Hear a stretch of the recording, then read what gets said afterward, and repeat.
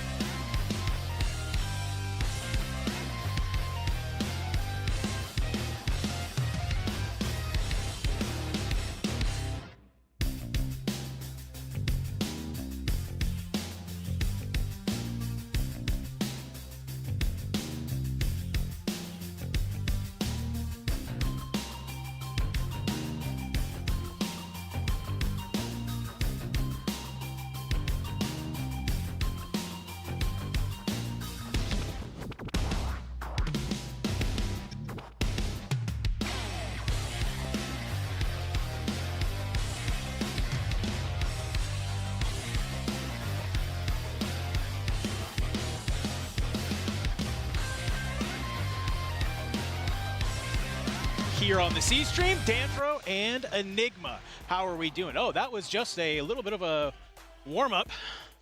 Or a test, potentially? I don't know. We're getting a message. We're getting a message. Saying, A-okay. Yeah, that is coming to us. But, yeah, looking forward to today, my friend. And just in case we are still live, well, yeah, we're back on the screen. So, yeah, looking forward to today. Of course, going to be an incredible day. If you're not here in Atlanta, it's a pretty gargantuan setup, right? We've got main stage, which is packed out already, despite being pretty early on a Friday afternoon.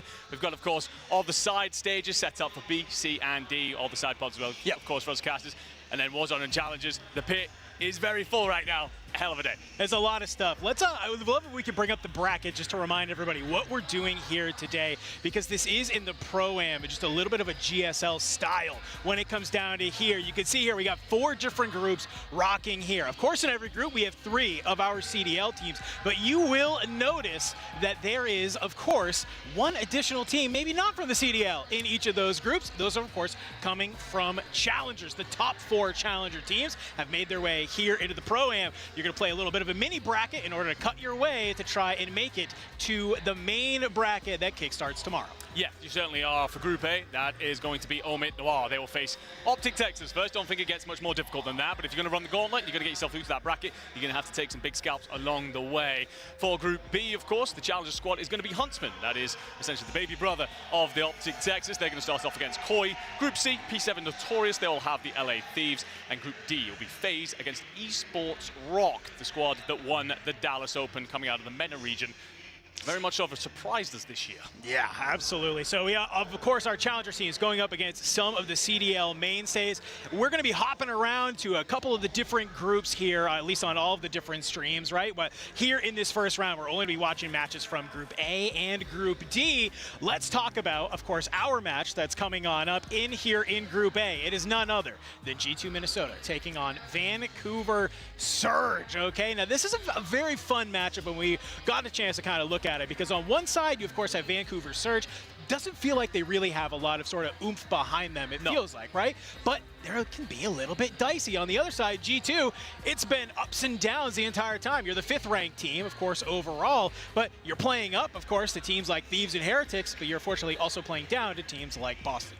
No, without a shadow of a doubt, I feel like you never know which G2 is going to turn up on the day. If we get the team that beat out LA Thieves 3-1 in the most recent qualifier, they're a team that can go and do some serious damage in this tournament. You'd expect them to walk through this series against Surge. That being said, you also had a loss at the start of your qualifying run to Surge, 3-0. Yes. Don't get me wrong, incredibly close series, 252-49 on the hard point, 4-6 on the S&D, and then 5-7 in the overload. So we might well get a series here, high scoring, very entertaining, might end up in a 3-0 because both of these teams have played each other twice this season and both have ended in a 3-0, one for Surge, one for G2. I definitely agree. It feels like for G2 to come out and make a statement here, I'm looking at Skies. He's the number one player. I think he needs to come out hot and really kind of light it on up. I think if they take this first hard point, it's going to be looking very good for them. If you are the Vancouver Surge, though, there is a path to victory here that is very easy. You need to obviously flip one of those hard points, but they've been looking pretty good in Search and Destroy. Search and Destroy has been the one mode that G2 haven't really been feeling that great about. Get a little bit of a look at our maps modes, the bans, the vetoes, everything there.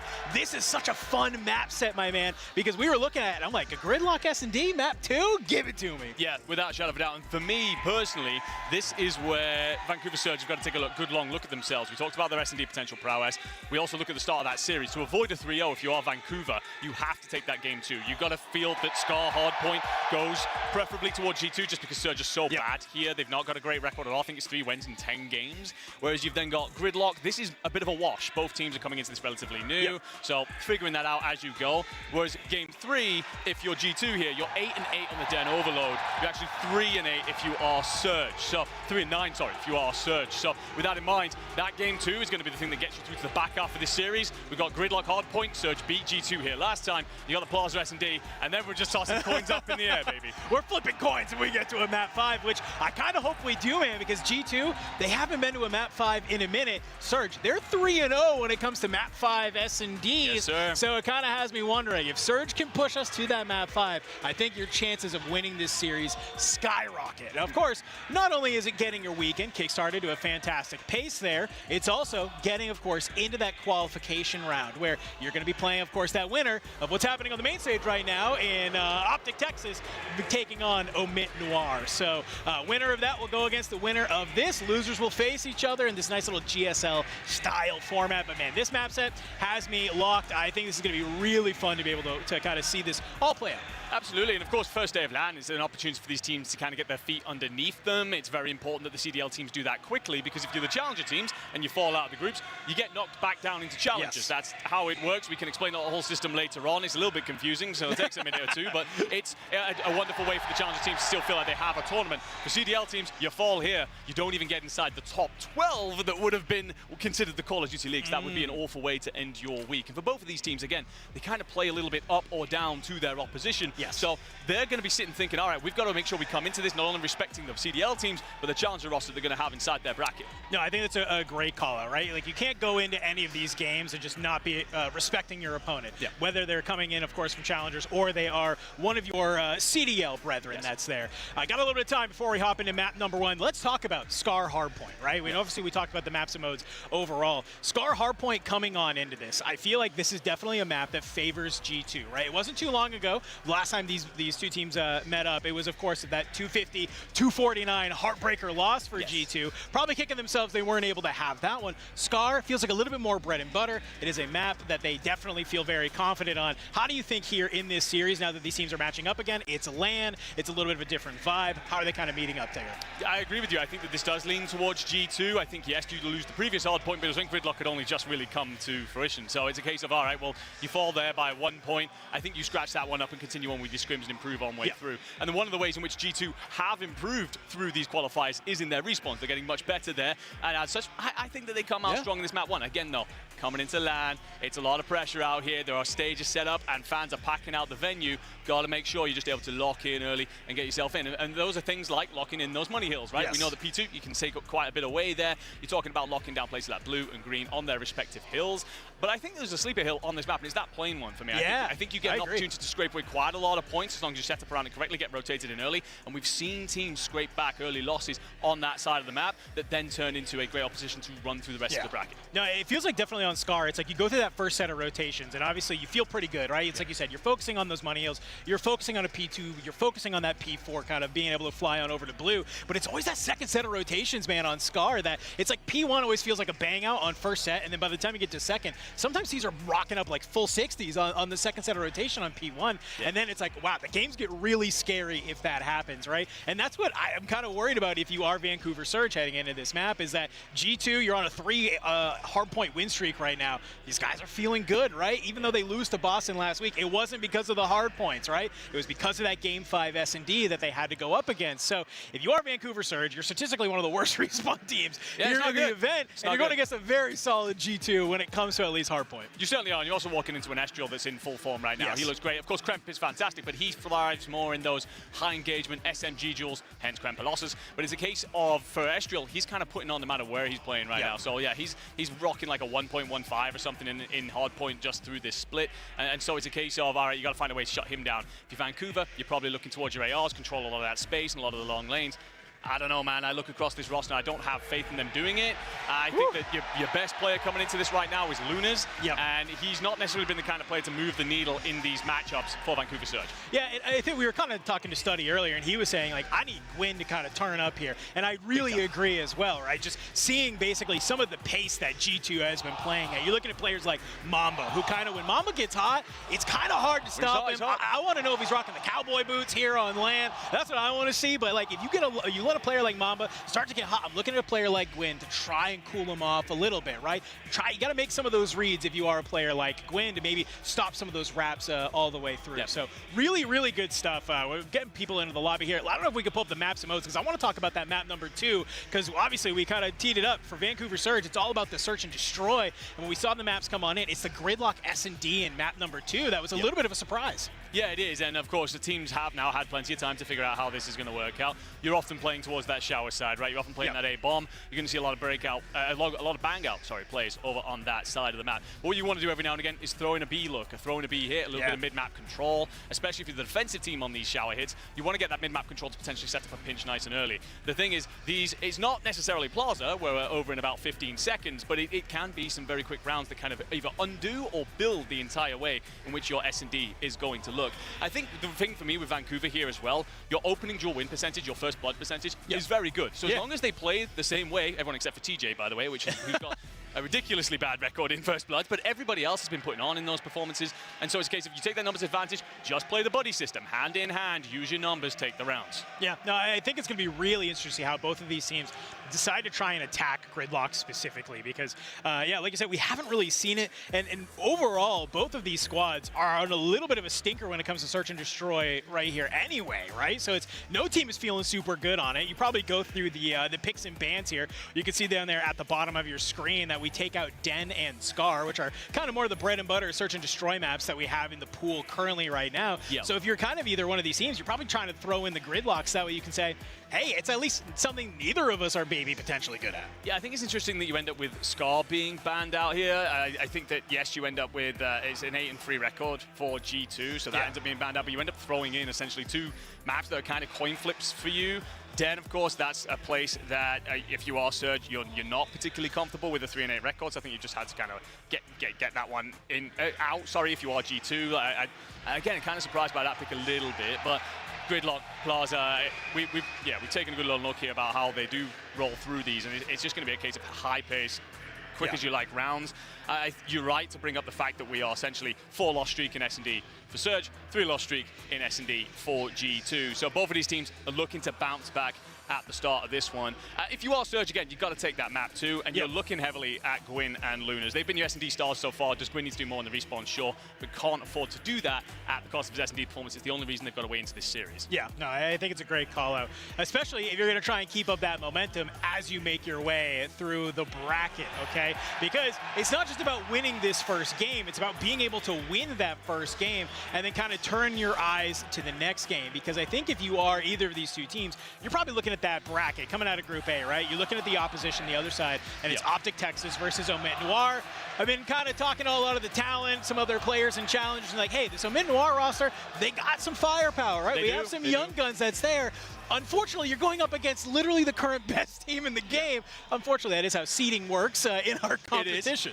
Well, yeah, it is. I mean, DK and Ethan, look, in the North American side, if you don't know those names yet, I promise you, you soon will. Yes. DK's been the breakout star over in Europe, and it feels like every single time we get a look at him, he starts to perform in the Cups. All right, he'll not look good in the Elite. Performed in the Elite. Okay, he'll choke on LAN. He's look good on LAN. Now he gets the opportunity to step up against some CDL teams, and I think individually, he's going to look pretty good. But then Ethan has kind of turned up out of nowhere. Basically was a pro Rocket League player like 3 months ago. Suddenly jumps into a Cup, decides, all right, actually, I'm kind of good at this, and this team have essentially shot into the stratosphere ever since. Unfortunately, losing the Stage 3 Elite playoffs in a reverse sweep to Rock, very unfortunate, but you still gained your ticket here because of the fact Rock won Dallas. So yeah, a lot of things that Omid can do. And for G2 and Surge, while we're probably thinking that the qualifier round on the lower side is a rematch of them, you never know. Noir could cause some upsets there. That is very, very true, my friend. So the first game of the day, we're doing this, of course, Group A, G2 versus Surge. But let's talk a little bit about our matchup that's coming on after this in our second game here on the C Stream. Turn your eyes, of course, over to that Group B. It is going to be the Toronto Koi versus Huntsmen. A very fun story here between these 2 teams, right? You look at Toronto Koi, it's the latest player to join their roster. Is Kips, where does he come from? None other than the Huntsmen. So maybe Kips going against his old org. Now, thankfully, Renegade is literally the only player still on the Huntsman that Kips maybe had played with, so is it a revenge game? I don't know what's there. But I think, obviously, if you are the Huntsman, this is still a tough matchup round number 1. It is. It's a very difficult one. I think you get a little bit unfortunate with the way that... Well, I think you get a little bit fortunate, actually, in the way that this plays out overall, because you get Ravens and Heretics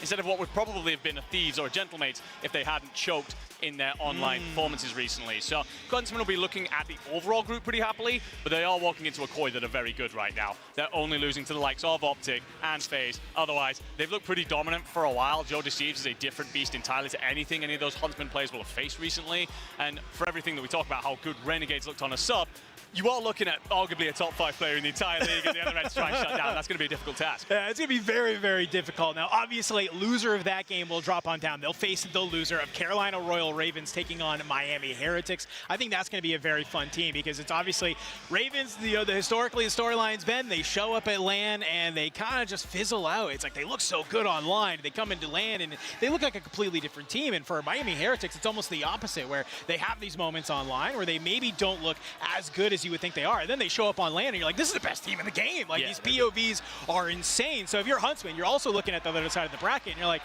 I kind of hope Heretics come out here swinging in game number 1 because you probably feel a lot better about going up against the Royal Ravens rather than the Heretics. You would hate to get O2 bounce out of your group. Agreed. It's again, any of the CDL teams, if you walk out of this O2, you get bounced out of your groups. You got to take a long look at yourselves as to what goes on. I think if you lose to a CDL team in the qualifier round, yes, it's going to be disappointing, but as a CDL team you're up against, any of these squads that are losing to challenger sides, and again, we're bringing in a lot of talent. You've essentially got P7 Notorious in Group C, who's basically an ex-CDL team. Group D, we've obviously got that MENA representation who play a very different play style to pretty much everybody in the world. And so you've got a lot of squads here that could cause some upsets. Of course, for every single player inside the Pro League on those CDL teams, it's a case of defending your job, showing why you should be the player in those seats and not the ones that just essentially have served you. Hey, I mean, that's kind of was the storyline, right, for a lot of these Challengers teams. It's like, even if you do get O2'd out of your group, it's still good looks on a lot of these players, right, coming up from Challengers. Even though, like you said, for some of our rosters, they're basically comprised of sort of ex-CDL players that even just coming out of the league this year.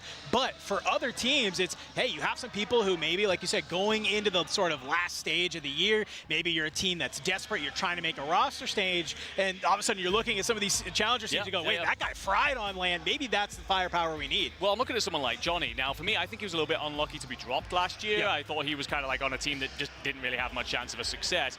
You now come into this year and it's a case of, all right, well, through stage 3, you were rocking a 1.1 overall. And again, that's against some incredibly talented teams. You're talking about the elite here. So these are squads that are trying to break in, and North America, of course, extremely stacked. So with Johnny in particular, this is an audition. This is a case of, all right, well, you teams that are struggling towards the bottom end, probably not you, Cloud9, but for everybody else, it's a case of, all right, well, come and get me, come and pick me up and drag me into your roster and I can bring something, especially with the current NPC meta. Johnny's a high engagement player, fast-paced players, look really good alongside Renegade.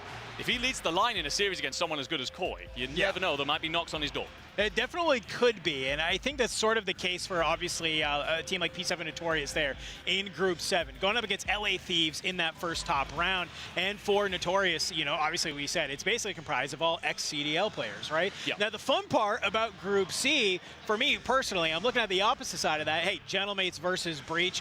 We almost had a chance to cast that one as one of the few remaining Breach fans in existence, and you being Mr. Gentlemates yourself, being, you know, fans of the French as well.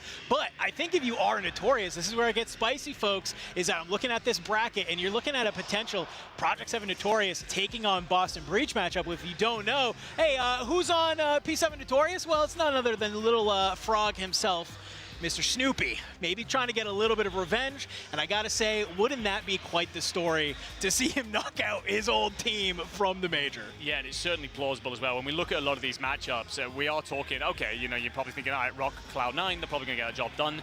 In these groups of A and B, it's difficult to make the case really strongly for the Challenger teams. Of course, we want to see them do something special here, but you never know. But when it comes to that Group C, P7 Notorious, yes, you get unlucky with Thieves and Gentlemates, and the seeding plays out that way purely because Thieves and Gentlemates had a poor end to their qualifiers, so you're unfortunate overall. But Boston Breach, you're licking your lips at that one. Snoopy without a shadow of a doubt, because all of those players are probably going to be saying, well, look, Boston in poor form right now, why don't you put us into your roster? Yeah, no, absolutely. This is really, I love how this bracket is shaping on out here. Just solving a couple of technical issues here, folks. We want everybody to be on their A game, getting ready to head into this very first match, because as you can see here, just looking at this bracket, it's not just your simple, you know, normal coming into a major. You have, of course, 12 teams in the bracket, all good. No, you have to earn your spot if you want to try and make it to Saturday, if you want to try and make it, of course, to that top 8 side. It is going to be a really fun weekend here all weekend long, just to kind of see these teams go ahead and battle it on out. And quite frankly, man, I think the fun thing to me is that minus maybe Optic and Koi, every top team has kind of faltered a little bit coming on into this, and it could really be anybody's game. Yeah, no, certainly could. I mean, look, it's Call of Duty, right? It's very on the day at times. Again, we talk about Rock. They play a very different play style to anyone out here. They just hunt in a pack. They've adapted now into that NPC meta, which they really struggled with for a while. But they caught so many teams out in the first stage when they won in the Dallas Open because no one knew how to play against them. Yeah. They're very much so, just endless trade pressure, endlessly all over each other, supporting each other. And with that in mind, don't get me wrong, I think against FaZe, I think even if you manage to take the first 2 hills, someone like Simp goes, all right, playing this game, are we? Don't worry, I can match you blow for blow. But against some of these other teams, Rock could certainly cause that upset and punch their way through. And yeah, very much so looking forward to seeing what everyone does. Don't get me wrong, we could be stood here on Saturday morning and all 4 of those teams will be sent back to Challengers bracket. But this format is wonderful, and of course, we get the opportunity to tell so many stories. Fantastic, and I'm being told that I think we're getting ready to hop on into that game 1 between G2 and Surge. Reminder, folks, we're getting ready to head on into a Scar hardpoint here in map number 1. I really like this matchup between these 2 teams. Feels like these are kind of 2 teams trying to prove themselves, trying to just kind of kickstart their weekend with a little bit of firepower, little bit of momentum. So here we go, ladies and gentlemen. game number 1 of this opening side. And as we get ready to hop on in here, you can already see Ezreal starting to fly at P1 already. As a reminder, by the way, these two teams are coming into this tournament in Hardpoint. It's a current 4-1, 3-win streak if you are G2. So 4-1 on Hardpoint across the entire qualifiers. Sorry, in your last 5 qualifiers for Vancouver Surge, it is instead 2-3. You're on a 3-loss streak, so there was a lot of potential earlier on in your qualifiers. You showed a little bit of something, but that has disappeared. For G2, this is a case of make sure you come out strong early. Remind Surge that you have their number. If Surge get off to a quick start here, they're going to be thinking back to the last time these two teams played, saying, we beat you, we can do it again. Yeah, I mean, first wave of kills, it's a 4 dead onto Vancouver Surge, and you're kind of getting put back into your spawn. Great control here of P1 by G2 Minnesota. It's a little bit of a pinstripe kill feed. It'll leave just Lunars alive. Pistol in hand, he's on a 4 streak as he's starting to kind of heat it on up a little bit. You called it out, Andy. You said Lunar's got to be that guy to really come out strong, and that's a hell of a way to do it there, is you're going to get a nice little headshot onto Kremp. Yeah, Lunar's easily been their best player so far, and his pressure through the middle of the map just going to open things up for a rotation. That being said, a spawn is coming from Mamba behind, who will catch Gwyn unawares. Nero's going to be up top, and well, Mamba does very well to walk away with both, and does enough damage to back Lunars down, or should have done, and he pulls off a great set of shots onto Skies. Trades will ensue, slow it all down. I mean, Mamba does exactly what you need to do in that situation. You kind of realize you get that split spawn, at least take down the player in front of you, allow your team to backfill. Unfortunately, though, Lunar's off the spawn. Got to control top wood here. Now just trying to hold the power position. You're able to find Ezreal. Any more coming up that backside? You got Nero, of course, as a sub, diving in and out of this market side, and you're just absolutely ripping right now. And he's actually got an M15 in hand. As we saw this used to be a 3 M15 map, but since the NPC came in, a lot of players kind of moved on over to that. Nero himself wants to rock that AR, yeah, especially when we kind of look at P3.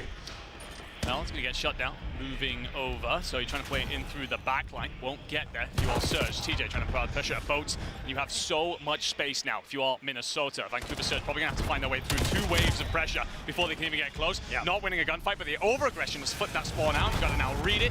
Lunars, well, he's going to bring in the Hellstorm to try and get you out of your base and find your way through. Yeah, I love the investment of the streak there. Get the kill, try and put the spawns back into your range. You're already starting to see Mamba was trying to make his way on in, wanted to get into blue, flip those spawns for P4. Won't allow that to happen, so you still hold these close spawns if you are Surge. You've done a great job of keeping this P3 mixy, right? You haven't let G2 get completely into it. Unfortunately, it's just not enough to, I don't know, kind of hold your lead as Ezreal is starting to heat on up, finds a couple of kills there, and you can already start to see maybe the falter come out from Vancouver Surge. Yeah, Surge will be disappointed as well in the way they wish that you have to invest the Hellstorm, essentially. They felt that the pendulum momentum completely against them. Try and punch out, invest, and, well, it doesn't really get them anything. They also then completely lose rotation onto 3. Minnesota will have this totally locked down. Another gunfight win. Do you read Nero on the outside of your Skies? A win here, and you are set up very tight for Minnesota, looking good early.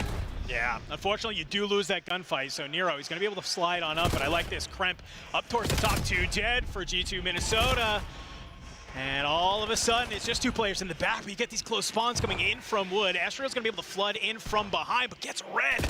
Mamba in the back, and you find the kill. You can't. 3 dead for Minnesota. Surge, they're gonna hold the line and start to try and put this lead back into their favor. Yeah, it's a good break. TJ's pressure through the middle. We'll get some intel. That being said, you won't have to red the 2 players in through wood, and Nero can only soften up the target, not do enough to cut him down. So the onslaught is on, the break attempt is here.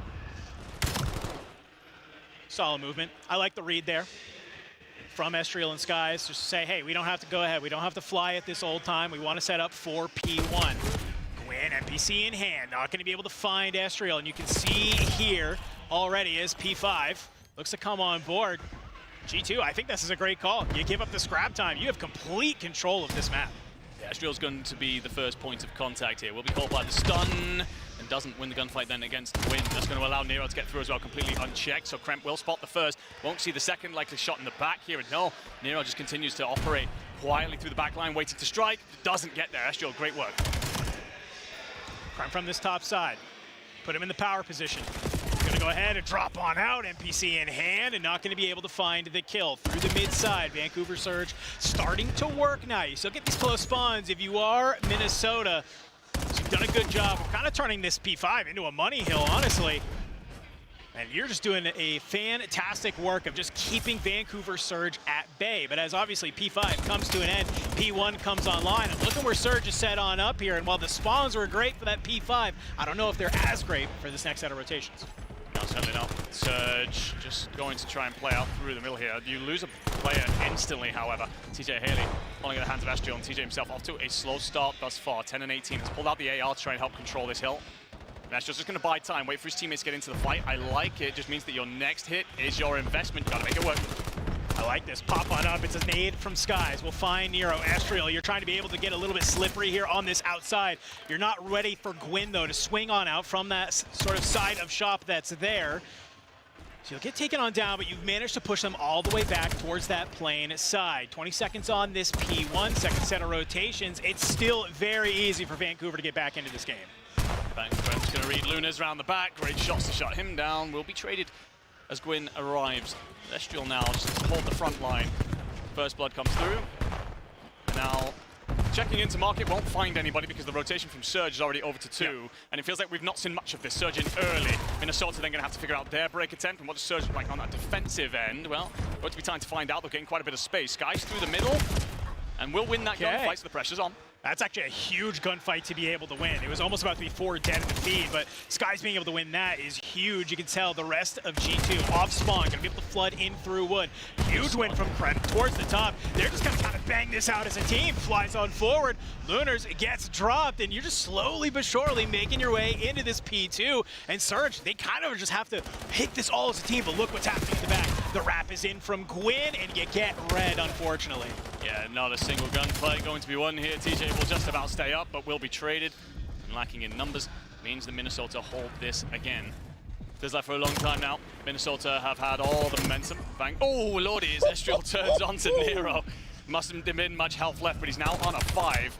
Has that Hellstorm in the back pocket as well, so things going from good to great if you are Minnesota. I mean, Estriel and Lunars, both of them, they're having a map right here. It is a battle back and forth. P3 comes on the line. G2 very close to crossing that 200-point threshold. Mama trying to play in through that back there, at least contest this time if possible. Will get found on out, though, and Minnesota trying to figure out how do we attack this. Now, you have a little bit of a buffer here. You can give up some of this time if you need. Unfortunately, it's just not going to go your way if you are Surge, as it is a Hellstorm and a couple of gunfights go your way, and your entire setup falls apart. Certainly does. Nero will clear out Krem. Skies is tucked in. Trophy system goes to work. Does catch a bit of flack on the way. Skies, do you read the play coming in through cut? Actually going to be a double hit. Neither player turns towards it, and you get completely run over. I love that. Break it on open. Find it on 30. You actually make this read through the back. Skies might be able to put himself in a solid position, and well, G2 just like that, they flipped the spots. Gonna have all this pusher pressed out now. Will find a kill as well if you're Nero. Onto Estriel. Honestly, Vancouver at this point are so far away from this next hill, and it's got to be broken through. You basically have a Hail Mary attempt play to make. Spawns are going to come in, though. You've gotten too far out from Minnesota. Surge do have a route through the back. One gunfight goes your way, however. And, well, just like that, Surge's break attempt relies on just one player in TJ Haley. Yeah, you're trying to make something happen on the stairs. Not going to be enough. Only 20 more seconds left on this P4. It looked good on the first set of rotations. It's looking good here on the second. Gwyn, he's going to be trying to be the man to fly on through, but Estriel in the top blue will stop that push in its tracks. You're just trying to maybe slide on through the front. Nero with a huge 2, though. Have you been able to open this one on up? I don't think you have. Mamba, he's been able to do it. At 15 in hand, Gwyn with a huge double, but it doesn't matter. Still, just a little too close for comfort. G2 Minnesota gonna take the Scar hardpoint. Yeah, we talked about it. We knew that Vancouver were not exactly coming into this map because they want to be here. 3-9 record. For G2, this isn't necessarily a map that they really like or dislike. They're relatively even here, but clearly much more comfortable than Vancouver. And honestly, if it wasn't for the Lunas pop-off at the start, what was it at one point, like 14 and 3? Yeah. If that doesn't happen, this might have been 100-point clubbing. So yeah, this isn't going to be a pretty scoreboard to read if you are Surge. Gwyn himself with less than 2,000 damage. You're going to wonder where he was out there on the map. But for G2, this has been the statement that you really needed to make. Again, a lot of players right now who sometimes they play really up to their opponents, sometimes they play down. You're a little bit worried about that in this instance. No such thing. They make that very quick early play. and get themselves rotated in very early for a lot of their hills, locked them on down. So much space on the map at points, Surge never got close. Yeah, no, I think we kind of saw there, obviously, through that first set, Surge kind of coming on out, had a nice little lead, was looking good. It feels like G2, they said, okay, hey, now we kind of understand what they're trying to be able to do, and it felt like really they had the answer for Lunars finally. We saw Estriel kind of be able to kind of surge from behind, no pun intended, to be able to get back on into the game, right? We're watching, okay, it's Lunars and it's Estriel, both players popping off, but definitely G2 are able to take way more advantage of the kills that obviously Estriel is finding, convert that obviously into hill time, and that's how you get obviously that score at the end of the game. Really good job to hold, I think, that P4 at the end. Obviously it gets a little bit desperate there. You know, we see a huge 2-piece from Nero and then from Gwyn to be able to come on through, but you're going to be able to lock it on it. Yeah, certainly are, and for, yeah, we could talk quite a bit about Surge's struggles in the respawns, but I'd rather look at the way in which G2 went about operating themselves. Again, Estriel, he's been so good in the respawns for this team, as has Kremp, as has Mamba. It's been Skies that we've been talking about stepping up a bit here, and even if that just means, all right, just rock and even, just do a solid job, do enough to help your team out and get them over the line in various situations. Thought he was indeed solid, so delivering what it is that we're looking for here, because right now, I mean, if G2 come out and not a bad event, he's probably feeling like his seat isn't incredibly warm. It's been a tough split for him. Yeah, no, I mean, it's a fantastic call out, right? I mean, and that is the reality, right? We talked about it. When you get ready to head on into this last stage, this is where some of these bottom teams will make a last-ditch effort, some sort of last-ditch roster change, right? And if you are a team like Vancouver Surge, that definitely could be in the place, right? Where you're looking at maybe some of your players say, oh, and Gwyn, you know, we love you. You've been great all year, but we need a little extra firepower coming on in. And maybe it's some of these challenger teams. I don't know. But what I'd love to do, though, is take a look, of course, at our game number 2, because, whew, it is going to be a gridlock search and destroy. Now, I don't know about you. I'm a big Black Ops 4 fan. It's maybe one of my favorite Call of Duties of all time. I love that we got Gridlock back. I'm happy. I'm a pig right now, rolling in the mud. The one thing about it is, obviously we played 5v5, back then we had things like grapples and so on, so the map feels massive now. The map feels so big. And the way in which the S&D plays here, again, you're going to get a lot of bang outs over at Showers at A. For Vancouver Surge, this is, I put a lot of pressure onto TJ Haley here because his first blood engagements haven't been great. In fact, that's being incredibly kind. I think it's actually the worst in the entire split. And he's the SMG that you're looking to really get involved in those bang outs early. So I'm looking at him. The rest of the team, they've been really solid in those first blood. So again, playing around the numbers advances is so just fundamental to Surge. That being said, because the map is huge, you can throw in these alternating looks. You can go, all right, we're going to send a couple bodies to B on the offense. What that forces the defensive team to do is at least have one player in mid trying to play info, or maybe just peeking the B bomb side, and to try and give you that early rotation over to try and defend it. The thing is, what that then later gives you is the numbers advantage should you decide to force end A. So we might see a couple of teams, or maybe both teams, throw in early investments and fake one of those B hits. And that's what's, I think, so fun. And this is where you also can't count out Surge. I mean, we kind of talked about it where we said, hey, both teams are on losing S&D streaks, whatever, but it's just on paper when I look at it, I'm like, this Surge team is just like a Neslo Central, it feels like. That's what we got coming on in the coming down the line. I'm like, I wouldn't be surprised if they come out in this gridlock search and destroy and be able to maybe take this map number 2. And that's honestly what they have to do, just because when you look overall, they're not a great overload team. So if G2 come on out and are able to win this search and destroy, you're basically kind of calling game on the series, especially when we look at a game at a third map that is like a den overload, just so cookie cutter clean to be able to happen. I don't know. I think if you're Surge, like, you got to take a breather after that sort of map number 1. You're here, you're on land, put your eyes on S&D. Yeah, it's a weird one for Surge. You probably knew they were coming out in map 1. It was going to be a bit difficult. And again, look at some of the players on that lineup. It's like, we were talking about it, Lunars is their best player in Respawn right now.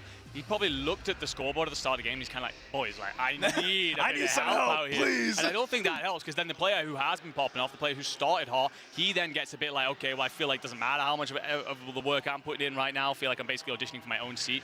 But for the other 3, you got to find a way to dig yourself out of that trench that you likely find yourself in. Again, they're trying to focus on the positives. I think G2, you're now riding that wave of momentum. You're like, okay, we are a class above these boys right now. And the work that we've put in online, the reason that, you know, the series where we beat out LA Thieves, we beat out Heretics, that is translating to LAN, and their consistency has been a problem recently. So hopefully for them, this is the start of some sort of string of success. Yeah, and I think that's really just been for me, the story of G2, exactly like that. It's been ups and downs through the qualifiers, but they're still the 5th best team in the league, right? Yeah, and I think when you look at how this team matches matches up to any of those big four, you're like, it's not as cut and dry as maybe you would like. It's not a guarantee in those series. You're gonna have to work to win a series against G2. So maybe kind of them getting a little bit of this heat up, they can fix some of those mistakes that's caused them to lose some of these games through the qualifiers, right, against teams like Boston and the like, where now they can say, okay, hey, we fixed some of those mistakes. We don't want to be in that situation again. And then how can we look at some of those series against sort of Thieves and Heretics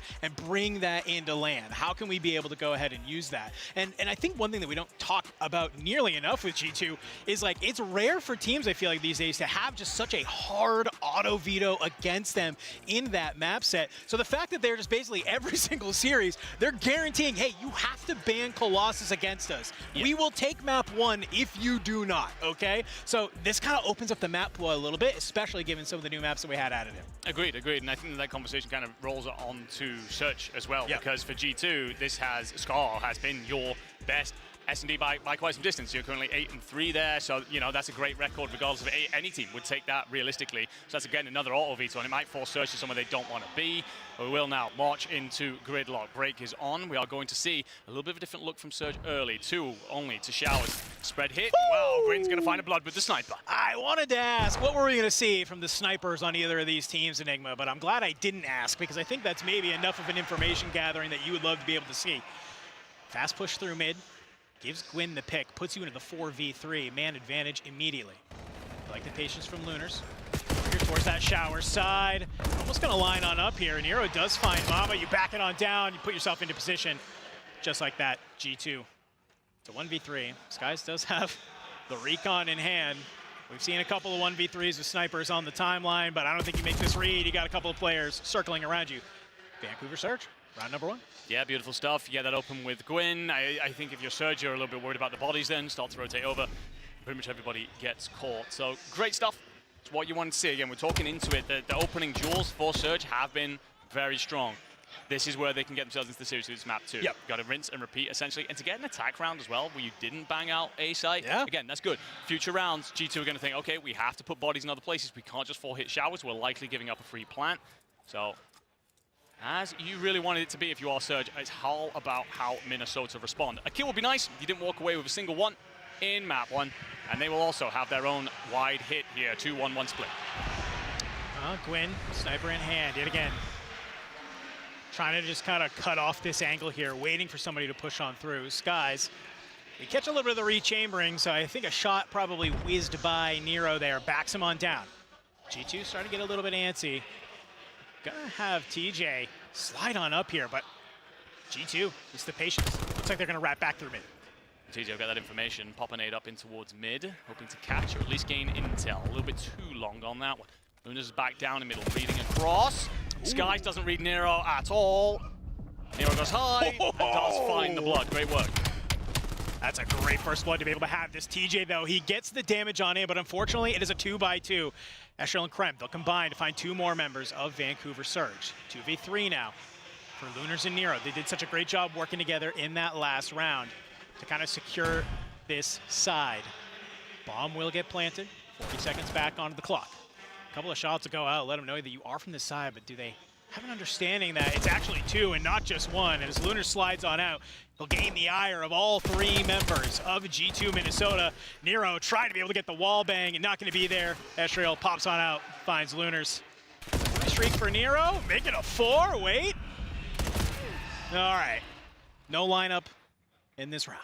Yeah, Minnesota answer with their own great play there. You do lose the first blood to Nero, but the 3 players that have stacked Showers, they recognize that, okay, we're not outnumbered at Showers because one body just found our teammate over by B. So we're going to hit this out. They find 2 gunfights. It flips that numbers advantage, and they're also aware that for a moment, it's essentially 3v1. Nero's got to rotate over. We're going to take all of this bomb space. Bomb goes down. And as soon as you're aware that Nero hasn't gone on the pinch, you know how to close this out. Yep. So great stuff. Offenses on top right now. Nero on the hot start, 4-1. It's all about who stands tall in a defense to really change the script so far. We saw, obviously, this fast push from Gwyn with the sniper in round number 1. Gonna opt for maybe a little bit of a different angle here in round 3. And G2, they're more than happy to play a little bit more of a defensive position. You're basically just playing for info right now. Nothing gained on either side. Stun will not connect. Skies, though, does see the gun and catches Gwyn, so sniper down. Yeah, that's a huge pick. Good information. Now the Skies can get that pick. He'll go ahead, back on up. Reposition here. It's another shot that goes on through. You try and line up the second. Nero's actually going to be the one to pick up Gwyn's sniper in hand. Will answer back on Skies, and now it starts to get a little bit mixy.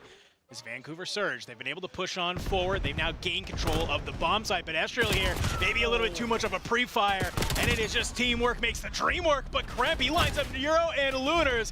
Thankfully, TJ is going to be able to slide on forward, get the trade, but what a huge moment there to put you into the 1v1. 20 seconds on the clock.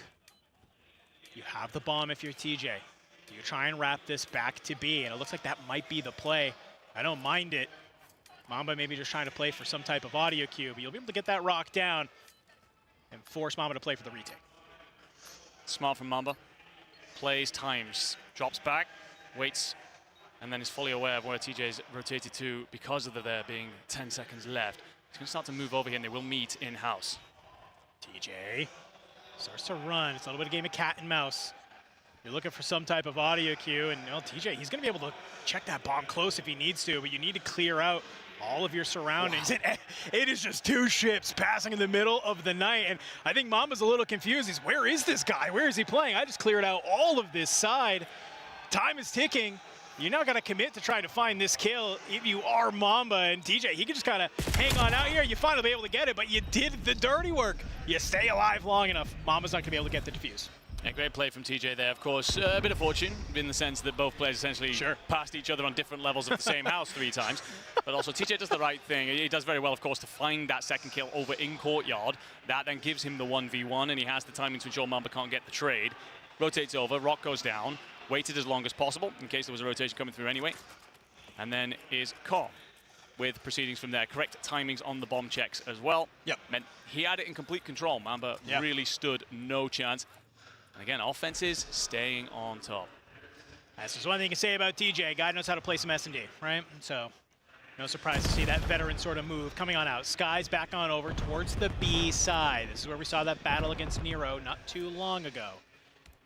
And I don't know if he's able to spot TJ and Gwyn back over here towards the shower side.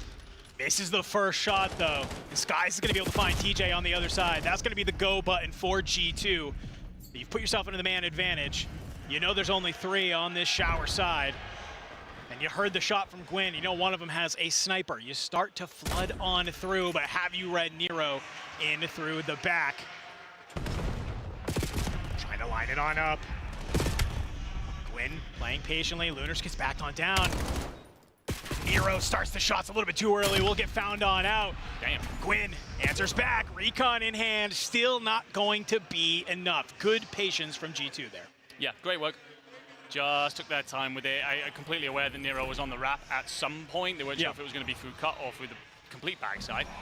But do enough, and when, as soon as Nero doesn't find that kill, that's what you're waiting on, really. Gwyn's got a sniper in hand. He can't rush that site. You open Nero to something on the other side, and you can set up some sort of pinch play.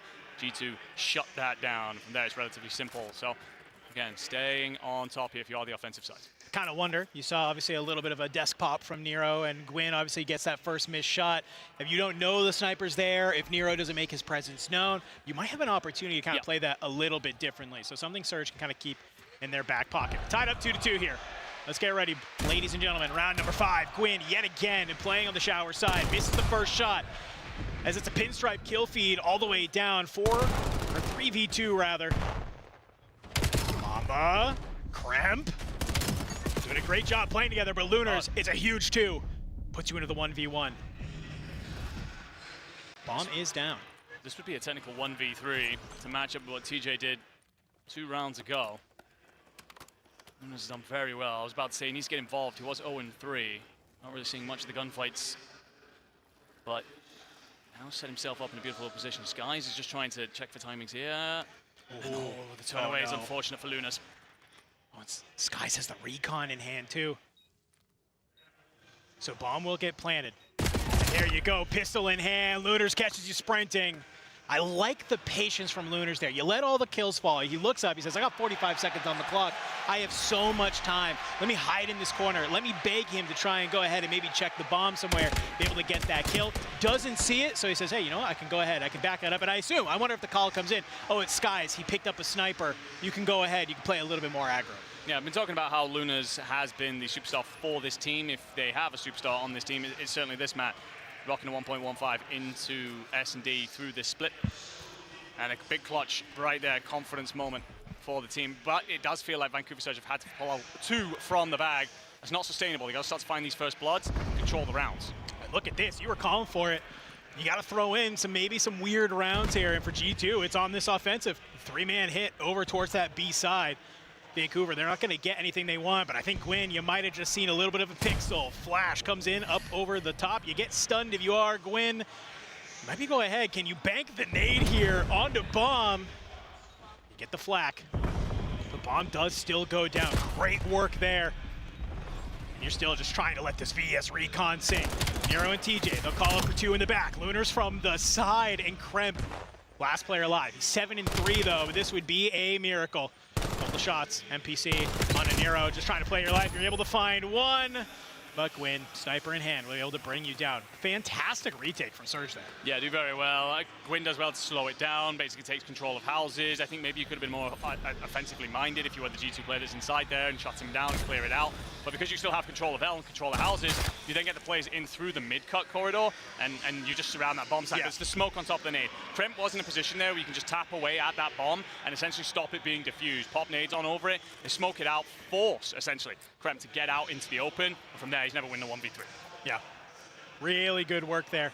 And that's going to kind of be something that obviously G2, they throw out sort of a new, sort of tactic there in that round, completely countered by Surge. So maybe go back to the drawing board, and here we go. Now with Vancouver on the offensive, a little bit of a slower movement here. You can see already, TJ's made his way up towards this side room, just kind of begging anybody to be out here. And that's a little bit of a shoulder throw. And you might have just been able to catch somebody. Gotta be careful though. Skies gets the shots in back on down. You can start to see they slowly are creeping their way through mid. Yeah, no big hit coming over towards Hay. Actually has G2 a little bit unsure here. You can see the Mamba's backed off all the way through middle. Wondering if there's going to be a sudden surge hit here. Bomb's going to be shifted towards B. So for Gwyn, maybe you don't need to be aggressive here. Just buy time, and well, you find the blood. Mamba's not looking. Huge pickup there. Almost finds the second. A little bit of slide chow through, but I like the repositioning here. Can you catch them? Pushing in yet again. You do. It's a 2x2, but you find Esriel. They line on up. Here again, I mean, Gwyn is just fighting the entirety of G2. You start to see the arrows move on over from Vancouver. It's a trade with pistols from Skies and Gwyn that's there, but Vancouver answer on back. A nice slow little round puts them on that point. Yeah, Vancouver do well. Of course, broke the mold with the defensive win last time out. Now it's a case of essentially reshaping it entirely with the way they play out that map. It's a case of, all right, we're going to slowly find the information that we want, dictate where this bomb's going to play out, and Gwyn makes enough noise and enough impact over towards A that I don't even know if G2 will aware the bomb got planted at B in the end. It's just sending into showers and all losing their lives. So putting themselves one round away from tying the series back up and essentially following the script that we set out for them at the start. This is win condition, force you into the back half of this series where, well, we really don't know what will happen. Chance to end it here on a defensive round. You're already starting to see, look at TJ. He is flying through mid. He might be able to find a little bit of a cut. Lunar's actually be the one to claim first blood. TJ will activate to find Skies. Thankfully, Mamba is there for the trade, and Kremp will be able to bring out Lunars. So just like that, good stabilization from G2. Put this into the 2v2. But from a different angle, here's Nero, 8 and 5. Can you line up? You can't, and there you go. You said it best, my friend. Vancouver Surge. Maybe listening to our script a little bit. We'll take map number 2, tie us up 1-1, continuing to do exactly what they need to if they want to try and make it even deeper into this bracket. Yeah, and great plays as well across the board. After the way you lose map 1 where you get body bagged, this was a reminder of where your strengths lie. You've got to think Lunars essentially has a 1v3, TJ basically has a 1v3, Nero solid all the way across the board, Gwyn great impact with the sniper. So all 4 players will have felt a big part of that victory, and as such, take plenty of momentum into map 3, and you're going to need it. Respawn's hasn't been pretty for you so far, and G2, well, they gave you Bell in that first map. So if you were going to find your way into those maps that, again, even though they've been out for a while, your gridlocks, your plazas, you don't fully know how they're going to play out, this is what you needed to do. Surge, get it done. I feel like if you're Surge, you're probably looking at that game saying, hey, this wasn't close. And that is exactly the type of course, search and destroy you want to be able to have, like, in this series. Like, if that's close, right, that comes down to, like, a round 11, even like a 6-4. You're not kind of thinking of that Plaza S&D in Game 5 being like, okay, like, we really need to lock it on up. But the fact that they come out swinging so good should hopefully be able to kind of help them stabilize a little bit. But first 2 maps done and dusted, ladies and gentlemen. We got an overload coming your way between, of course, G2 Minnesota and Vancouver Surge. Tied up 1-1. Can Surge manage to take one of these respawns and push us to a Game 5 that they are so hoping for? We'll be right back after the break.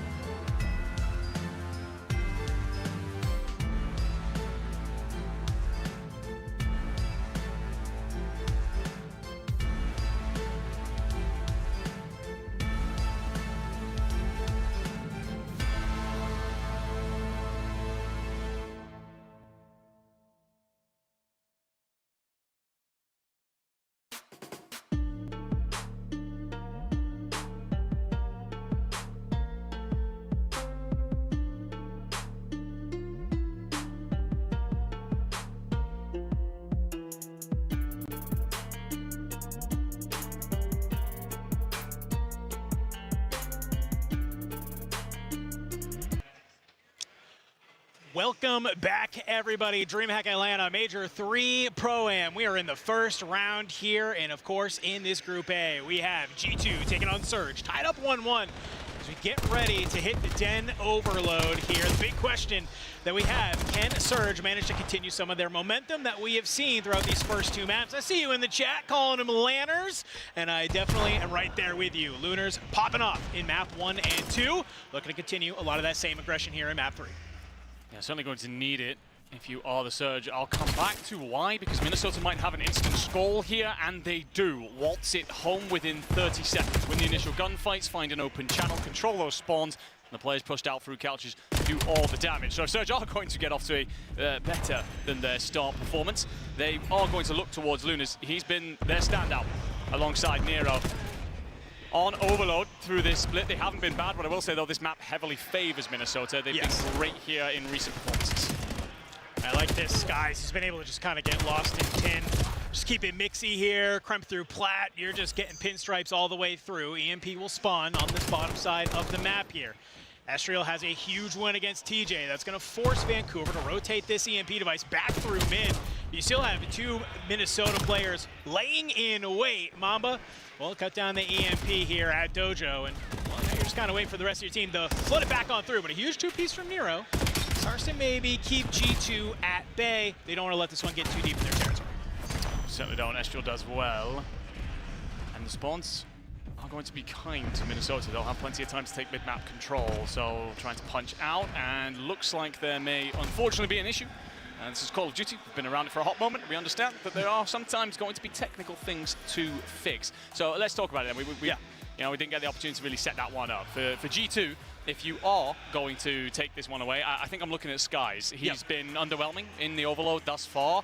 We saw that in map 1, in the hard point, we kind of came into that with the same story of, look, you've been underwhelming there too. Can you step it up? Be at least solid for your team and allow your superstars to kind of pop off. He did that. I'm hoping that he can rinse and repeat in map 3, and if so, reset that momentum swing that came from map 2.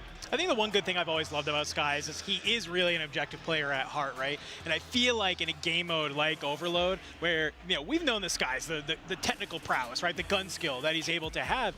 You want that in your player who's going to have to carry that EMP device. And I think that's where Skies really does kind of go ahead and shine, is he can go ahead, he can carry that device, he can pistol in hand, and he's going to probably squeak out some kills that maybe he shouldn't have with just a pistol that's able to be there. And that's kind of very comforting if you are the rest of G2, especially if you're relying on your device carrier to maybe get that trade with a pistol in hand. You feel confident this guy's to be able to do it. You can play at a little bit of an elevated pace, and that's exactly what we saw in the first 30 seconds of that game. It was a couple of kills, grab the device, and fly. Yeah, certainly did. And that's a warning sign for Vancouver Surge, of course. I think that, you don't know what the technical issue was. We won't be told through the back here. You've got to assume that maybe that played into those opening 30 seconds. You've got to hope so if you're Vancouver, because otherwise, you got a couple of things to answer. But of course, G2, we know the place they can play out when they're all firing on cylinders here. And again, you look at the roster across the board, I think you're talking probably Estriel to be their star man again. In respawns, he's been relatively untouchable recently, especially through this stage.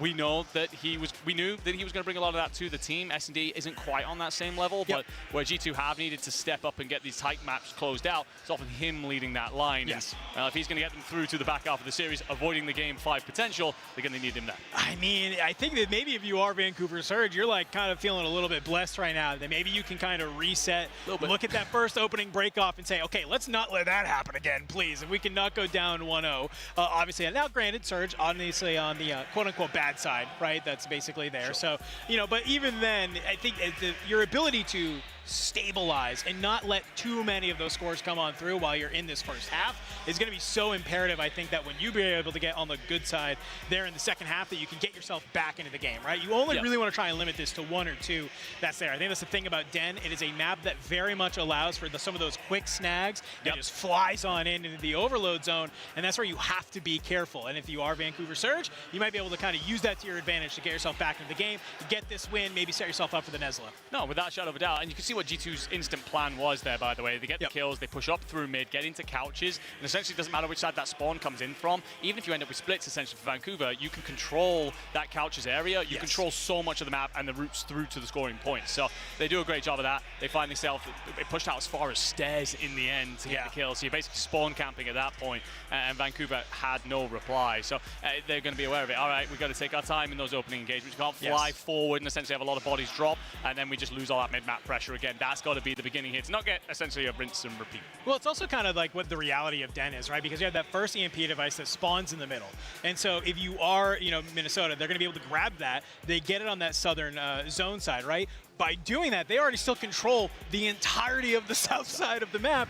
Where does the EMP device spawn? On that bottom right outside 10. So then they can go ahead, they can pick it on up, and they're just kind of holding it on through. And even though they kind of lose that pressure, it's just guys kind of getting lost in 10, right? The second surge, pick it on up, they literally bring it 5 feet over into Dojo, and you're just cut back on down. And so I really like what we're kind of seeing out of that. In the flip side, I would love to be able to see Vancouver, like you mentioned, get a little bit more control of couches, get a little bit maybe control of that mid and that plat side, so that way you can maybe stop that from happening. Because if you are, it's going to be a fast sort of couple dead into a quick conversion through Dojo to be able to get that score on that side. Because otherwise, you got to go ahead and absolutely like run all the way back if you're going to try and wrap it all the way through Broken, and that's just, you're allowing so much time to allow G2 to kind of spawn up and get back on it. No, without a shadow of a doubt, and well, we will get confirmation that the score will be reset for this new lobby. So whatever technical issue it was did affect the opening stage of play, so we'll go back to a 0-0 start. And yeah, we've got then Surge, essentially, as you said, they're probably counting their chickens there. They're a little bit, they're very happy about that one.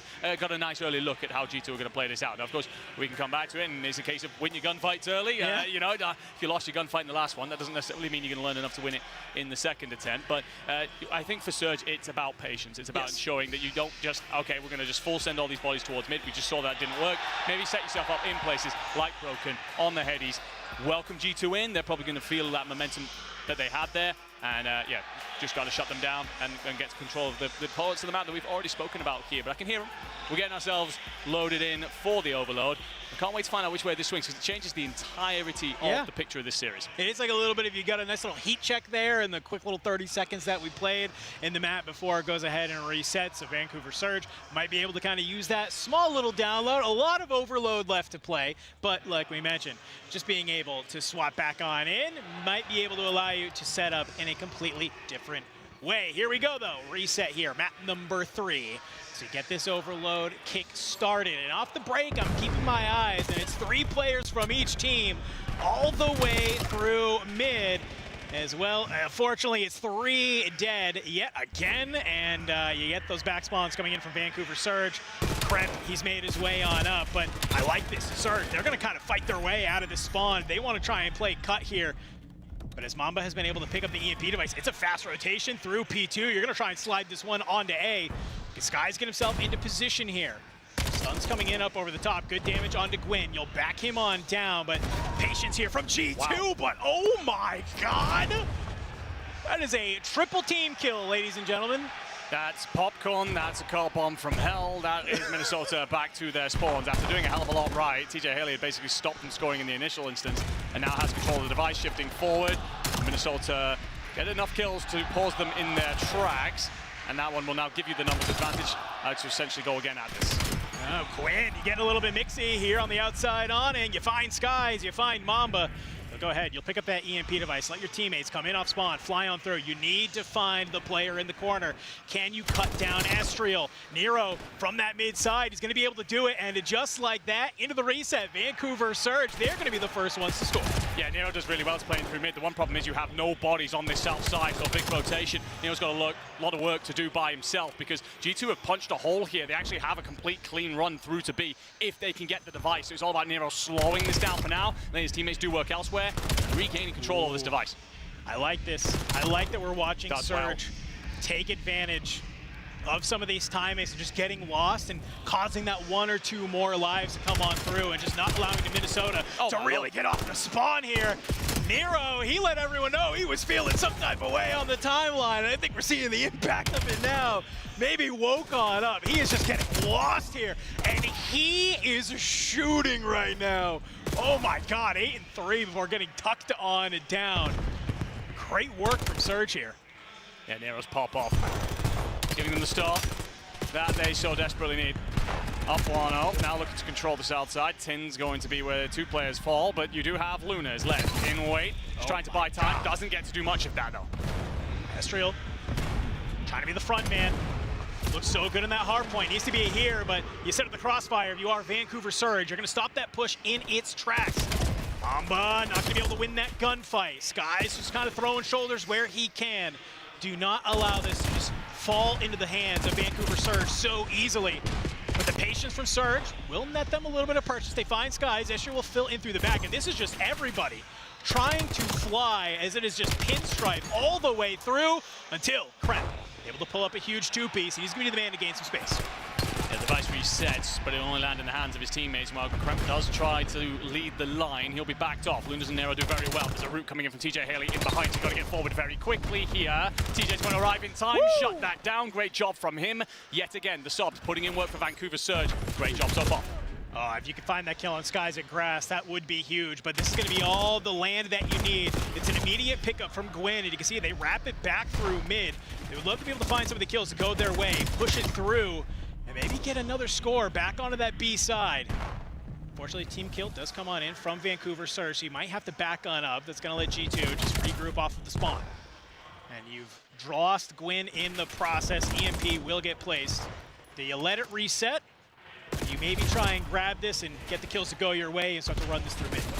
G2 won control of the middle of the map here. Oh, I like Gwyn's this. shots I like out this. of broken. He's going to stay alive, won't get there. So G2, they have all they need. Check all the boxes and will tie us up at one apiece. Skies does well to at least buy half a second of time because he wants his teammates to spawn back in. They have no pressure. North side, Vancouver already there.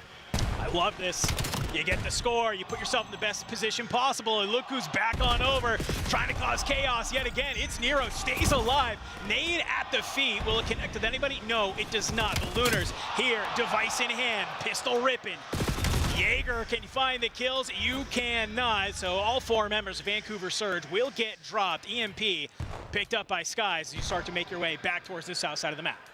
22 seconds here, so you're trying to time it so that you have the device at the end, essentially a free life, a free hit, and well, if Mamba gets the pinch off here, big gunfight, that opens it up for the teammates to fly, and G2 Minnesota have flipped this game in its entirety within the last 60 seconds. Surge will be reeling a little bit, wondering how they've let this one go. It's that SMG pressure. As soon as Surge felt like they were in complete control, Minnesota's have answered in return, and we're going to the half with them 2-1 up. I feel like if you are Surge, that's maybe the best thing you could ask for, right? Going into that, obviously only being down one, heading into the second half. I think them being able to get that one score, really, really huge. Yeah, no, without a doubt. It's a great start from Vancouver. And Lunas again coming out very hot. He has been their best player through this stage. A lot of people questioning his position in the CDL not long ago. But well, if Vancouver are going to stand a chance, it's largely on the back of his shoulders that they will look. Minnesota, though, they will now have to place what is the quote-unquote bad side. And what do they look like early? An early score here for Minnesota might put a nail in the coffin pretty quickly. It might. Also a lot of opportunity, though, for Surge. They could get a quick score, immediately tie this one back on up with 5 minutes on the board would be huge. It's a little bit of a battle through mid.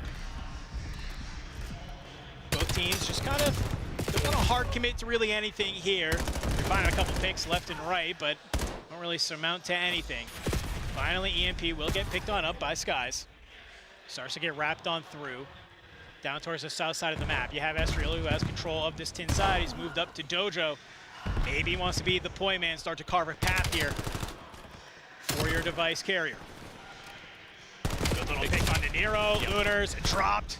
And that might be the kills that you are looking for. And there you go. Estriel slides on out. NPC in hand. You're going to pick it on up. But it's a close spawns from Vancouver that lets them flood on through. It's got to be one more set of kills if we're going to try and get this score. Does very well. Mamba's covering over the top. Estriel with the nade. Crept in from behind. And Minnesota go up 3-1 in this one. Score coming through and with complete south-side control. Looking to set up the fourth now. Estriel, they're going to lose the initial gunfight. So on Crept. Trying to be able to maybe get another quick score here. If you are Minnesota, you're going to do it 4-1 here. What's a bad side? What is a bad side, man? What does that mean? Apparently nothing if you are G2 here. Yeah, it's where we always put it into quotations, right? Sometimes the squad just needs to find their flow. Sometimes it's a case of actually we prefer this. And sometimes you just come out shooting that little bit better. And Minnesota have certainly done the latter as they now get control of the device yet again. Vancouver Surge just trying to hold on for dear life, but wow. Oh my lord, just about stops it at the goal line.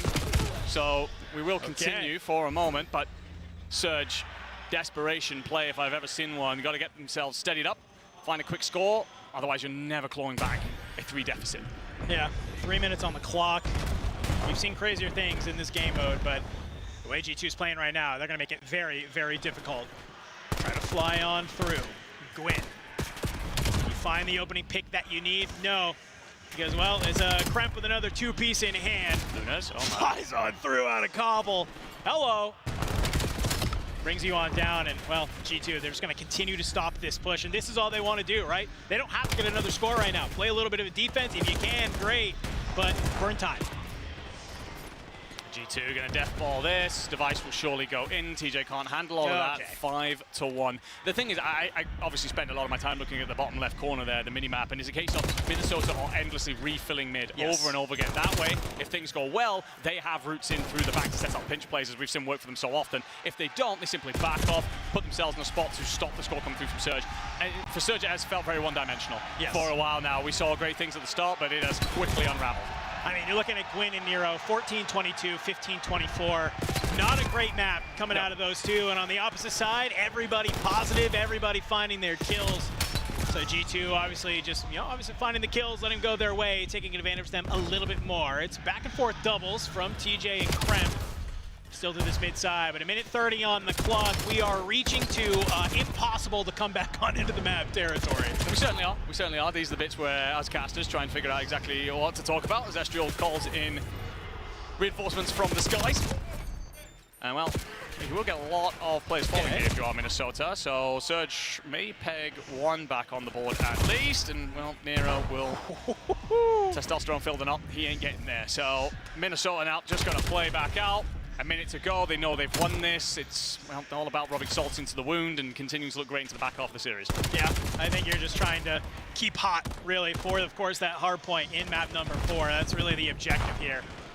Maybe a little bit of dejection if you can. A little bit of mind games, mental warfare if possible. Less than a minute on the clock. I mean, Vancouver Surge, I think they kind of need to do the same on their side. You're looking at a gridlock HP next, and I don't know, you got to keep those guns hot, find something that goes your way, maybe turn the rest of this map into TDM or something. You find 3, you've managed to cut your way on over. Estriel gonna be the point man! Oh my god, you're a little bit blessed. Okay. It's an unofficial 4-piece. I know the feed didn't show it, but Nero's gonna help you out with a team kill, but Estriel, oh my god. Yeah, Estriel. And he's still going. He's been the standout for this team, been so good for most of the year, but in stage 3, and he just decides to do it all his damn self. 5 in a row, and the score, 6-1. Comfortable in the end for the Minnesota lineup. Vancouver, well, hot out the gates. We will also asterisk that with the fact that you basically got to look at G2's hit last time round to counter it. TJ did a great job in the end of countering that exact play, but once everything fell into flow state, G2 never looked back. I'm not surprised that this is the best play. Robbed of a 4-piece, essentially, because of a team kill. This last one is a beautiful little wall bounce up and over, supporting from the stun grenade. TJ Haley with no chance. But, well, if you weren't aware of the dominance in which this game unfolded with 6-1, I think a quick look at the scoreboard did a lot of that for us. It felt like all 4 players contributed across the board there. Yes. I'd struggle to say that same thing for the Surge. Yeah, no, I think that's basically, you hit it right on the head. All 4 players of G2 had some of their moments where they're either just taking those little bit moments, right, where they're pausing, they're letting the teammates come off spawn, try and fill on in, or where they're doing a great job of just saying, hey, I'm going to bang this out first, get my trade, let's slide on in as a team, let's go ahead, let's hit this. Whereas for Surge, it felt very disparate. It was a lot of those fights where it's just pinstripe, back, forth, trade, and all of a sudden Minnesota is the one that's still coming out on top. The teamwork on a little bit more on their case. But obviously it gets a little bit easier when you have Estriel doing what Estriel does at the end of that overload. Yeah, I mean, that's not a bad thing to have in your locker, right? You're looking over your teammate who's doing things like that on LAN. You're probably roaring at each other right now, ready to go into another respawn because you've dominated both. And despite the last time this series was played against each other, the way in which that went, G2 have clearly made the right adjustments. But it will be a Gridlock hard point, and this is a newer map, although by now these teams should have some relevance of understanding on the performance on it. It does throw a little bit of a coin flip into the air about the performances. Sure. Last time these two teams played, did go to Surge by 1 point. It's hard to, you look at this series, it's very hard to say that actually Surge are going to walk away with this, looking like the series is going to end right now. I mean, when you talk about a 250 to 249, we're talking about literally one gunfight going a different direction, results in a different map win, right? So no doubt G2 probably, everybody does VOD review. They VOD review that game. They say, here's where we went wrong on this Gridlock hardpoint. They know how close it was. They know how to fix those mistakes. So coming into this, sort of mode, they're like, all right, cool. We can't play Colossus. We're not giving you Sake. Let's go ahead. Let's square back up on Gridlock. Let's bring it there. What has me worried, Andy, I'm going to be honest with you, is just the ending of that overload. You have G2. They were playing TDM at the end. They're just going for trick shots. Estriel's popping unofficial 4 pieces, and so they're feeling hot. They're feeling good. They just dominated that overload. Yeah, I mean we've talked about it, right? G2 are a weird team, and I think it's summed up by their last 3 games. You beat Heretics, who have an incredibly high ceiling, can beat big teams 3-0. You then lose to Boston. With all due respect, I know you support them. That's but fine. They've not been great. You lose I was to them also 3-2. surprised. But then you beat LA Thieves 3-1. So you never really know online, at least, which G2 you're going to get. What I will say, on LAN, they have been great this year. Major 1, they finished 4th. The team they lose to, it's FaZe. At the end of the day, without some Neptune magic, FaZe go through to Grand Finals to face Optic. Major 2, you then lose to LAT, who, are a great team. So for G2 on LAN, you're only really losing to the quote-unquote giant side. And so, right now, are we surprised by this? Probably not, but G2, I mean, it's a case of, can you go a step further here in Atlanta? And, well, if you can come out and look as hot as this early, show that you have that big gap to the rest of the sides, that then puts you in an entirely different bracket, and we talk about where you could run through the rest of this tournament. I think coming into this tournament, I don't think anybody would be surprised to see G2 as a team make a deep run and then being able to come on into this match, play above their opponent, right? Because that's been our biggest thing. Do they play up? Do they play down? You come on in, and now you're going to be able to lock that one on up. You're feeling very good here if you can end this in a 3-1. No, without a shadow of a doubt. And I think the player to really look at here, I mean, Skies is looking better. We talked about his struggles so far through Split 3. But also a moment for Mamba. He's been solid, nothing stand out. And of course, we've given plenty of flowers to the standout players in this series. But Mamba really struggled the last time these two teams played. Finished with a .72 across the series. That is tough. And of course, he's coming into this year, essentially a rookie player. It's a case of you got, a lot of people looking your way. Do you belong on a roster like this? Well, you set all things right, you fix yourself up, you make improvements, and you keep your seat with a side that, again, they feel like a dark horse lineup on LAN. They could do something special this year. I agree right with you there, my friend, but it all starts here. It all starts with winning a Gridlock hardpoint because, hey, listen, stats are a fun little thing here because you haven't gone to a Map 5 a lot if you are G2. You know who has gone to a Map 5 a lot? Vancouver It's Vancouver Surge, baby, and they're 3-0 on it, and we saw them put an absolute shellacking in the Gridlock Search and Destroy. Plaza, it's a bang out, could be a different story, but you got to get through this Gridlock first. You still have to win this if you want to try and push us to a game number 5. But let's get into it, friends, here. Previously, we were on this map. It was Search and Destroy, but this time it's going to be a little bit of a different pace. Certainly shall. Opening hits, of course, much more about jockeying for position. If you are Surge, it's to remind you that you can hang in a respawn.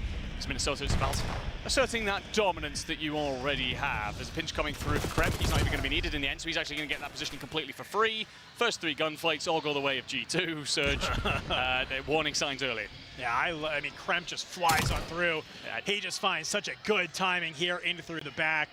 And is now just going to start to maybe put you in a little bit of a blender. As you're now kind of looking for him. Spawns do get flipped here. Quick little 27 seconds. Could be 30 or 40 by the time we end this P1. Continuing just to try and maybe to find some more. Kremp trying to get that streak started. Well, he doesn't need to. Sky's already on 5. Yeah, great stuff from him. Mamba on 2 as well. 7 in a row if you are the ARs of the Minnesota lineup. You won't get the space that you typically have, though, on this hill. Company calls from Gwyn. You win that gunfight, but Vancouver have a next wave ready for you. I like this. Mamba, you want to just play the angles here. Wait for anybody to slide on through. Kremp. Having both guns in hand. Nero is a huge two-piece. Can you make it 3? You drop Skies down to 24. Can you make it happen? Oh, you are jumping left and right. This guy loves Black Ops 7. Vancouver Surge do a great job. You find the kills you need. You gain control of the hill.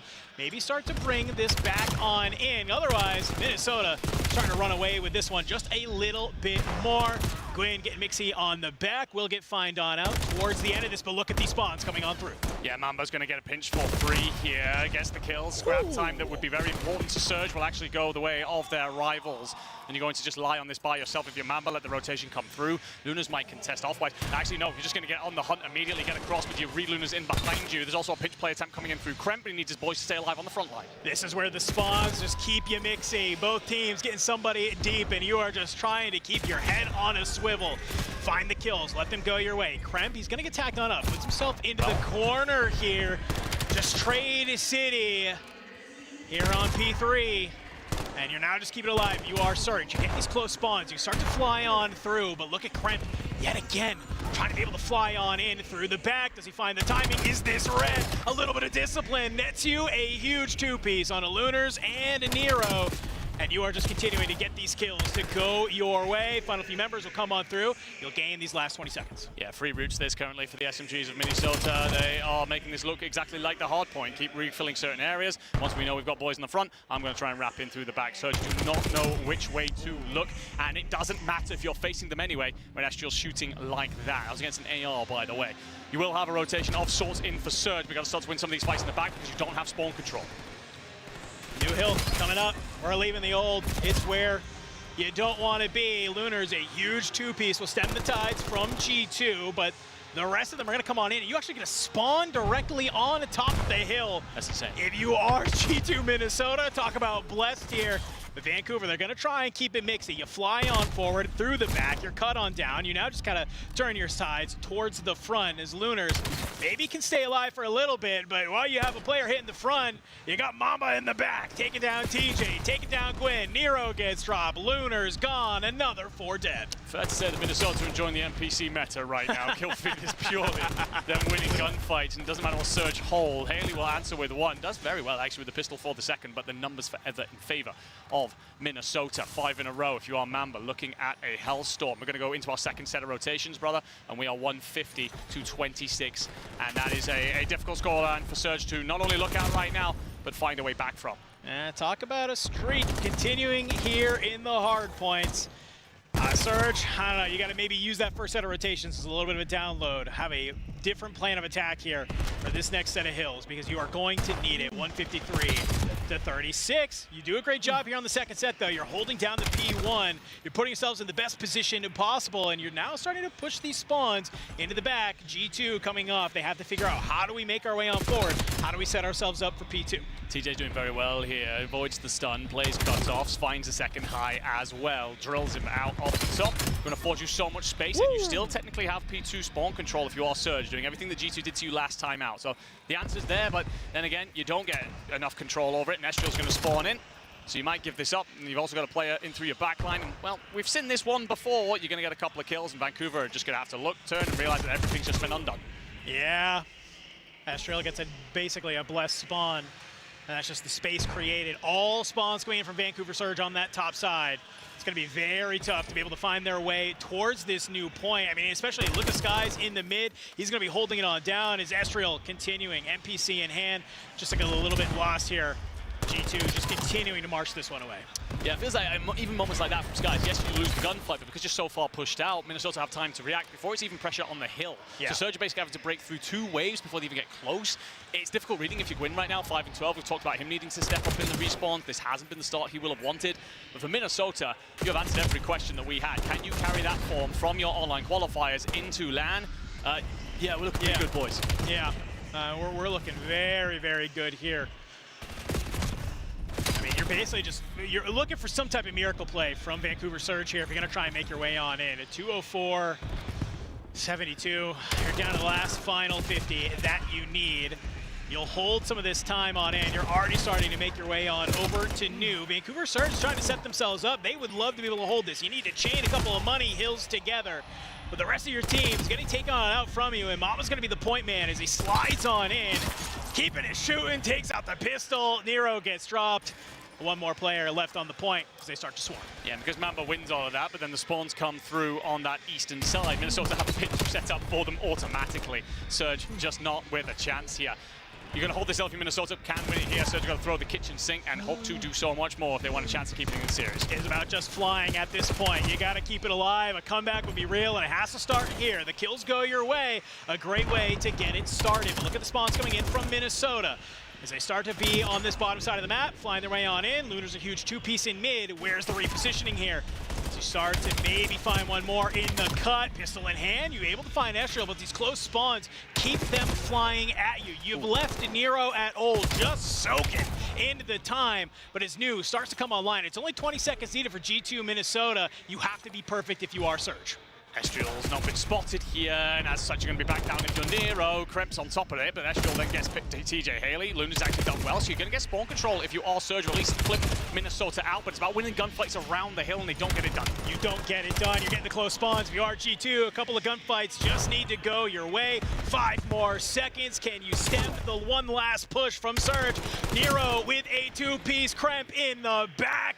You do it in style. Round number 1 of DreamHack Atlanta.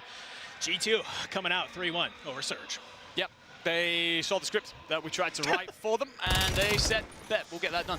It's comfortable, as you like, so many times where, in all the respawns as well, we think the map one, you think through the Overlord as well. They had, if you were Surge, you were having to break down multiple waves of opponent just to get close to the objective you're trying to play for. I think that it just shows a fundamental difference in understanding of space control, where to apply pressure, how to lock down those spawns. And we're going to take a look at the scoreboard here. Sky was just like, look, boys, I'm going to sit in the hill. Don't worry about me. I'm completely fine. Yeah. Everyone else pops off.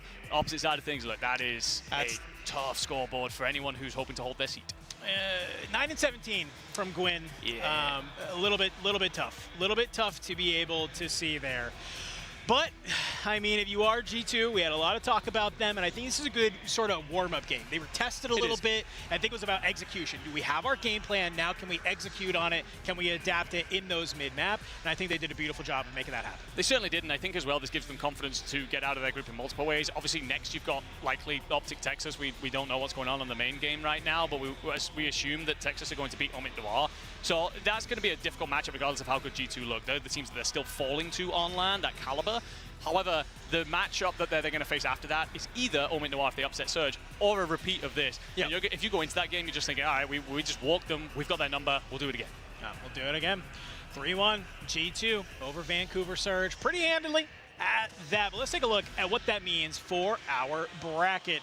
Because obviously, hey, this ain't group stages anymore. This is now a fun little GSL format. Well, we get our answer. And to nobody's surprise, Optic Texas coming out 3-0 over Omid Noir. So G2, they'll move on to face Optic in that qualifier round. Winner will make it to the bracket. Hey, you play 2 series today, you're feeling A-OK. What a great way to kickstart DreamHack Atlanta. If you are Omid or Surge, though, here's where the grind starts. The grind starts and grind might stop if you're Vancouver Surge. Reminder, if you're the Challenger team, you get knocked down, you go into top 16 of the Challenger bracket. The way it's working over there is essentially Challengers today will find their top 16 teams, and the squads that fall down will essentially replace some of them. It's a bit more convoluted than that. It's actually a really great system, but for Surge, this could well be the end of your tournament. And I mean, this year so far, what you've had top 8 at Major 1, top 10 at Major 2, top 12 Minor 1. It doesn't sound like it can get much worse. Well, actually, it can if you lose this next one. This is probably the one event where it can get worse, and that's if you get knocked out, of course, to one of those Challenger teams that's there. So, man, I mean, great start to our day, though, all the way through. Love being able to see the action here in round number 1. But don't worry, folks. We have plenty of more Call of Duty coming here today. We have 4 streams ripping in Alpha, Bravo, Charlie, Delta, 4 different areas that you can get your Call of Duty fix on. We're going to be jumping all around. So we're going to go to a quick break. We're going to get our match set up, and you are going to want to be here for this next matchup. It is none other than Toronto Koi taking on the Huntsman. Kips trying to go ahead, battle his brethren. It's going to be a battle if the Huntsmen want to try and stay alive here. So don't go anywhere. We'll be right back here at CDL Major 3 DreamHack Atlanta after the break.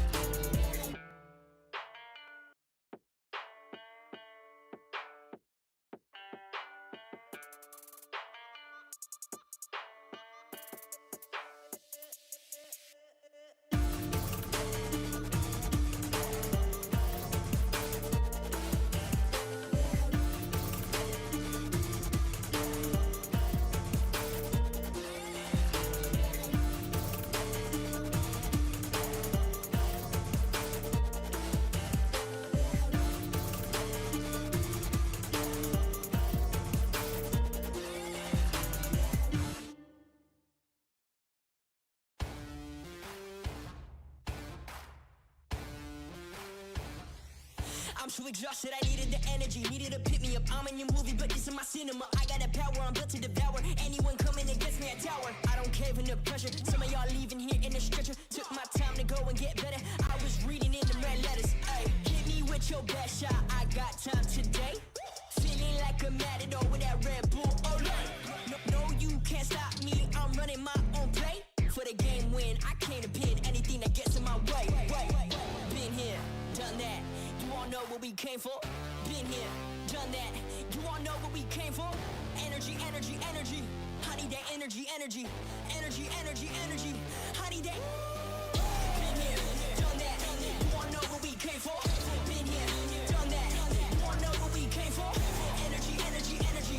I need that energy, energy. Energy, energy, energy.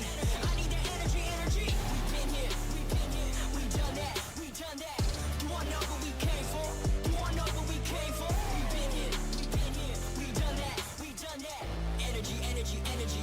I need that energy, energy. I'm in the game like EA. Been in my prime since pre-K. Shooting my shot from long range. Going over here's a good toupee. Treat every day like payday. Y'all been living so mundane. My work week is Sunday to Sun. Oh wait, that's every day. Putting in overtime. Punching the clock, I'ma get what's mine.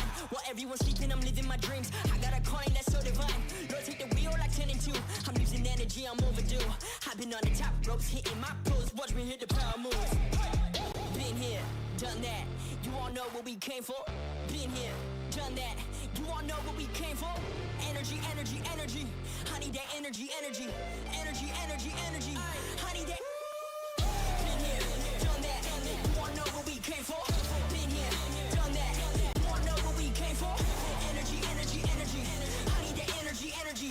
Energy, energy, energy. I need that energy, energy. We been here, we done that. We done that. You all know what we came for. You all know what we came for. We been here, we done that. We done that. Energy, energy, energy. I need that energy, energy.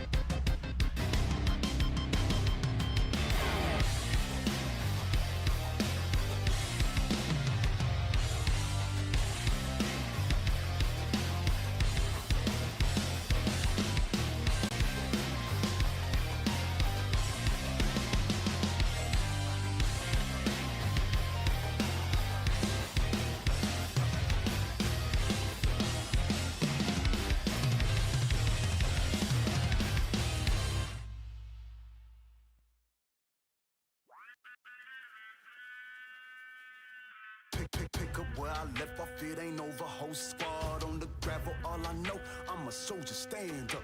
Add attention, shake it off. Taylor Swift, forget the trip. Back to mission, no surrender, just commitment. I see visions, eyes closed, shut, heart monitor going crazy. Medics panicking. Woke up from the stretcher in the reds, removing the bandages. Hopes up, I'ma catch whoever made me suffer these damages. Power level breaking screens, they like, way, look at them scampering. Rejuvenated, reborn, I'm basically the man again. Made the world stand still, they amazed, frozen like mannequins. Kick the door off the hinges, make way, someone needs banishing. They ain't think I was able, but I'm Kane when it come to savageness. I'ma finish it, I'ma finish it, I'ma finish it, I'ma finish it, I'ma finish it, I'ma finish it, I'ma finish it, I'ma finish it. Still got a little fight, I'ma finish it. Still got a little fight, I'ma finish it. Still got a little fight, I'ma finish it. Still got a little fight, I'ma finish it. Little this, little that, everyone pulling triggers full of max. Talking feces cause they full of that. Ain't really G's, they GNATs, they really just next. Scratch them off, power balls. Look at them spinning, they really spin offs. Getting me dizzy, give me a headache, maybe wanna tear my head off. I could really use the Tylenol. Candy rappers talking good and plenty, it's really too many to mention, but no, I'm tired of y'all. Suck to infinity, you could never be my enemy. You make me look good, I should be hiring y'all. I'm reborn, I'm basically the man again. Made the world stand still, they amazed, frozen like mannequins. Kick the door off the hinges, make way, someone needs banishing. They ain't think I was able, but I'm Kane when it come to savageness. I'ma finish it, I'ma finish it, I'ma finish it, I'ma finish it, I'ma finish it, I'ma finish it, I'ma finish it, I'ma finish it. Still got a little fight, I'ma finish it. Still got a little fight, I'ma finish it. Still got a little fight, I'ma finish it. Still got a little fight, I'ma finish it.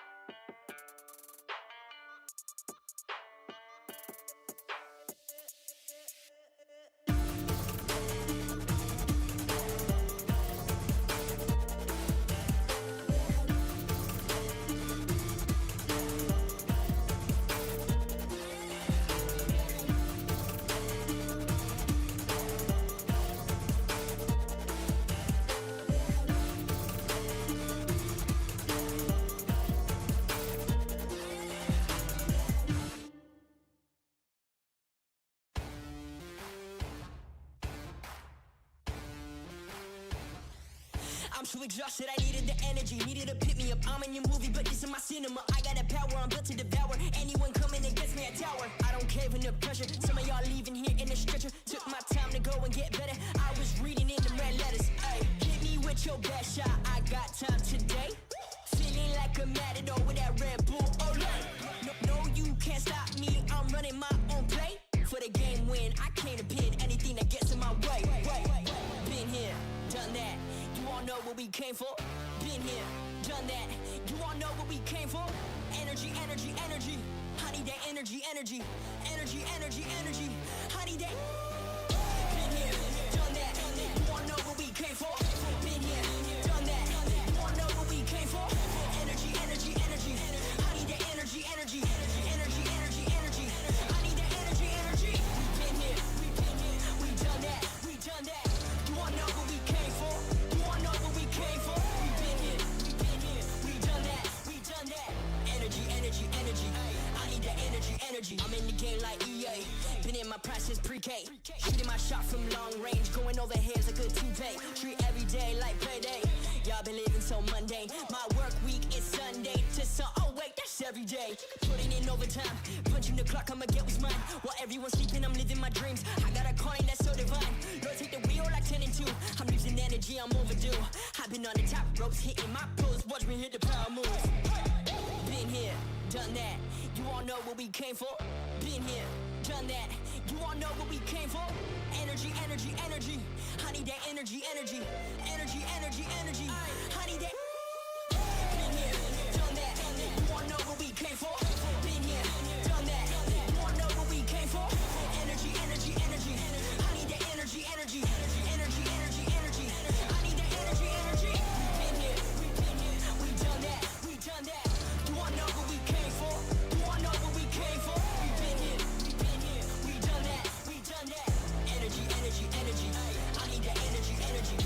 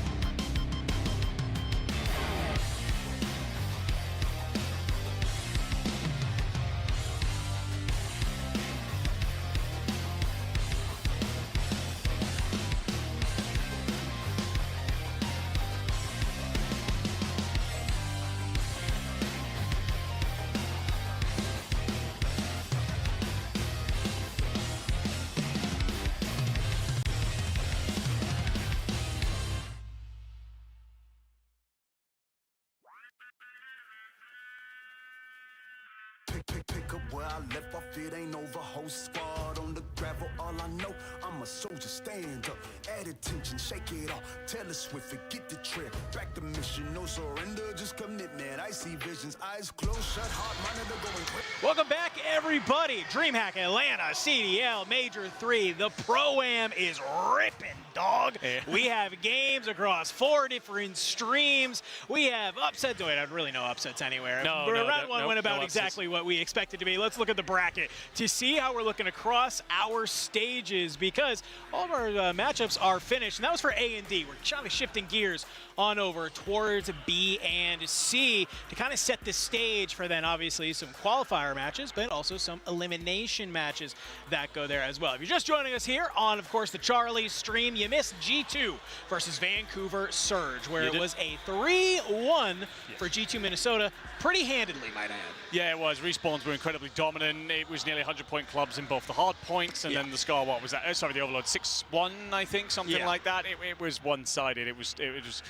Yeah, the S&D you walk away relatively comfortable with if you Surge, but very little other than that to build on. For G2, this is a case now of what does your ceiling look like on LAN? But obviously that was before, and now it's all about this Koi v Huntsman game, which I mean, my friend, very much so looking forward to. We've got Scar to kick us off into the Gridlock S&D, Den as your Overload Gridlock hardpoint, and then a Plaza S&D should we get there. Although that's not what we have on our sheets. We will double check that this is the correct map sim modes for you, ladies and gentlemen. Because like I said, we have a couple of different things here. I'll tell you what we have, and then we'll play a nice little game of is production right or us as the idiot casters right. It's my favorite game to play, I'm going to be honest with you. It's really a flip of the coin. We have a double Den, double Scar Fringe on our hands that is here, which is really interesting, right? I mean, we kind of talked about it. Den, it is a map that Koi know and love, but I'm looking at that Overload, okay? Because obviously being the Scar map, it's their least played Overload map. It is. And for me, if Huntsmen want to weigh into this series, I think you got to kind of revolve around that Overload map. You know, they could come out, maybe you take a respawn here or there, or maybe you're trying to rely on the Neslo. Yeah, I think that you're right to put on the Scar, of course, swing maps as they often are, but it's a case of, on that Overload, it's a case of this is your least played, but also defensively you're strong here. Offensively, not so much if you're Koi. So if you are the Huntsman, you're trying to match that defensive power with theirs. It's a case of it's unstoppable force, movable object a little bit, and for Huntsman it's going to be a case of trying to retrieve that device and simply keep a hold for as long as possible.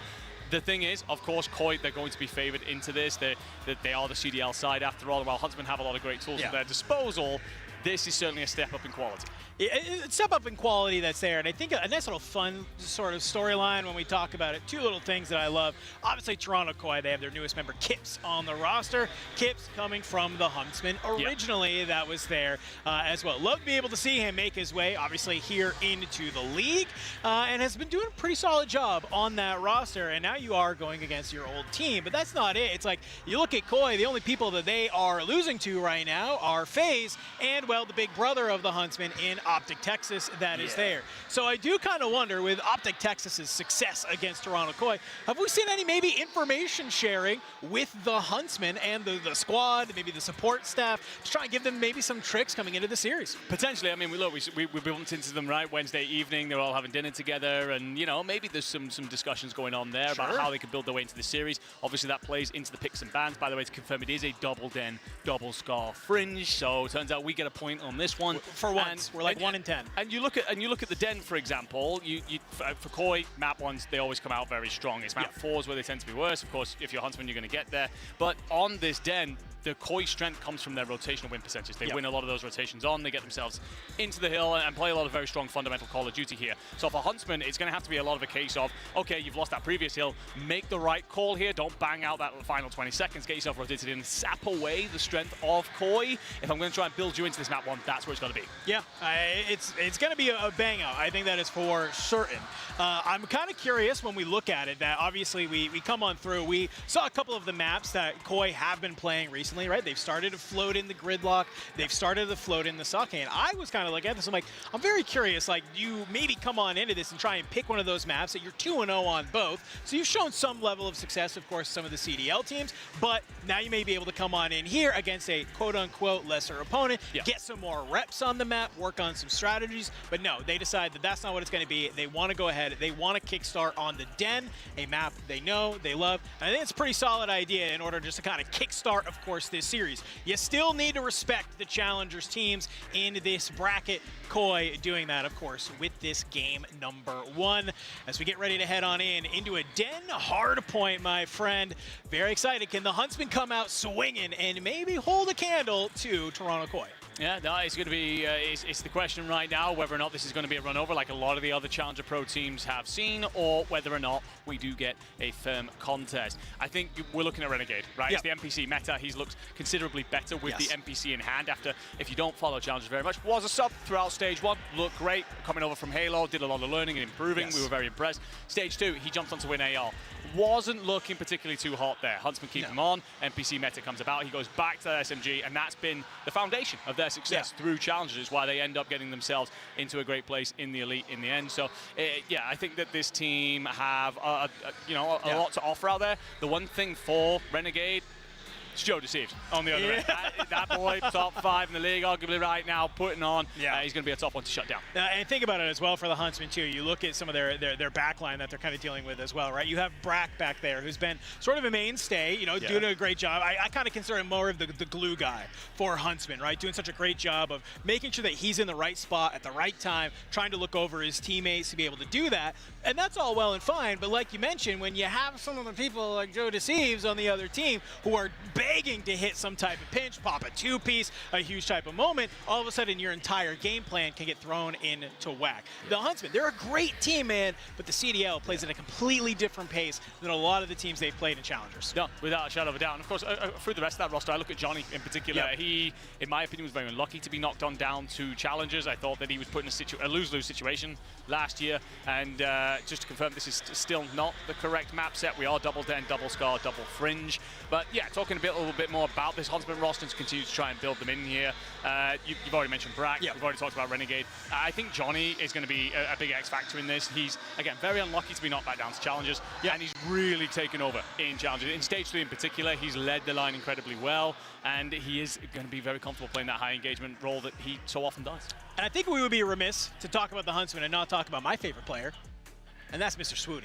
Absolutely, Swooty. I know he caught a lot of flack, man. For some of his time on Stallions or whatever. True. But since he has made his way on over to the Huntsmen, I just love how grateful he is for the opportunity, how much he's just taking advantage of being on that Optic team and in that ecosystem that's there. But we've also seen him just as a player, like skyrocket. He's evolved, man. Just literally in like the month that he's been there. I'm thinking back to that 1v3 on Den S&D with the sniper rifle in hand, and that's when I'm kind of like looking at it. I'm like, okay, you look at map number 2. It's another Den S&D. You get Swooty making some of those early picks. Now the Huntsmen, they can play most of those rounds in a 4v3, maybe man advantage. That's a way to put yourself into that search and destroy. And a lot of the things that I'm going to talk about in this series is ways to build Huntsmen in. I'm grasping at straws a little bit. Of course I am. That's what we're trying to do here. We love challenges, okay? The one thing that Koi do really struggle with, undeniably, they are 1-5 in map 5s. Should we get there, the snipes that we've seen coming out of Swooty, the general S&D play from the Huntsmen in Challengers, tells me if we get there, then they can pull off the upset. But of course, long ways to go yet. We're going to get P1 of map 1 off and underway. CleanX will start with a 2, answered by 2 of the boys in the white and the green. But of course, everything jockeying in 4 setups around P2. That's exactly what you want to try and do. And for Joe Deceives, looks like it's going to be a little bit of a bang out through the front to try and make it happen. Inside, though, he's going to dance around P1. Make this one a little mixy as well. Not let the Huntsmen maybe hold spawns and get time. So get what you can. That's here. Still managing to hold these spawns. If you are the Huntsman, Swooty with a huge 2. Renegade, he'll be able to follow it on up. As well, you get a little bit of scrap time here onto the P1, but more importantly, you'll hold the spawns towards P2. Yeah, you can see what Huntsmen are prioritizing here. Going to send Renegade along rooftops to try and sniff out Joe Deceives. Misses him, could be a problem later on, but does well to catch Kips coming out. So again, taking away the rotations from Koi, a huge thing here. It's what they built this map around. And right now, Renegade doing enough damage, and that kill there will confirm Huntsmen will get the hold into P2. That's a great job. Toronto Koi doing such a great job of trying to fly on into that P2, but Huntsman, they're not letting it happen in Renegade. He's just chilling over here by server. You can't manage to get him on up, but the spawns do flip. Toronto Koi, you're going to get those close spots here. Johnny, M15 in hand. Can you find some of these picks? It's tacks and nades up over the railing. You almost line up in sight. But you're going to be able to start to put this into a pinstripe kill feed. Toronto Koi, this is where it starts to get mixy. The Huntsman, third P1, a little bit of P2. They're going to contain the lead for now. Xiao, but Koi now with that hold on P2. Spawn comes through on the back line. Brax actually come in. So while Jodeceivs does great work out the front, well, never mind. It's red. Kleenex. All 4 dead if you are Huntsman. Now on that rotation over as well. And the thing is, actually, Huntsman will get that P2 spawn at the most inopportune time. P3 looks to be locked down. Jodeceivs got all the work to do. Does find 2, so we'll hand his boys the numbers advantage. And you're still spawning back P2 here, man. P3 comes online. Toronto Koi do such a great job of just putting you back there, not letting you move on forward. Nade up over the top, though, from Brax. We'll try and open this one on up, but you are just starting to bang on through. Jodeceivs, it's a nade, it's a kill onto Swooty, but Johnny's going to be able to answer back with a nice little 2 of his own. Rip you off the heady. Start to work this cobble side. Yeah, we talked about Johnny and how much he could bring to this roster. 10-5 to start this one off, so a very part of the fact that Huntsman are very much so in this matchup. That spawn come through for Johnny himself, actually. He's going to spawn Dojo's side. You just nearly read it, actually, if you're Jodeceivs, who did great work around the previous hill. Ooh. NPC now changed over to flexing, as we've seen him do all year long. But cut down, and at some point, Huntsman here are going to have to begin to prioritize that rotation. Jodeceivs is already on it, and again, this is where they've been so good this year. You get those close spawns onto the Good P3, catch. you go ahead, you hit old, you keep it a little bit mixy, and already Joey D, he's on the run. On over to P4, like you mentioned. The only problem is, look who's here. This is his home. He did so good on that first set of rotations. Renegade, he is here. He's going to try and cut you on down, and it looks like you're going to gain a little bit of purchase here.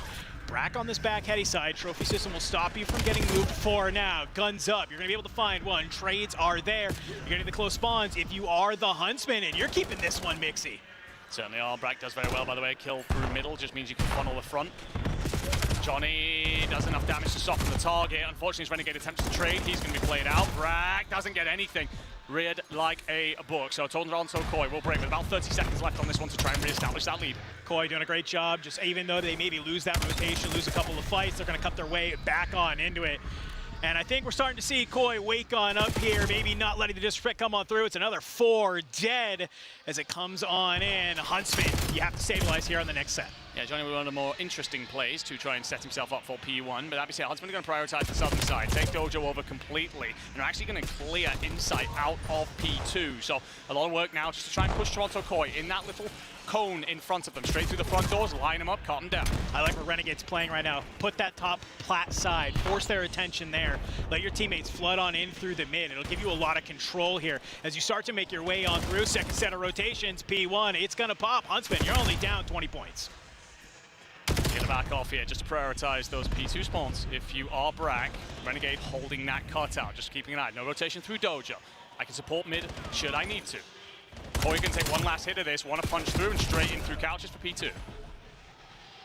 P1 here on this second set. A little bit, maybe more in the favor of Huntsman, but that's until it's a 2x2 fly out of the top.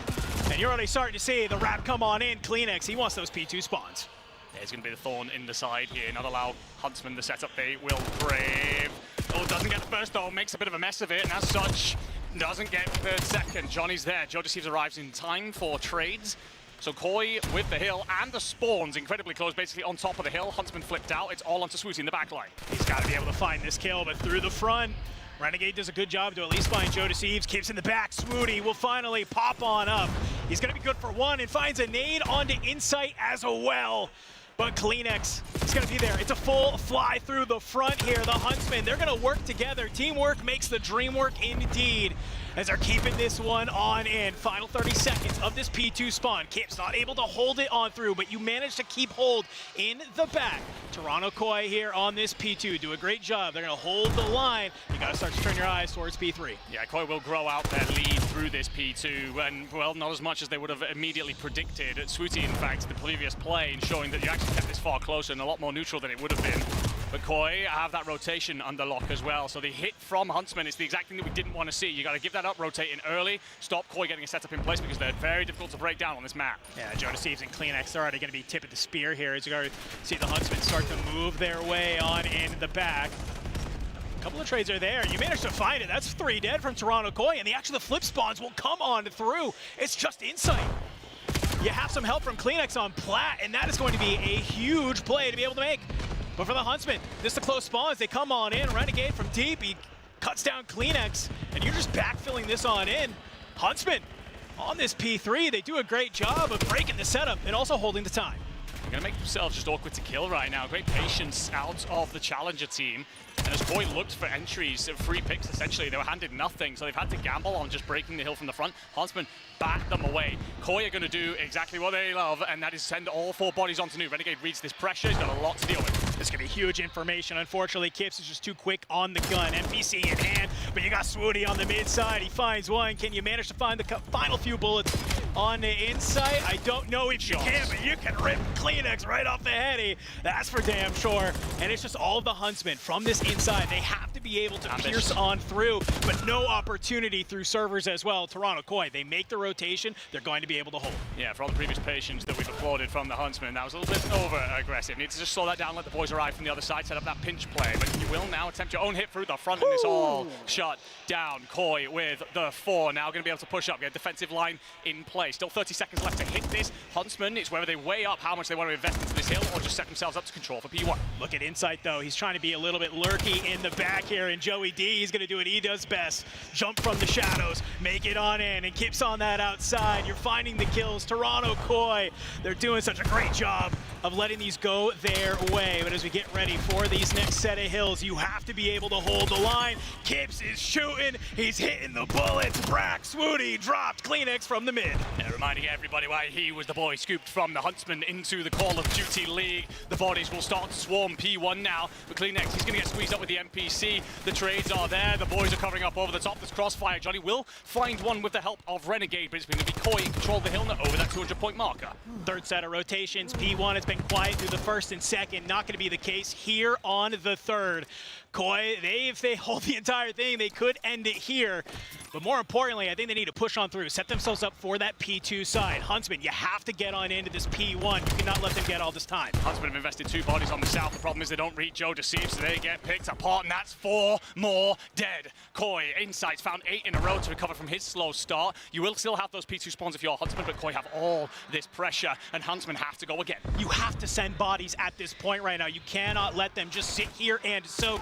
The problem is as you are trying so desperately to hit the P1, you are just getting backed on down. So you're going to make the call. You say, hey, we've burned enough time. We have to turn our attention towards P2. It's Swoody with a big 3 to give you what you need. The problem is that you don't have the spawns, and Kleenex is still pushing through couches. Yeah, you're going to need a moment of magic here if you're the Huntsman, and you won't get it. Kleenex with 2. You've got the numbers advantage. Surely you swarm and break this now.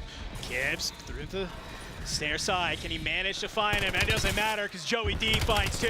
Kips, he'll almost find 2 of his own.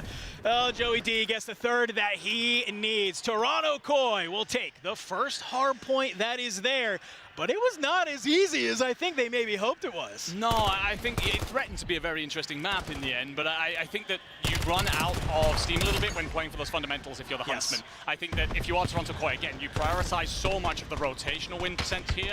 You lock down those setups early and ensure that you get a very strong pushed out defensive hold. The Huntsmen early on, they were happy to contest that. Yep. Okay, you're going to hold that scrap time, we're going to back ourselves off. You felt that slip throughout the middle portion of those second rotations, and they never recovered them at all, of course, by the third, because, well, we basically didn't see a third. Yeah, I mean, I got to give some credit to the Huntsmen there. I think what we're now realizing that this is not going to be as easy as Toronto Koi maybe thought, all right? You're able to come on through.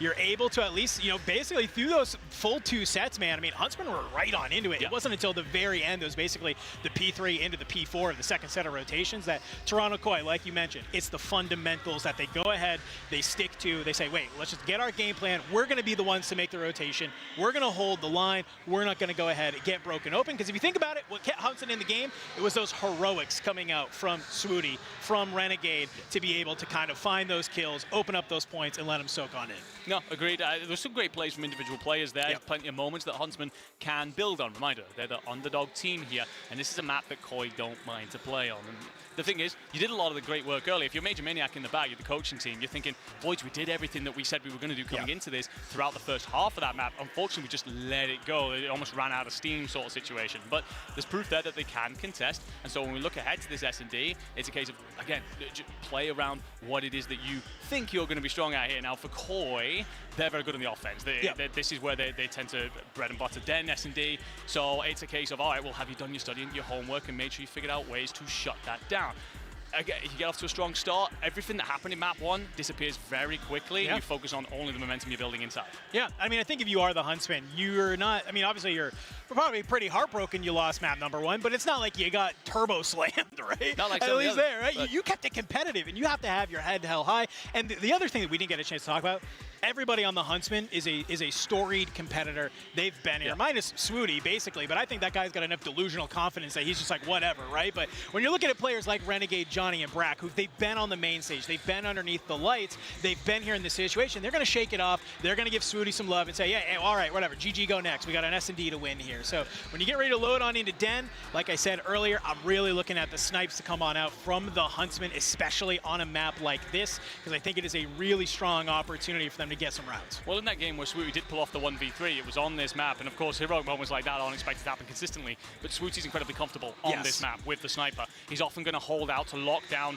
either Den side or through the middle. I'd argue that if he can hold the middle with the backup of an SMG player in case he gets pushed down, it's a case of, okay, well, that gives you a lot of movement room if you're the Huntsman. You can transition bomb very quickly or set up very quickly. So he could come into great effect. And we've talked a lot about Swooty in particular. He's had a lot of comments over the years. You're here for content. You're here for, you know, this, that, whatever. You know, not always complimentary about Swooty, but he held very well inside that map. One was a part of why Huntsmen were incredibly contested. So you never know what they could do here. You get your first bloods, S&D becomes a very easy game. It does. I mean, and I think for me, when I'm looking at these respawn modes, we kind of were talking about, like, obviously, you know, a respawn has to go your way at some point. And I think that first hard point is enough for me to say, hey, this isn't a guarantee for Toronto Koi on either map 1 or map 4, right? And just seeing how well they were, I mean, map 3 could be a little bit of a coin flip, talking about, of course, Overload on the Scar that we have coming up after this Den. So a lot of opportunity here, but it all has to start on the Den search and destroy.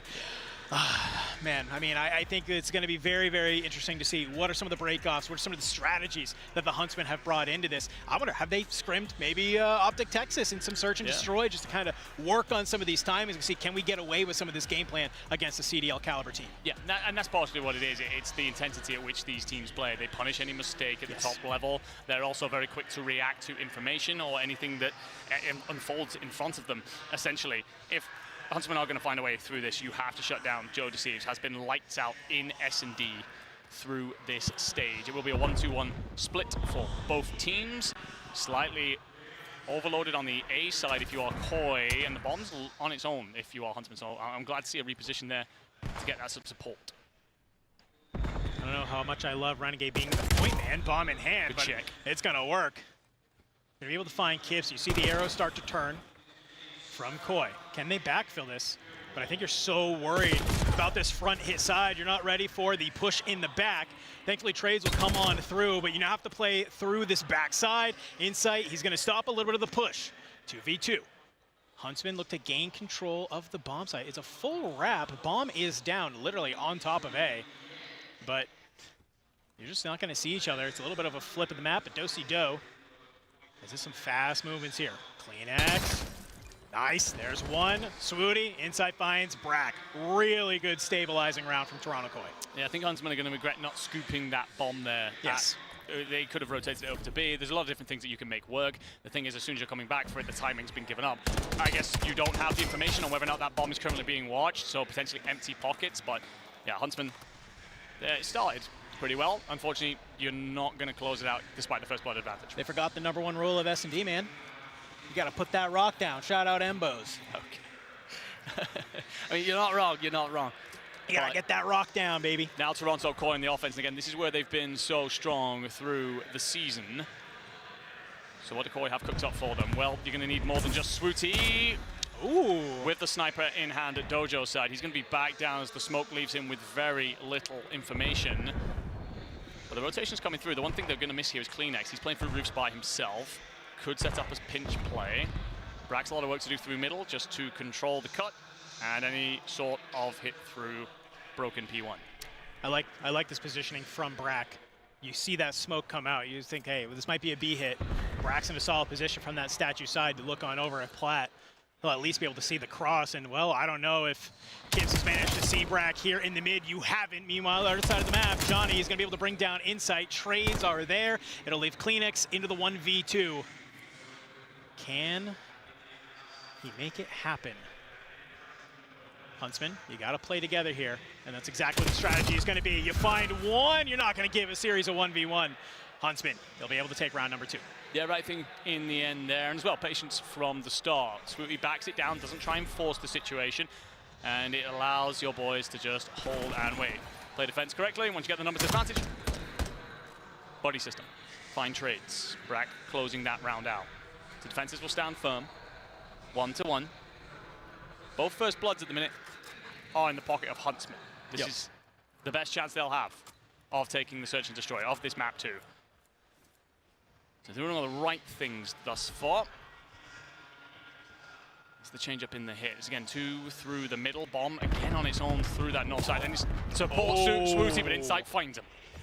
That's a good pick there. Johnny's going to be able to answer on back, though, so you won't really be able to take man advantage. But it's still that sniper in the mid. It's the information you want. You're going to get a little bit of an idea that there's a lot of players here, but Johnny Knight's been able to slip underneath, and that's until Joe Deceives going to be able to find him. You have Renegade and Brack. They've played together.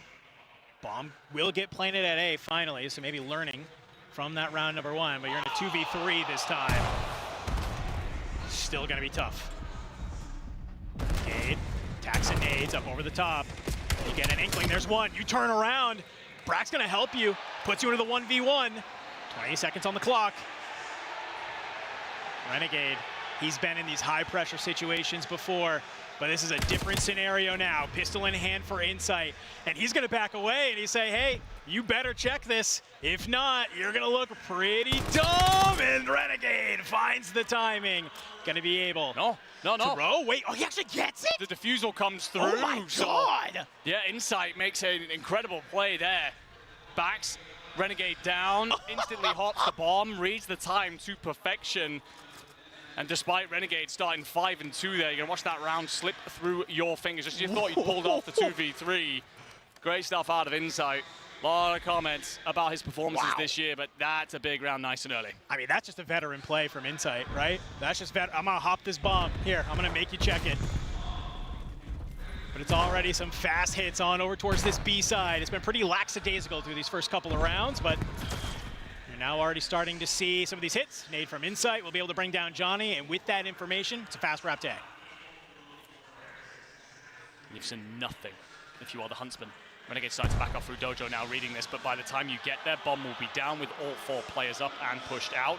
Swooty's considering making a wrap back through couches, but no, backs off. You can hit this together as a 3, maybe 1 in through small. Fortunately, Nade up over the top is just a little bit too well timed, and Swooty with a sniper won't manage to find purchase with it there. Toronto Koi, fantastic, clinical round out of them. You get that early pick, you just watch it's the immediate, every arrow turns, you fly to the other side of the map, you get the bomb down, saying good luck trying to retake this. Clinical from Koi. They've had 2 first bloods, won both of those rounds, have played very much so around that advantage. For Huntsman, you're probably looking back at the fact that you end up with that defusal coming through, but also round 1. You get the first blood, but then give up a few lives. Otherwise, this could easily be a 3-1 in favor of the Huntsman right now. They're certainly not out of this. Swooty, though, on a donut. He's not been very present. Yep. He needs to get this sniper working, get his team a couple more of those first bloods. Won't see the player at Dojo.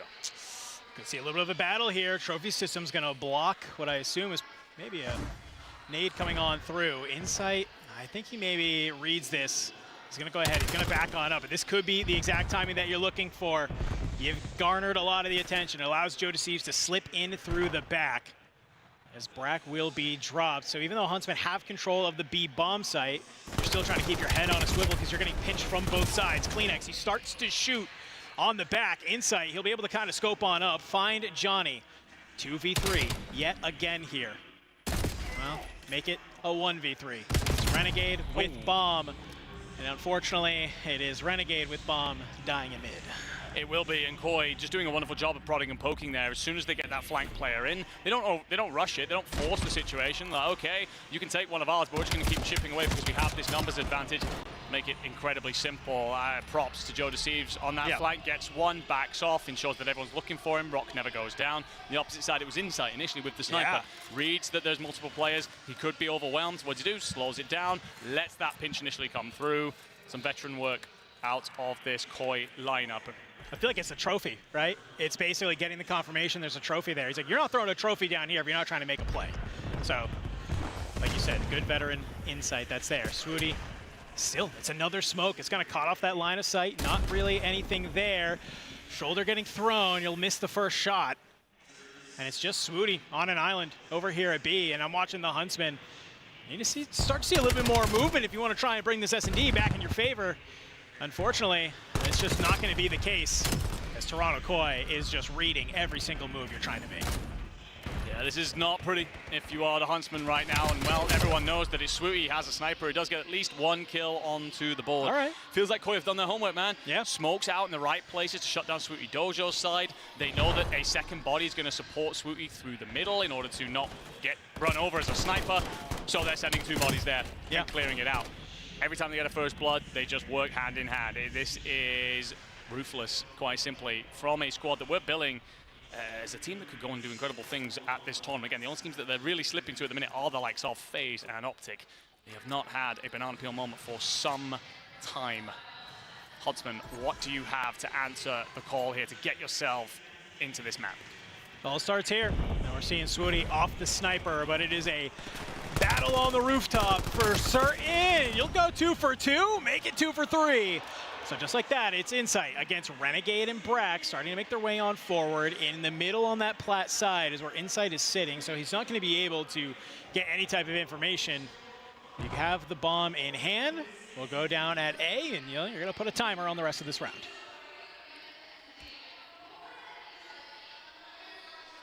Insight with this sniper has just got to check all the different angles here. Yeah. It's slow, it's painful. And, well, Renegade and Brack will buy time. Insight being given nothing, 25 on the clock. Do you make the read? They're almost taking this in a series of 1v1s. Unfortunately, you're not watching the outer edge. So good plant, good movement from Huntsman. They get their second round on the board.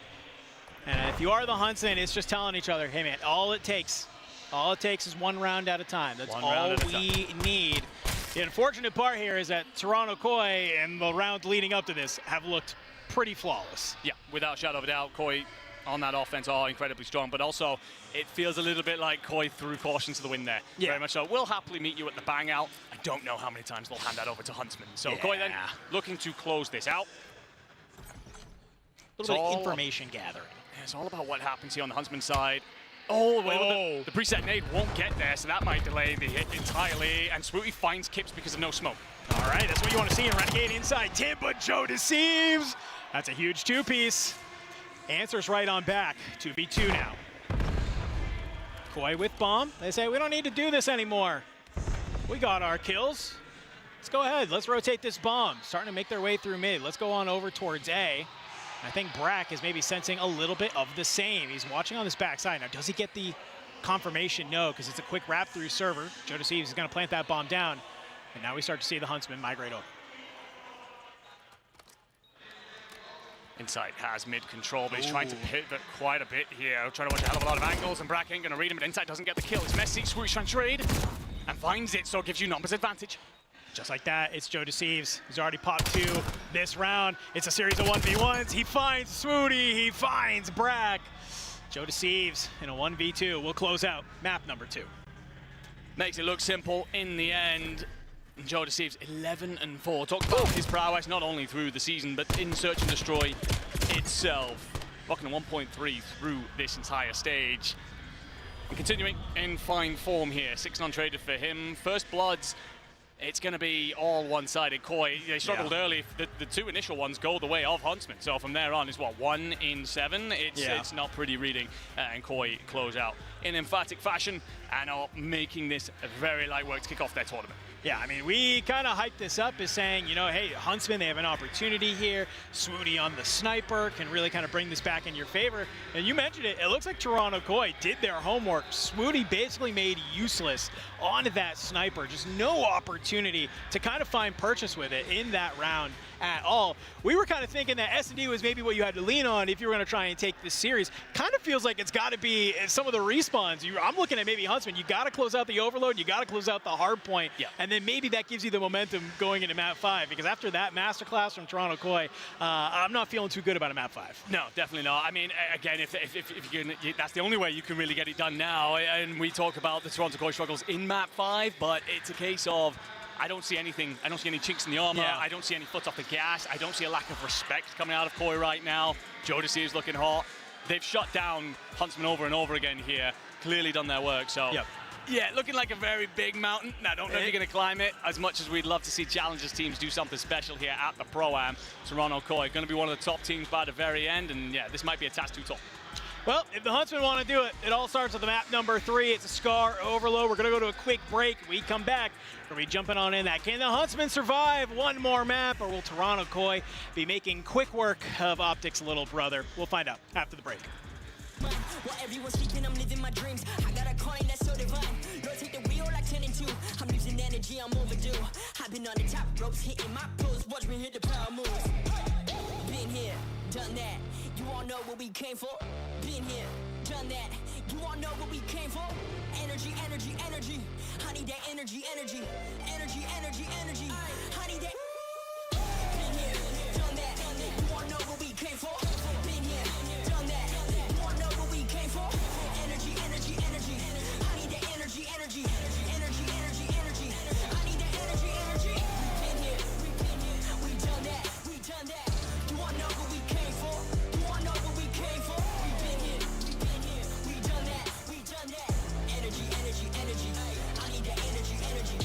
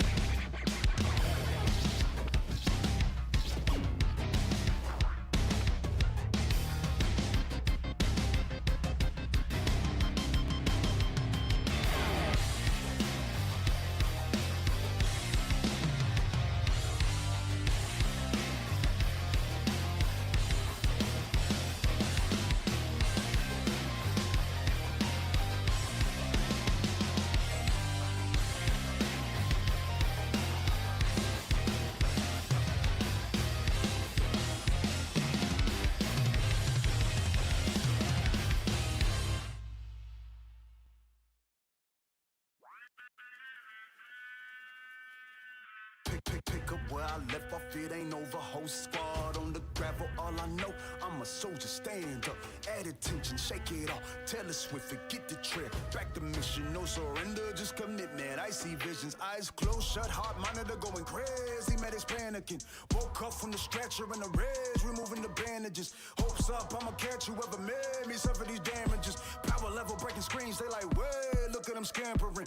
Rejuvenated, reborn, I'm basically the man again. Made the world stand still, they amazed, frozen like mannequins. Kick the door off the hinges, make way, someone needs banishing. They ain't think I was able, but I'm Kane when it come to savageness. I'ma finish it, I'ma finish it, I'ma finish it, I'ma finish it, I'ma finish it, I'ma finish it, I'ma finish it, I'ma finish it. Still got a little fight, I'ma finish it. Still got a little fight, I'ma finish it. Still got a little fight, I'ma finish it. Still got a little fight, I'ma finish it. Little this, little that, everyone pulling triggers full of max. Talking feces cause they full of that. Ain't really G's, they GNATs, they really just next. Scratch them off, power balls. Look at them spinning, they really spin offs. Getting me dizzy, give me a headache, maybe wanna tear my head off, I could really use the Tylenol. Candy rappers talking good and plenty, it's really too many to mention, but no, I'm tired of y'all. Suck to infinity, you could never be my enemy. You make me look good, I should be hiring y'all. I'm reborn, I'm basically the man again. Made the world stand still, they amazed, frozen like mannequins. Kick the door off the hinges, make way, someone needs banishing. They ain't think I was able, but I'm Kane when it come to savageness. I'ma finish it, I'ma finish it, I'ma finish it. Welcome back, everybody, to the CDL DreamHack Major 3 Pro-Am. That's right, we got 4 streams rocking all of the action all day long. And thank you for choosing to tune in, of course, to the Charlie stream, where we're bringing a lot of banger matches, I'm not going to lie to you, right? We came out early, some pretty solid games that was there, but we got to talk about this game, my friend, because, well, it's a little bit of a speed run that we are seeing so far. Toronto Koi come on out. They get it done in the Den Hardpoint, 250 to 164. Huntsman, they were looking great, but it is a masterclass in the search and destroy on Den. So for the Huntsman, if they want maybe their dream to stay alive, it all comes down to the Scar Overload. Yeah, when we look back through the series here, where Huntsman have been a little more than a speed bump, really, to this Toronto Koi roster, it's a case of, you look at what went well for Huntsman throughout those first 2 rotations. It was sapping away the Toronto Koi strength, stealing away those rotations and getting locked in. Unfortunately, it felt like there was a moment where Koi said, okay, well, what we're going to do is force you to contest these late bang-outs, flip your spawns at late moments, and then we will get our rotations eventually. And Huntsman had no answer. Came to the Den S&D, Koi have clearly done their research, shut Swooty straight out of the game. It took him a long time until Swooty even got a kill on the board. Yep. And then you also just played around those first bloods, numbers advantage, and so on. We look at this Overload. What is Koi's strength? Well, they're very defensively strong here. They don't give away many goals. Huntsmen are going to need a lot of possession time. I think it's going to require an element of patience with the ball in hand to get them there. Reminder, Skrar is a big map here. You're going to need to cut through multiple waves. I don't want to see last-ditch diving efforts to try and get that device home. It's got to be calculated. Scar is a map that is, I like to call it a little fundies check. It is a fundamental check on, do you understand Overload? Do you understand the spawns? Do you understand how this map works? Because if you don't, it is very easy to manipulate them. And a team like Toronto Koi, if they can get the spawns to go their way, we could see maybe a fast first half with a 4-0, or we could see them run it on up in the second half with a very large score. So I totally agree with you. The Huntsmen, they have to come out strong. They have to come out quick. You got to shake off those first 2 maps. Remember what you were able to do in the Den Hardpoint. You were firing on all cylinders. If you're Swooty, shake off the S&D. It wasn't great. Whatever. No. You move on forward. You're back into a respawn. Get those guns hot. Keep shooting. Create those openings you need to get those scores. Yeah, and the thing is for Swooty as well, his Overload hasn't been particularly brilliant, but then we also said that we didn't know how his hardpoint would look coming into this, and he was a big part of keeping that close in the first map. So it's, I think I'm looking at Johnny. I think he's a flex. He goes between that SMG even and the AR, and as such, I'm looking to see him kind of turn that off and on depending on what the team needs in the situation. We've got the device, we're trying to slow this down. I want to see an AR in hand. Looking to drive this home. I want to see him leading that front line, getting up close in people's faces with Renegade. I think he's their X Factor. He's their potential star to get them back in this series. Yeah, I'm right there with you, my friend. I mean, for the Huntsmen, we knew this was going to be tough coming into into this series, and I think they did as well. But You have to not worry about Game 4. You can't worry about Game 5. All you can do is worry about Game 3, which, speak of the devil, let's get started as it is a Scar overload. First EMP device going to be in that mid, and a couple of kills will go the way of the Huntsmen as they are on the quote-unquote good side for now. So is everyone just trying to battle for a little bit of space here? Any opportunity to move forward? And I like what Toronto Koi is doing right now. They're trying to get up into that broken, up into that church side, maybe a little bit of a power position. And, well, CleanX, he might be able to have a little bit of reward as he pops a solid little two-piece. CleanX is going to try and be a nuisance to the Huntsman backline. Johnny tried to essentially mirror that, but Kips cleans him out quickly. Mid-map control handed over to Koi. Jodeci just looking to lock this down, get his boys into position before he gets aggressive, and, well, gets help in to clear up Brack, but Renegade with a big two-piece opens things up again. Stalemate for now. A lot of jostling, just landing sparring blows, trying to set up a haymaker. Yeah, I'm waiting for maybe that cut on open to maybe let one of the Huntsman players get deep into blue, right? That's kind of been the secret to success that we've seen. So all of a sudden, the kills will kind of go your way. Brack is going to pick up the EMP device, and he's just trying to maybe bounce off a wall if possible. Slide on out, pistol in hand. A couple more Toronto Koi members are there. Can you get the kills to go your way? You don't, but look who is in blue getting lost here. It's Renegade. He finds one towards the top. Can you find one more on the stairs? No, you do not. Jodeci is going to be able to find you, but unfortunately, there's a team kill that comes on in. Doesn't matter, though. He's going to be able to find one more. Swooty answers back, so yet again, as you said, it is just basically blows going back and forth between the Koi and the Huntsman. Johnny's going to get control. So he thought he found the route, but doesn't check sandbags. That's just such a shot in the back. It's going to leave Johnny a little bit hung out to dry, and as CleanX finds the kill at green, that means you've got a lot of space now if you're the Toronto Koi. Squeezing up on this back line. Spawn's actually going to be wood. I don't know if you read this, if you're Koi, you've maybe sent too far forward. And no, it's perfect. You're going to punch a ticket straight through to A, and Insight puts the first home. Beautiful control out of them. Thought they maybe misread it, but no. Log it down like a protein does, and Huntsman got to find their way back into this early. Yeah, I mean, you got to clear them out here from this top side if you are the Huntsman, and it looks like they're going to be able to, but you're going to flood this back on in as the EMP device will spawn on this plain side towards the north. So Toronto Koi, they're going to look to maybe do something similar to that's there. Oh my God! Renegade, get the ankle tape, ladies and gentlemen. It's a nice little three-piece as he hops up over the wall. You're not going to let them get forward, but what it will give you is space on the map. Yeah, little moments like that are great and all, but I love the positions that he's trying to get into consistently, just trying to be a rat and a nuisance inside of blue. It means Koi is struggling to get out a little bit. And that's going to allow Brack to play forward, covers in. You have the numbers advantage. Kips is doing well with the trade there. Two-piece that probably saves a score coming through, to be honest. Make it 3. CleanX has 1. Kips is going to scoop that device, run forward, but needs some blockers in place. And CleanX dying won't get them for a moment.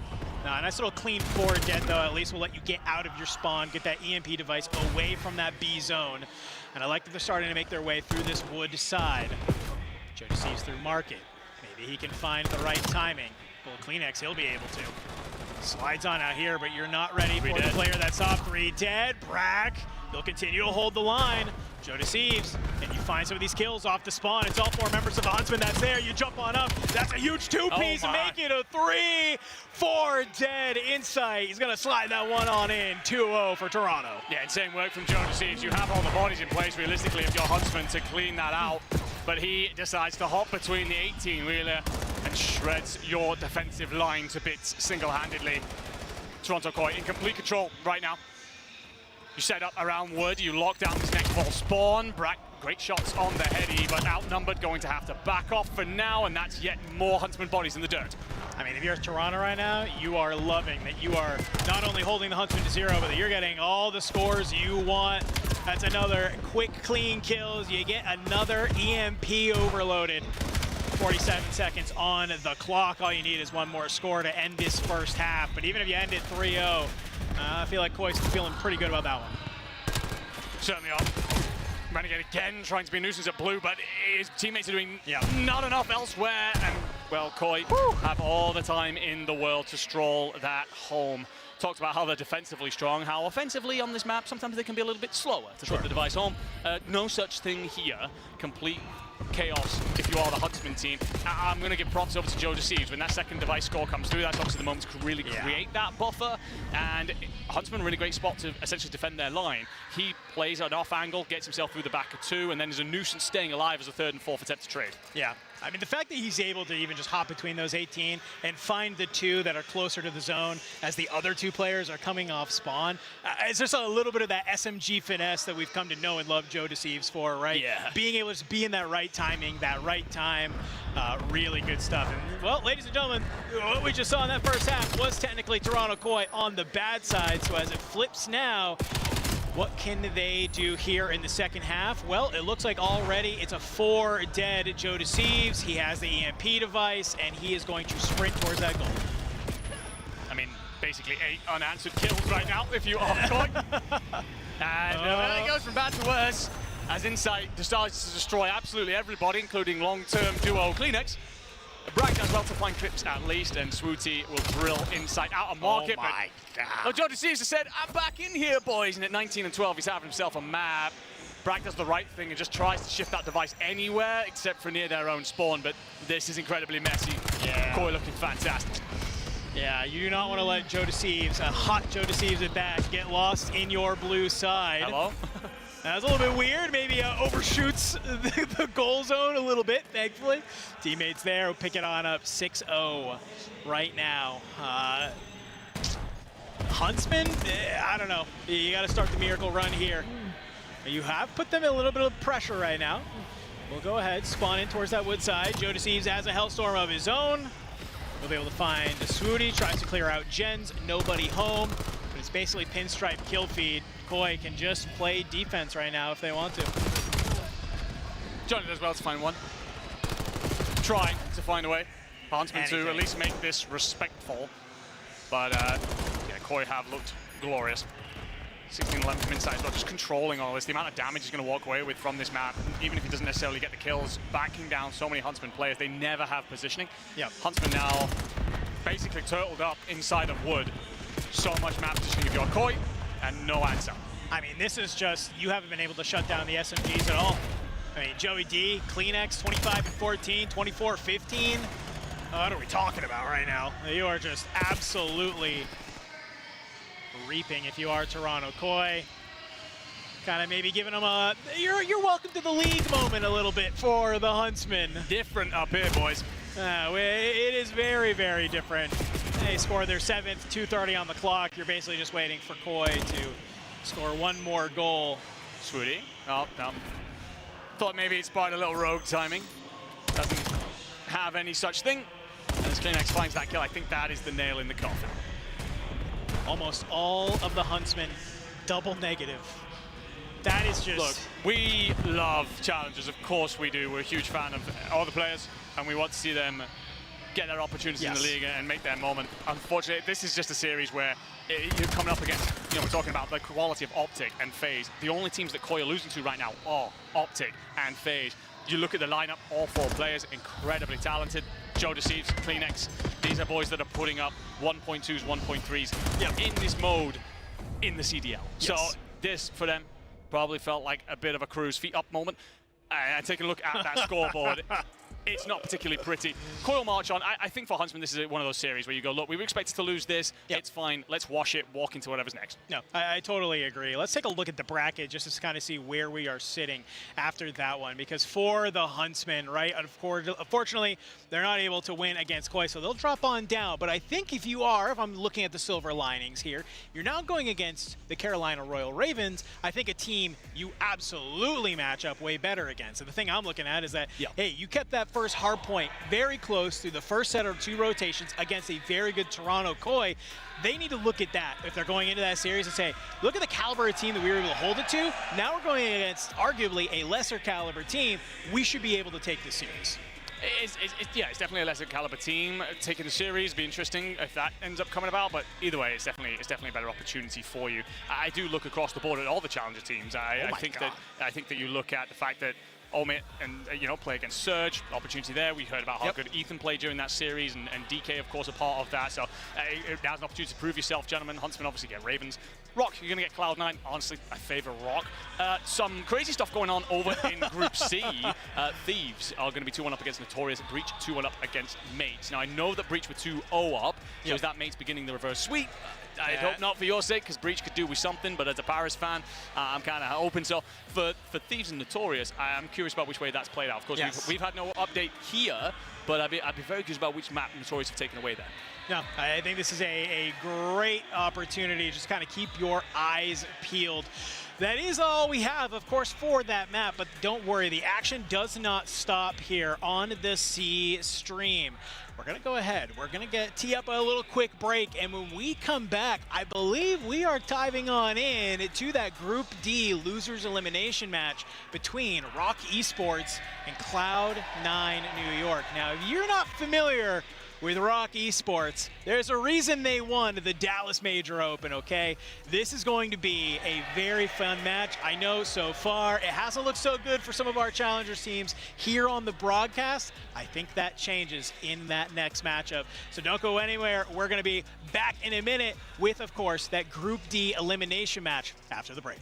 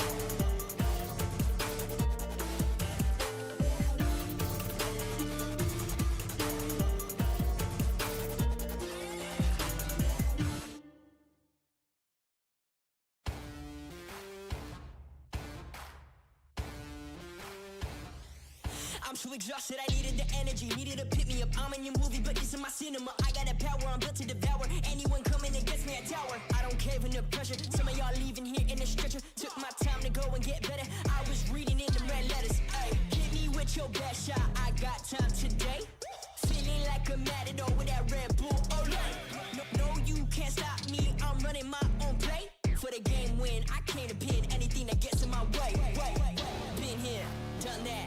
You all know what we came for. Been here, done that. You all know what we came for. Energy, energy, energy. I need that energy, energy. Energy, energy, energy. I need that. Been here, done that. You all know what we came for. Been here, done that. You all know what we came for. Energy, energy, energy. I need that energy, energy. Energy, energy, energy. I need that energy, energy. Been here, we done that. We done that. You all know what we came for. You all know what we came for. We been here, we done that. We done that. Energy, energy, energy. I need that energy, energy. I'm in the game like EA. Been in my prime since pre-K.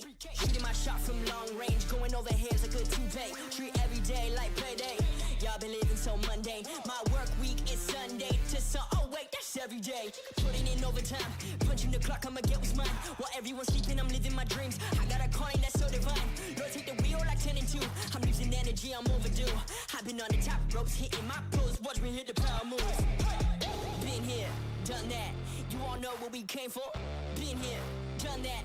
You all know what we came for. Energy, energy, energy. I need that energy, energy. Energy, energy, energy. I need that. Been here, done that. You all know what we came for. Been here, done that. You all know what we came for. Energy, energy, energy.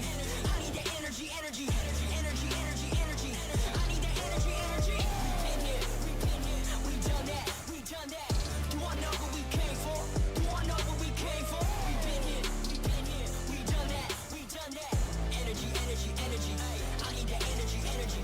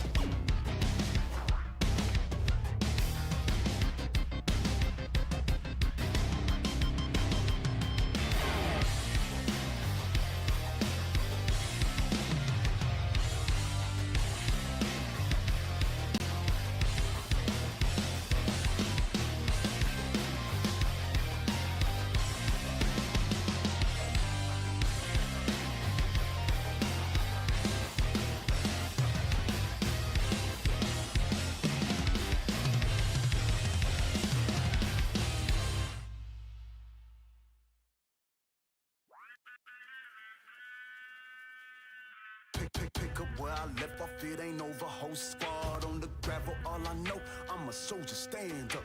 Add attention, shake it off. Taylor Swift, forget the trip. Back to mission, no surrender, just commitment. I see visions, eyes closed, shut, heart monitor going crazy. Medics panicking.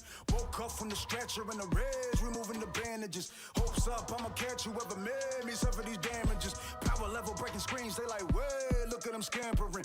Rejuvenated, reborn, I'm basically the man again. Made the world stand still, they amazed, frozen like mannequins. Kick the door off the hinges, make way, someone needs banishing. They ain't think I was able, but I'm Kane when it come to savageness. I'ma finish it, I'ma finish it, I'ma finish it, I'ma finish it, I'ma finish it, I'ma finish it, I'ma finish it, I'ma finish it. Still got a little fight, I'ma finish it.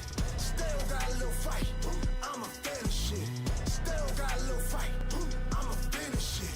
Still got a little fight, I'ma finish it. Little this, little that, everyone pulling triggers full of max. Talking feces cause they full of that. Ain't really G's, they GNATs, they really just next. Scratch them off, power balls. Look at them spinning, they really spin offs. Getting me dizzy, give me a headache, maybe wanna turn my head off. I could really use the Tylenol. Candy rappers talking good and plenty, it's really too many to mention, but no, I'm tired of y'all. Suck to infinity, you could never be my enemy. You make me look good, I should be hiring y'all. I'm reborn, I'm basically the man again. Made the world stand still, they amazed, frozen like mannequins. Kick the door off the hinges, make way, someone needs banishing. They ain't think I was able, but I'm Kane when it come to savageness. I'ma finish it, I'ma finish it, I'ma finish it, I'ma finish it, I'ma finish it, I'ma finish it, I'ma finish it, I'ma finish it. Still got a little fight, I'ma finish it. Still got a little fight, I'ma finish it. Still got a little fight, I'ma finish it. Still got a little fight, I'ma finish it.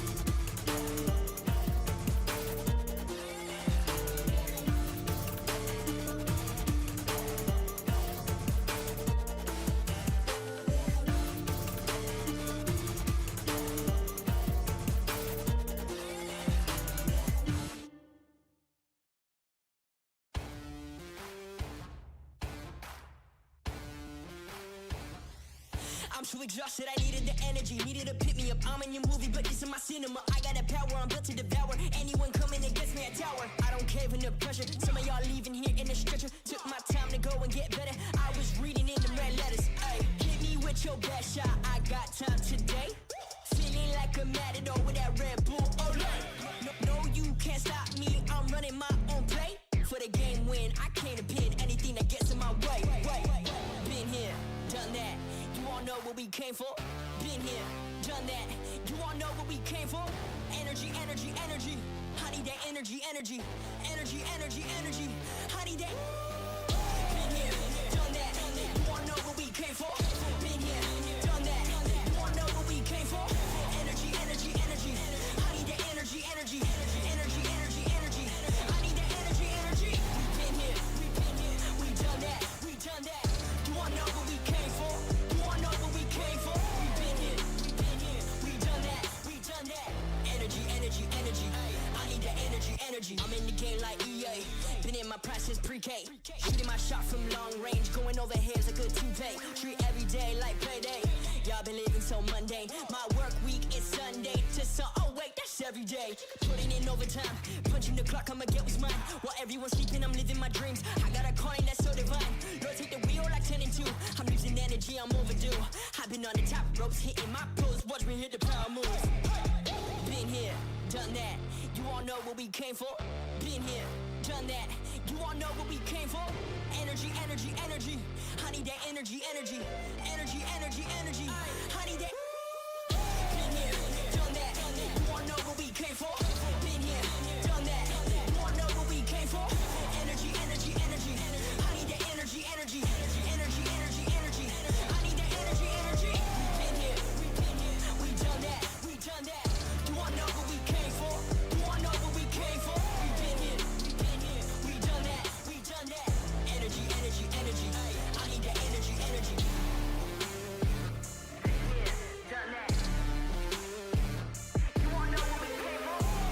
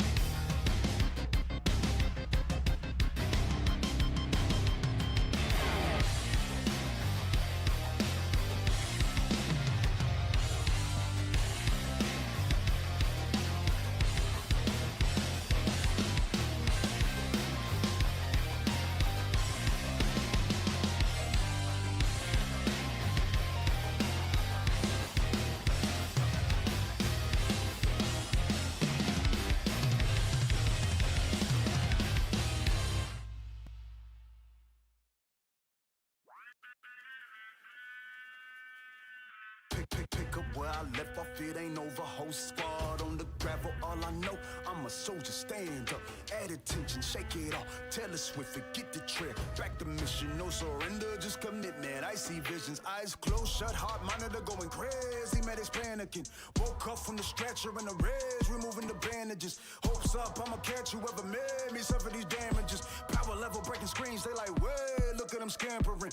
Rejuvenated, reborn, I'm basically the man again. Made the world stand still, they amazed, frozen like mannequins. Kick the door off the hinges, make way, someone needs banishing. They ain't think I was able, but I'm Kane when it come to savageness. I'ma finish it, I'ma finish it, I'ma finish it, I'ma finish it, I'ma finish it, I'ma finish it, I'ma finish it, I'ma finish it. Still got a little fight, I'ma finish it.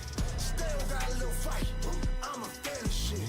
Still got a little fight, I'ma finish it. Still got a little fight, I'ma finish it. Little this, little that, everyone pulling triggers full of max. Talking feces cause they full of that. Ain't really G's, they GNATs, they really just next. Scratch them off, power balls. Look at them spinning, they really spin offs. Getting me dizzy, give me a headache, maybe wanna tear my head off. I could really use the Tylenol. Candy rappers talking good and plenty, it's really too many to mention, but no, I'm tired of y'all. Suck to infinity, you could never be my enemy. You make me look good, I should be hiring y'all. I'm reborn, I'm basically the man again. Made the world stand still, they amazed, frozen like mannequins. Kick the door off the hinges, make way, someone needs banishing. They ain't think I was able, but I'm Kane when it come to savageness. I'ma finish it, I'ma finish it, I'ma finish it, I'ma finish it, I'ma finish it, I'ma finish it, I'ma finish it, I'ma finish it. Still got a little fight, I'ma finish it. Still got a little fight, I'ma finish it. Still got a little fight, I'ma finish it. Still got a little fight, I'ma finish it.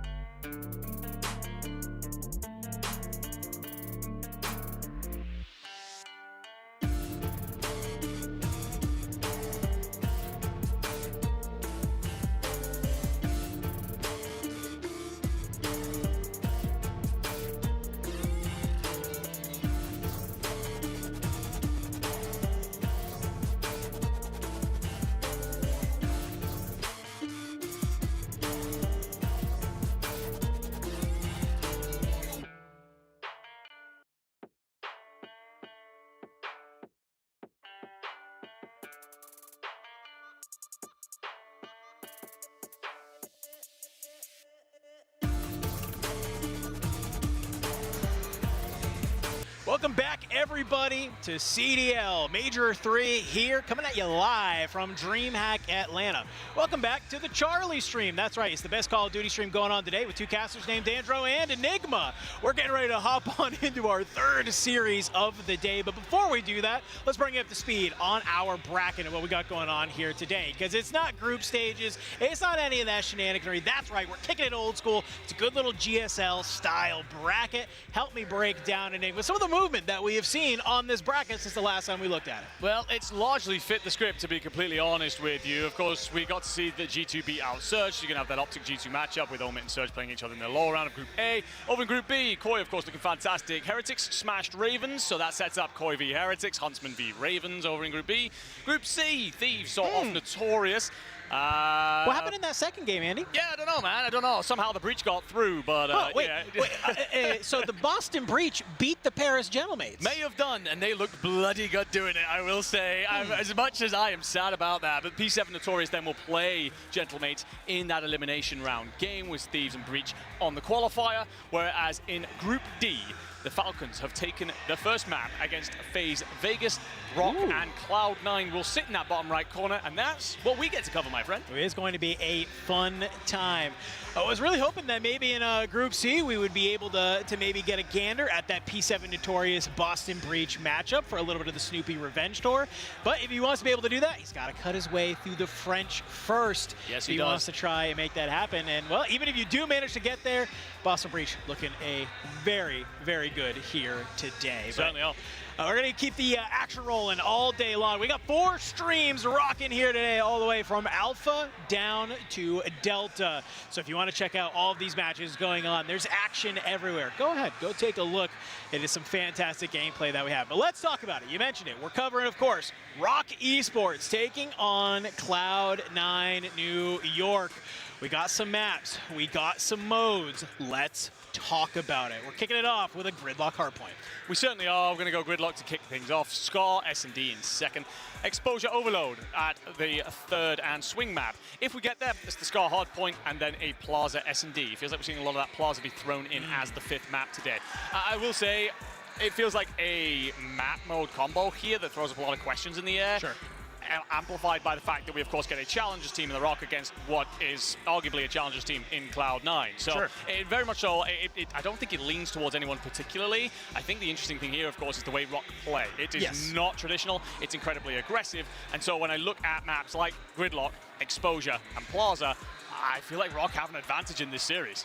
It's definitely something we got to keep our eyes on, and especially when we talk about even the series before. Because reminder, folks, there's a lot on the line here. This is an elimination game in this side. Loser of this series does not move on when it comes, of course, to Major 3. Unless, I guess, you are Rock, because guess what? They actually get to drop on down to Challengers in the top 16 Certainly there. do. So if they want to manage to keep on going through, though, taking out Cloud9, definitely a great way to kickstart this day. No, it certainly is, and the thing is, if you don't know who Rock are, the reason they're here is because they won Open 1, which was in Dallas. They'll have seen off pretty much every player inside this Cloud9 team. These are faces that they are familiar with, and the thing is for Rock as well, they were great through Split 1, through Split 2, they were good, they got second in Birmingham.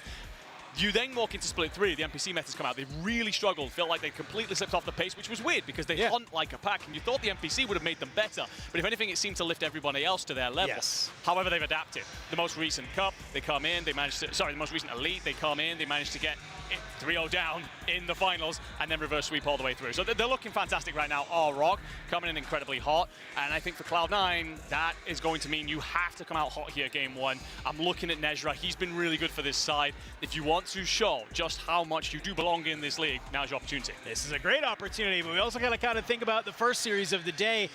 I mean, Rock, they got their warm-up against none other than FaZe Vegas for Cloud9. It was against the Riyadh Falcons. So who was able to maybe get a little bit more of a warm-up there? Was it Rock maybe playing at a pace that we know FaZe is known for? Or was it Cloud9? It was a 3-0, I'm told, but from some of the people watching and casting that match, said it was a pretty actually close 3-0. No game was a complete blowout. That was there. So very, very exciting to see. What do we get with this hard point, man. I mean, like you said, it's a gridlock HP. We saw it come on out earlier in some of our matches, and I'm right there with you that I think with Rock, it's going to be about coming out early, swing hard, swing fast, and just prove to Cloud9, hey, you're not going to be able just to run us over. Well, we got to see how it plays in the G2 and Vancouver game, Yes. right? So it's a lot of, okay, yes, you're going to rotate in for your spawns, of course, that's traditional hard point, don't need to teach you that one, but you can get very pushed out and essentially create 2 banks of waves to break through. Rock are incredibly good at that. They are ultra aggressive. They will swarm everything, they will trade everything on the map, and Cloud9 are essentially just going to have to hang with that to keep themselves in this matchup. You cannot allow Rock to get rotated in and 3 players pushed out. They will make your life hell. So very quickly, if they're hot out the gates, and we know this Rock team can be, Cloud9 have got to build their way back into a long series. Well, if you don't manage to know who Rock Esports are, if you haven't been paying attention to Challengers, let's do a little bit of an intro for them. We get ready to hop on into map number 1 because we have Dom-X, Kix, and Rixold. I think, to me, if I'm looking at a player who I think can set the tone in this series, it's going to be Kix for me. I feel like in a lot of these maps, these are maps that if one player can kind of go and get lost on that map in a certain area, Kix is going to be that guy. You're like, why are you here? What is this timing? And all of a sudden, your head starts spinning. You're on a swivel now. You're trying to check corners that maybe you don't normally check. Timings are thrown off, and that's kind of the Rock specialty, honestly. No, they do not care for traditional play. They will obviously respect fundamentals, but they're not going to make this easy for anybody. They will play corners. They will essentially double play weird things. They'll set up outrageous pinch attempts. They are a team that have just unstuck many a squad that expect them to play certain ways and soon found that they never did. This is, of course, the squad coming out of MENA. They've essentially grown up on a playstyle that many of us here in Europe and North America did not replicate. And they have been a fantastic force. You talked about the 4 players there, Dom-X, Rixold, and Kix. Some of you will be familiar with Kix after his stints previously with the Falcon setup. The thing is now it's a case of these boys are auditioning for the seats above them. And of course, Falcons, with their underperformance this year, you never know if any of them will get called up. Those 4 players, while we could talk about the various roles in which they slot in, for example, Rixold, often a bit more glue and a bit more objective play. He can also have superstar moments, as all 4 players have done this year. Yeah, and I think that's really the key here is that we've seen time and time again maps where this Rock Esports, where, like you said, it's one of all those 4 players can come online in every map. It's not like earlier where we're really relying on 1 or 2 players to really kind of have a highlight map if they want to try and maybe have a chance in this series. On the flip side, though, for Cloud9 New York, obviously, we know the talk. It hasn't been a great season for them, but maybe this is kind of some of that juice that you need, right? When you're kind of talking, of course, about the rest of their series, because Cloud9 New York, if they're able to go on foot, you're either fighting a phase that just maybe got potentially upset by Riyadh Falcons, or you're getting a rematch against the Riyadh Falcons as well, which if that was as close as I was told, a couple more maps go your way, that could be a series that goes to a Game 5, and all you need is a little bit of a warm-up. Well, what I think is a really easy point to miss here is this is Cloud9's first LAN. Obviously, this was the old roster that played Major 1. Major 2, they didn't make it through because of the whole play-in situation. So this is their first chance to step out under the lights. Playing Falcons is not an easy team to then do that against. So you are right. If you manage to come out here, do some damage against Rock, walk into the next phase, you might have built something a bit of a footing underneath you. We have seen crazier stories. And again, players, look, there's a lot that can be said about some of the boys, and obviously they're in this position that they're trying to do their best with. But Nezra is a talent, and he's going to turn up big time. And obviously, with the way he's been performing in S&D, I think that is where you can lean heavily. So if they force that Game 5, Cloud9 can certainly take this. It definitely could. Their S&D has looked really, really solid, and I think that is going to kind of be the marquee. I think, honestly, any of the respawns, it's going to kind of be a little bit of a coin flip, I feel like, right? It's going to be, can Rock come out with the pace they want to play, and then can Cloud9 adjust, right? But Search and Destroy is kind of the one game mode that, because it's a little bit slower paced, you can be more cerebral with it. That's where we can kind of see maybe these quote-unquote lower teams actually start to hold a candle to some of the other squads, right? I think that is where we've seen Cloud9 be able to have a lot of success that's there. So really looking forward to that. Scar S&D is going to be map number 2. But we got to get into this gridlock hard point first. We're getting ready to hop on in. Just had to go ahead, reset the map, but do not worry. We are getting ready to fly on through, my friend. Rock Esports taking on Cloud9 New York. Cloud9, if they lose this series, they are going home. Well, that would be a tough one, without a shadow of a doubt. I mean, look, you walk away from the minor as well with top 12. You think, okay, that can't get much worse. Well, top 16 is certainly worse. So they can't have this happen. So who comes out the gates hot and early? Reminder, both teams here looking to make a statement. The breakoffs are in. And of course, this is all about positioning in for that P2. Rock Esports are spawning that side. Dom will open things up with a nade onto Hyde. Nezra tucked into the point. And I look at this, it's a little bit of a slower pace here. Already on the wrap is Rixold, and I don't know if Cloud9 reads this at all. They're gonna be able to turn their heads, and Encourage pops a nice little two-piece to stem the tides of the kills. You got players still playing up towards that shower side. And yet again, Rock on the second wave of kills. Still gonna come off spawn here, still gonna try and maybe make something happen from behind, but Hyde, he's looking, and already Encourage, maybe feeling himself a little bit. It's 4 in a row. Yeah, fantastic start. Exactly what Cloud9 wanted to do here. Encourage as well going to position himself inside of shop. Bullets out towards Dom-X. Gives the information over, Nezra will find the kills. So the rotation's great, it's chaining 1 and 2 potentially together, but Rixold getting himself inside of shop now destabilizes that just a little bit, but I will say from Rixold, that's over-aggressive, maybe just trying to set up picks. He does get at least 1, but then traded out, so the setup might come through, but he pushed out the back spawns. Yeah, timing looks a little bit off there from Rock. Rixold maybe activates just a tad too early. Teammates coming off spawn, not really gonna be able to help play trades at all, so tries to be able to get back on in, but Cloud9 will continue to hold this shop side, and I like where we're seeing Nezra set up here on this back area, making sure nobody's able to hit this pinch. Finally, you're gonna get an idea, hey, we flipped the spawns. He moves on up towards 18 with the rest of his team, and now they're looking back towards House, and they're looking to continue to hold Rock. Rock just trying to hit this from the front. Nezra's going to be back down. You get one body into the point. Not just trying to stay alive, and does a great job, but Encourage finding Rixold means that you have the advantage in this. And while you have continued to hit if you're Rock, the rotation's already in for Cloud9, and that's where Rock can't afford to let this get away from them. As much as they do like to swarm, this is a very big map. Prioritizing a rotation, getting yourself that defensive setup in place, far more important, and Okus can try and back this up. I like this. Okus and Encourage just set on up, and it's just 1 by 1. Encourage will cut down kicks, finds Dom-X. Dom, unfortunately, gets found on out as well. It's going to be all up to Rixold here, and, well, you're not going to be able to make it happen. It's an early rotation. You'll get some reward if you are Cloud9 New York, and, well, as we hit this new hill, the setup is in, and looks like they're already starting to maybe pull away. Dom, it's a good two-piece. Okus answers right on back. Break looked like it was there, but Nezra does enough. Traded by Dom-X. Hyde inside the point. Going to welcome a couple of players in. Needs coverage from the ARs. Oh, no, he doesn't. Woo! Finds 2. Great stuff. 1 arriving from showers, however, and trades are afoot as Kicks gets enough. Bit of scrap time for Rock, but again, got to start to see a bit early on the movement. The rotation's over. Apply pressure to these back spawns. I like the route they're taking. Got to open up some gunfights. Yeah, I mean, it's great that you win that fight. You get a little bit of a scrap time, but unfortunately, I'm looking at that mini-map, and it's a full setup coming in from Cloud9 New York. They're going to be here. Can they find a couple of those opening kills? Dom's gonna be the one to find Encourage, and kicks through the top. Does a great job to be there, but unfortunately Cloud9 does answer on back. Dom in the cut, it's not gonna be there.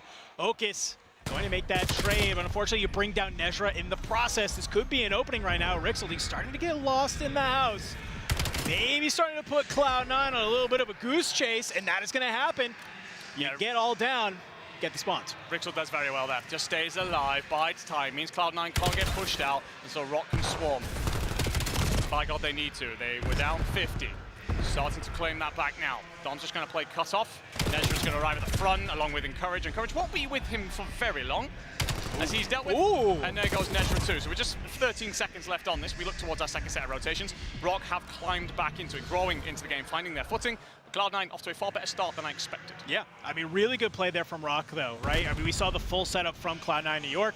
They break open the P4, and then they're able to hold it, and that's what puts them 15 points away from getting right back on into this game. But second set of rotations can be a completely different story. Dom-X, he's good for 2. You're starting to hold down PU1. You lost a lot of time on that first set here. You're trying to be able to crawl it back here on the second set, and Kicks, he's gonna hold the line if he can for the squad. Unfortunately for you, Nezra and Encourage, they'll line up for 3. They'll crack open P1, start to try and continue this lead. Encourage just gonna try and get lost here. Ensure that Rock Esports don't have a clear route through to the hill. They're just gonna bang it from the front. It's what they so often like to do, and while Nezra finds one, it's instantly traded. Drilled though by Encourage as you try and cross the line. He's got cut off, and as he's pushed out, Cloud9 are over the top of each other. Great job holding so far. Just this battle here on the second set on P1. Nobody's really been able to take full advantage of it. It's been contested or just completely off the time. So with that, as we get down to the end of the P1, you kind of realize, wait, we needed to play for P2, and all of a sudden the spawns come into the back. If you are Rock, you got to scramble towards that P2, but Cloud9, they're already waiting. Nezra does very well there, softens up the first, transfers beautifully onto the second, and gets support in to keep him alive. Kicks, as soon as he's snuffed out, that means you get a full hold in place again. Rock basically repeating the mistakes from the last rotation. Cloud9 hunkered in, lead of 30 points. Trying to cut their way on through. Rock, you have 2 players down here, but it's just the positioning from Cloud9 is just a little bit too strong. You're trying to take these fights one by one if you are Rock. Finally, the kills will go your way, but Nezra, he's still just holding the line. NPC in hand in the shop. He's not going to allow you to get on through, but it's a little bit of a wrap from Rixel there. Nezra and Hyde will fall, and you're looking for one more. There you go. But yet again, Andy, it's 15 seconds on the hill, and Cloud9's already on the move. Got to send those bodies on the rotation. Okis is going to spawn in a very unusual position over by houses. Don't think anyone's going to pick that up. Dom will not have Dom X on this push. In fact, he's by Lonesome, and that weird spawn comes through for Cloud9. So Rock have got to weigh up this hit together. Can't see individual gunfights happening like that. You're completely now a man down on the next fight. Domex will pick up at least one, but you're not even close to touching the hill yet. Yeah, it's a little bit disparate gunfights that are coming in from Rock right now. They're just really not able to take this as a full team. But despite that, they're still keeping it close. But Cloud9, guess what? They're shooting. The bullets are hitting. They're going to continue to hold this point. Still another 30 seconds on the clock, and they're going to continue to run up this lead. Hold the back line if you're encouraged, and gets the pinch come through as the Rock Esports team arrive all at the wrong moment. That's another 3 dead. Rixel will be up for a moment. Hyde, however, should clean him out. And another defensive hold in place for Cloud9. Up 60 now. Moments ago, we were level. Feels like a rinse and repeat. Rock Esports going to have to begin to rotate. It feels like they have not been first to the new kill throughout this entire map. They're breaking hills. The only problem is there's only 10 seconds left on the hill that they're breaking. This maybe needs to be the time that they change that to happen. Cloud9, they have the setup here, but the last time, first set of rotations, we saw them get broken. Will they have it happen again? Flying in through the back. Will they manage to find their way on through? It doesn't look like it. You're not going to let the same mistakes happen again. Hyde up top will get found. The close spawns are coming in from Rock as they're starting to flood this hill. But Cloud9, they're going to go wide. They're going to try and catch these players off the spawn. You can let this entire hill go if you want because you have the lead already. Rotate already set up for new if you need to have it happen. Rock, they'll clear it on out. They're holding it, but the spawns are still so close. Cloud9, they're bashing into the front. Yeah, applying plenty of pressure here and already sending bodies over towards P1. Rock are going to win these gunfights. You've got to get bodies pushed out. We've got to see some sort of rotation come through. You will have the numbers advantage. Another unusual spawn for Okis here. There's no blocking coming through. And Rixel isn't going to read that shot in the back. So Dom now trying to get him through the backside. Finds at least 2 to open things up, but Cloud9 in control yet again. Encourage a huge 2-piece that's there. They can end it here on the P1, and they have the setup to make it happen already. Rixel tries to be able to get there through the front, not going to make it happen. Cloud9, they are just cutting down Rock at every corner. They certainly are, and you're just arriving at ones if you are this Rock Esports team. This is so different to everything we've talked about, everything that you've shown online, what has made you a formidable force. Cloud9 just 27 points away from closing this one out. Have P1 and have so much positional advantage. It's one last wave of kills. You're getting the spawns, but you're still so far away. Hyde, he wants to be able to try and call game here. In line is encouraged, 25 and 17. He's letting the M15 rip. Rock, they're trying to fly, but Nezra on the point. Does a good job. He finds the kills, only 8 more seconds needed. C9, do you fly at this hill or do you just set up for P2? Looks like they're gonna go ahead. They give away P1. They're already starting to set their eyes on the next hill. Kicks is the one to destabilize it. You are gonna get players if you are Rock pushing through mid to try and set up a pinch, but Rock's gonna try and hold this from Mail. He's gonna be by his Lonesome for a moment. Big kill from Dom. Domex will get another in, so you got 4v2 advantage on the next hill. Rixel's here to help as well. They're trying to be able to flood all the way in. It's a 3v2 on the point. 2 players from Cloud9. They're coming in the back. You need to clear out these players while you have the time. That's a huge 2-piece from Rixel. They plant their feet on the point here. They are not going to let this map end just quick, but it's only 6 seconds needed for Cloud9. It's one break is all they need. It is, and there's Nezra coming in through shop side as well. Domex is watching this, but turns at the complete wrong time. Nezra should get in through the back, finds one, that should open everything up. Oh no, it's a 2-piece. He finds both. Hyde slides on out, trades are there. All you need to do is find kicks. It's only a couple of more seconds. You'll make it happen. Cloud9, New York, first time back on land here. They'll get a hard point win. hey, all it takes is one to maybe kickstart the momentum. Yeah, no, absolutely. It's an easy one to kind of forget that this is Cloud9 finding out who they are in a LAN setting. Nezra has himself another golden performance. We know just how good this boy can be. But for Rock, I've got to say, I'm very surprised. They did not play the way that we have talked about all year long. Hunting in packs, swarming things, pushing out spawns, rotating in early. They do none of it. And unfortunately, you're going to see Dom X there. That's 16 and 26. That's a difficult one to read. A lot of damage, a lot of assists on the board, but just not their typical traditional play style. Cloud9 absolutely smash them there. Great start out of them, and that gives them the confidence and belief that they can go on with the series. I mean, dude, I had a lot of hope there on that P4 on the first set of rotations, right? Cloud9, they make the early row, right? That was the sort of story of the map, was Cloud9 was always going ahead and making that early rotation.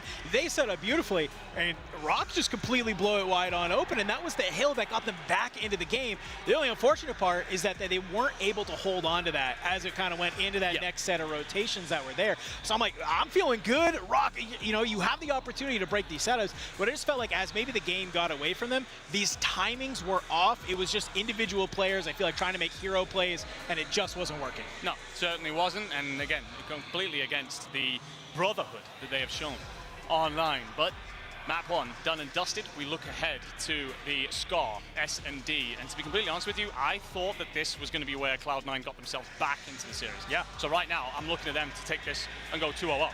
As much as Rock Esports will have looked at the faces on this Cloud9 roster and gone, we would have beaten you when we last had the chance to play you.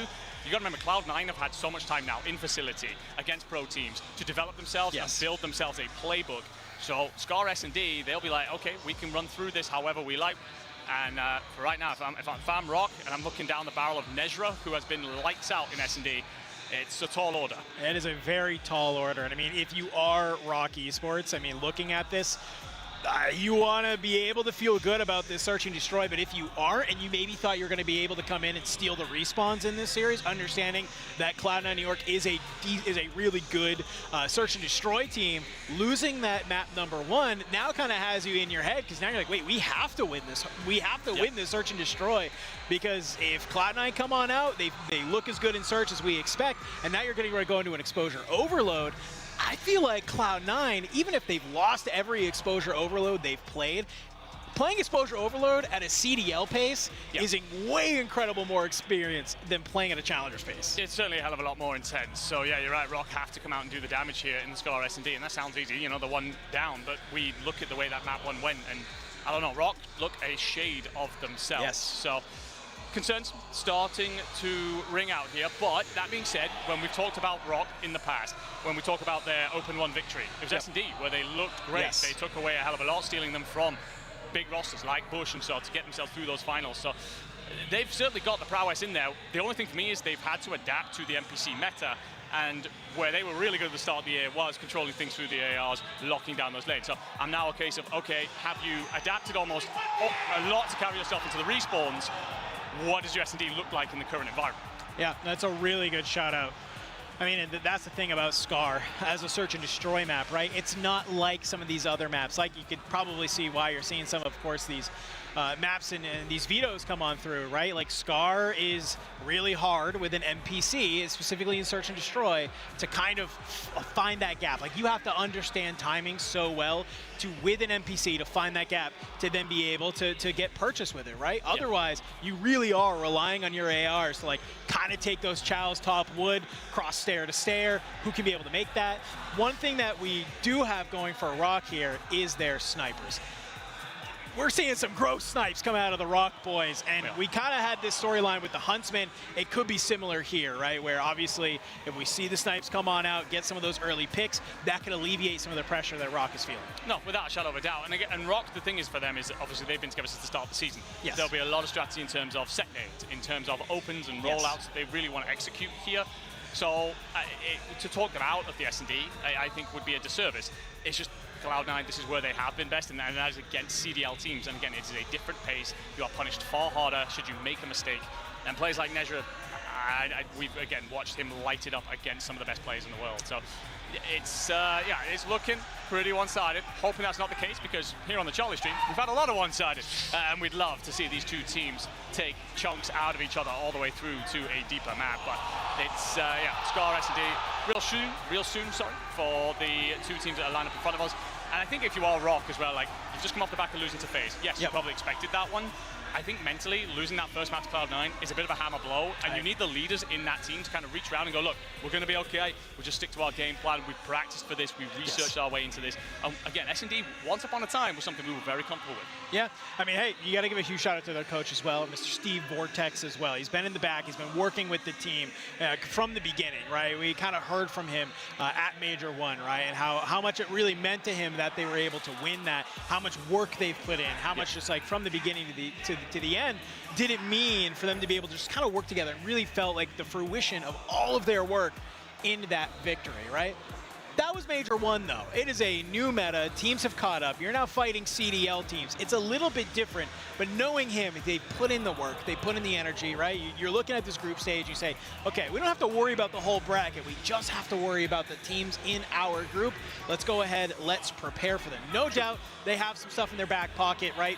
You're going against Cloud9 New York. You say they're a very formidable search and destroy team. Let's make sure we do our homework and have some of those counter strats. I love that you're bringing up Steve Vortex, because obviously this team have been through some ruts trying to figure out the NPC meta. They've put in a lot of VOD review, a lot of time outside. The one thing that they do sometimes struggle with is adaptation in the moment, so that's my only concern right now. Yep. However, with all due respect, they likely expected this matchup. They're expecting Yes. Cloud9 to lose theirs. They probably didn't expect to beat FaZe. So a lot of your prep probably went into, okay, how do we get over the Cloud9 hurdle that we shall face? And as such, again, talking probably a deep playbook here. Got to come out with a hot start, though. I think if you drop 2 or 3 rounds quickly here, I'm watching a lot of momentum sapped from them. I'm watching a lot of wind taken out of their sails. I mean, hey, we've seen reverse sweeps before, but maybe you don't have to have it happen here in the search and destroy. Domex. It's the recon in hand in mid.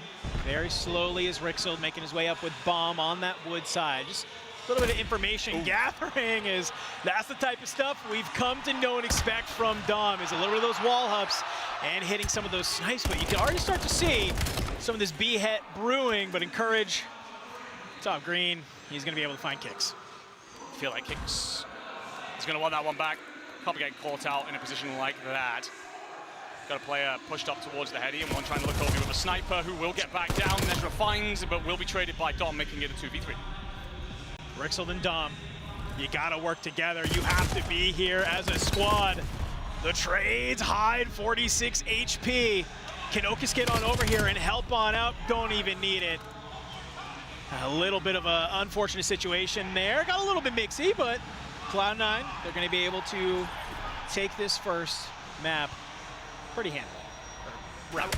I will say, I think Kicks getting caught out there is a free one. You really can't be essentially stepping yourself out that far wide on boats, not checking out top green. You're leaving yourself so exposed. You play on the heady as well. You've got a sniper over you. That should be something that was relatively covered off, or at least in a position where you're not handing a free first blood, maybe a tradable situation. Yeah. But Rock, well, your turn now to set up your defensive play. Cloud9, where do you go with this bomb? Looks like it's going to shift central. Set nades go out, fall just short. Hyde will be back down, and his nade catches nothing either. All right, there we go. Domex finally will get purchased with that sniper onto Okus. Almost gets the second. As Nezra runs across that blue rooftop. Hyde's going to slide on through market, and Dom will drop. This is going to open up that A-bomb site just a little bit. Well, that's until Kicks finds a nice little opening to take down Hyde in the back. So it's 2 players here on this A-bomb site. You're starting to find your way. Domex needs to get his way on over here. He needs to be able to help the team. Cloud9, they're doing a great job playing together. They're not committing to this bomb site just yet. Yeah, honestly, you have all the information you need, and honestly, I think that the play for Rock right now, unless you are handed a free pick, is let that Rock go down. You have the numbers, set up a pinch, or overwhelm from one side. You do not need to force this. Cloud9 haven't planted because they're looking for a free pick to tie these numbers up. Would love to see Domex get himself into that top broken. But look at this, in the mid, there's the trade that you're looking for. That's gonna be confirmation. This bomb does go down at A. Encourage is gonna back up towards the stairs and maybe try and hope one of these 2 scams so we can put this into the 1v1. Got 30 seconds on the clock though, Rock. Got plenty of time to play with. Just have to work together to find Encourage. They're expecting a rotation, a wrap to come through. That's why they've paused here. Now they realize they're up against the timer and they've got to go. Might be able to find the opening though. Good shots, and I love that. Domex not gonna give his life away. Backs on down, is able to play his life. You let kicks, slide on out, play that trade. That's a really heads-up type of play. Yeah, definitely. That was understanding where each other needed to be in the moment. I'm going to bait. I'm going to throw a shoulder here. I want you to be on my trade. Finds the kill. Because the thing is that if that gunfight isn't clean, Yes. Encourage can back off, buy yet more time. Had to come through. Does enough. Defense is on top, 1 apiece. So coming back then to Rock's previous round. On that offense, where they giving up a free life in kicks. He finds himself 3 in this second. It's got to be better. You got to get yourself into positions where you are not essentially running it down. For Cloud9, Sniper looks like you're going to try and get in top green. It looks like there was a mix-up there. It might be delayed on the getting yourself in position. It might be, and that's a big nade from Nezra. Knows that Dom has been loving to play through that market side, so says, hey, I'm going to spot check your timing with a nice little cook nade here. You're going to be able to do it. It's going to put Rock into the 3v4, and they've left Bomb back in sight. So you're going to have to rat back here if you want to try and pick that up and get the bomb down. I think for now you just have to play for one of these picks, but it's going to be very hard, especially when you have Encourage and Top Broken looking over so much of the map. Bomb will be retrieved. Shifted towards the A sites. I say that, actually going to prop up in market. You have no positioning towards B, so I'm not sure what the play attempt is here. If you are Rock, well, yeah, you're going to get caught out and turn it into a very simple 1v4 for Domex. Felt like there was maybe an opportunity to actually work at A there. You know, like I don't know if I necessarily love wrapping back, picking up the bomb, and then trying to make this big wide wrap over towards B. You know that's exactly what a lot of people do, right? You kind of float heavier over onto that A side. It's where people normally like to hit. Nothing's there. You probably have an idea that it's B. You spent so much time not hitting A. Cloud9's going to be all on B. Go ahead. Try and get that rock down. Didn't feel like a play that was necessarily hit together either. Yes. You've got one player with the bomb isolated in mid. No one's over the top to trade that. Sniper, I'm not sure what you're looking at. So Cloud9 will snap that up all day. Again, a reminder, these players will have elevated massively, although right now in the league they seem outclassed.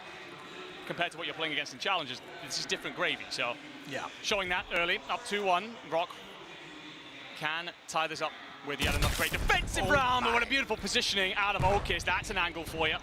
Whew. Yeah, that one's going in ranked play for sure. Had that one in the bag. And now you can just start to kind of work this A-bomb, and that's exactly what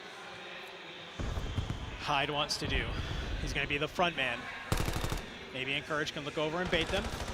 Just kind of trying to clear out. I love this. Hit the wall bang if possible, but Dom from the back has backed up from market, going to be able to find Okis. So that'll kind of bring this back into a 3v3, and now Cloud9, they have to think about how they want to play this. Back over in blue, kicks, he almost finds Encourage there, but he's not going to be able to. You still have Dom lurking, though, in the midst. Unfortunately, while you're waiting for him to maybe push on forward, find it, the rest of your team is just getting dropped on the other side of the map. Don't know if they're going to be able to 1v3 from that position. Cloud9 continuing to just, I think, play great. Well, yeah, it's been smooth. They're being handed 1v1s and they're not losing them. So, Yeah. I mean, great work obviously from Okis on the snipe to open things up. But Yes. again, they're just willing to back off. All right, well, if you guys are going to come locking for us, we'll welcome you into the Lions Den, my friend. Again, super smooth from them. So, up 3-1. First attacking round we've seen so far through this S&D creates that buffer. Rock Esports must find answers and replies. I said, if you don't get off to a hot start here, you come off the back of a dropping from phase. Yes, you probably expected it, but that loss in the map one in the series, that one, they will not see coming. So, gotta build their way, at least mentally, back into this game. Well, it's a heavy defensive side from Cloud9 on the A, and already it's another first blood for Cloud9 New York. Yet again, kicks, throw on a shoulder, maybe a little too wide, getting found on out. Domex not there to try and look over you. You've now lost Dom. It's a 2v4. Rock is just not doing anything to help make this map easy for themselves. It's a lot of 1v1s that we're seeing them, and yet again, blink and you'll miss it. We're down to another 1v3. Cloud9 clean it up easily. Just better fundamentals right now to Cloud9. I'm looking at that bottom left, I'm looking at that minimap. Rock have bodies in all sorts of different places. For Cloud9, they're picking up on the information largely from, okay, we pushed into this area, they're not here. This narrows it down to either position 1, position 2, and they're finding individual fights that they're finding incredibly comfortable right now. So up 4-1. Again, I'm looking to the leaders of the Rock team, talk us into something here, a game plan, an executable strategy that has Cloud9 guessing. It's all been far too simple. Scoop of the bomb.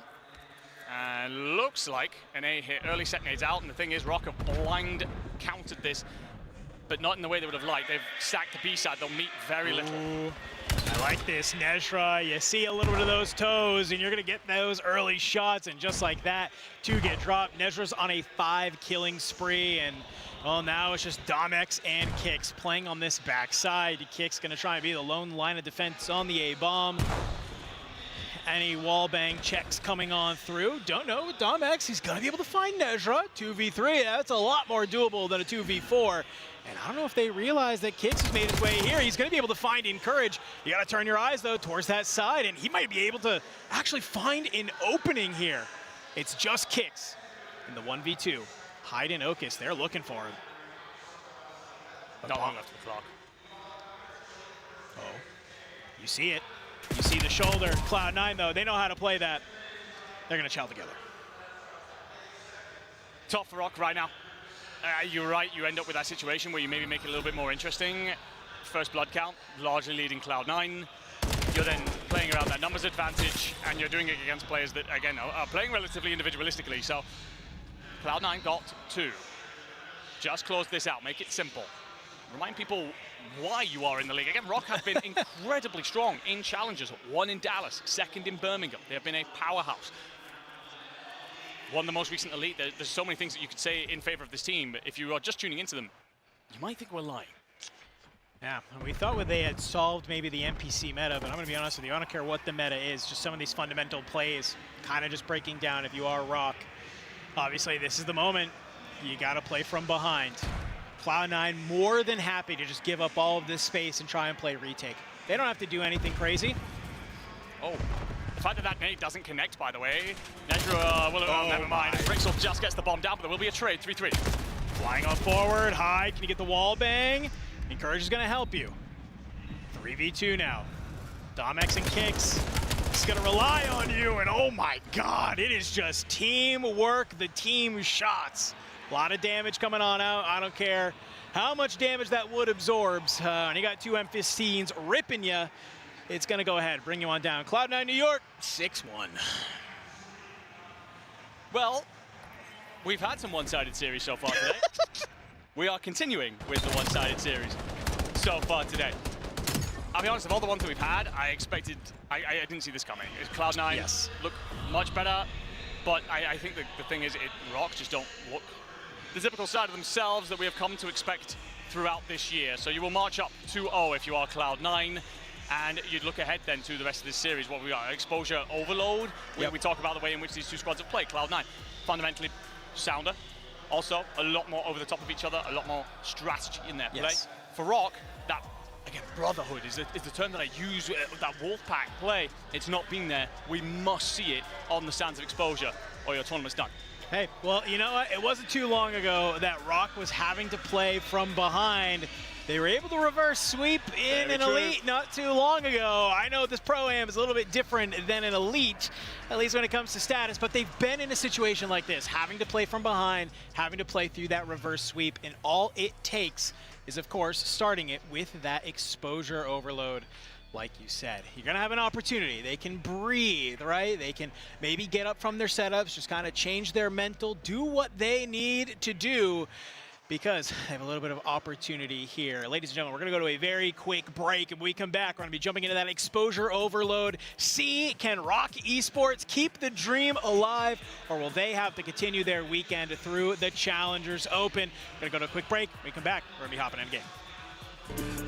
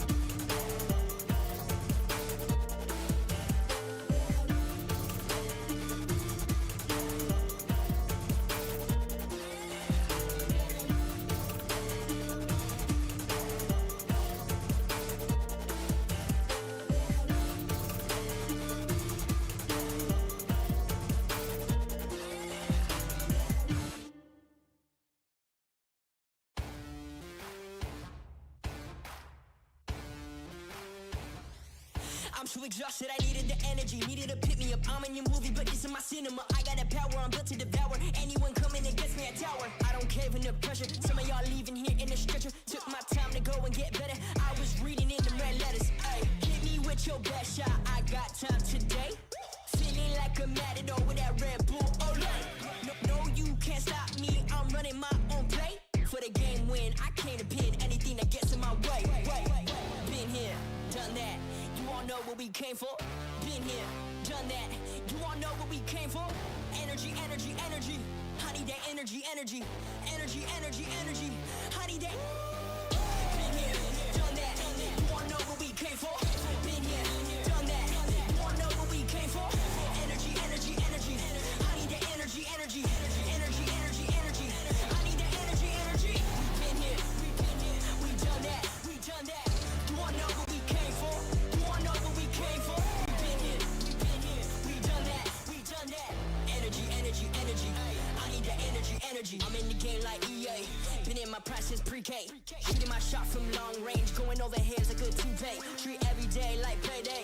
Y'all been living so mundane. My work week is Sunday to oh wait, that's every day. Putting in overtime. Punching the clock, I'ma get what's mine. While everyone's sleeping, I'm living my dreams. I got a coin that's so divine. Lord, take the wheel like 10 and 2. I'm losing energy, I'm overdue. I've been on the top ropes, hitting my pose. Watch me hit the power moves. Been here, done that. You all know what we came for. Been here, done that. You all know what we came for. Energy, energy, energy. I need that energy, energy. Energy, energy, energy. I need that. Been here, done that.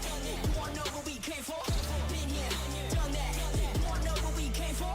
Energy, energy, energy. I need that energy, energy. Energy, energy, energy. I need that energy, energy. Been here, we done that. We done that. You all know what we came for. You all know what we came for. We been here, we done that. We done that. Energy, energy, energy. I need that energy, energy.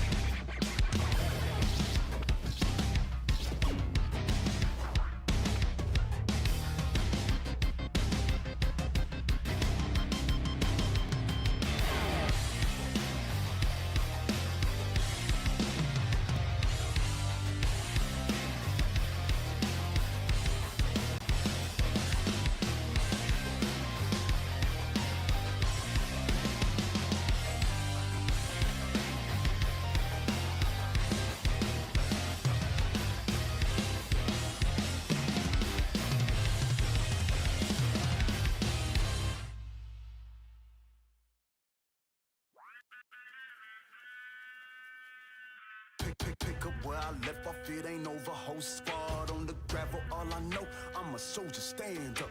Add attention, shake it off. Taylor Swift, forget the trip. Back to mission, no surrender, just commitment. I see visions, eyes closed, shut, heart monitor going crazy. Medics panicking. Woke up from the stretcher in the reds, removing the bandages. Hopes up, I'ma catch whoever made me suffer these damages. Power level breaking screens, they like, way, look at them scampering. Rejuvenated, reborn, I'm basically the man again. Made the world stand still, they amazed, frozen like mannequins. Kick the door off the hinges, make way, someone needs banishing. They ain't think I was able, but I'm Kane when it come to savageness. I'ma finish it, I'ma finish it, I'ma finish it, I'ma finish it, I'ma finish it, I'ma finish it, I'ma finish it, I'ma finish it. Still got a little fight, I'ma finish it. Still got a little fight, I'ma finish it. Still got a little fight, I'ma finish it.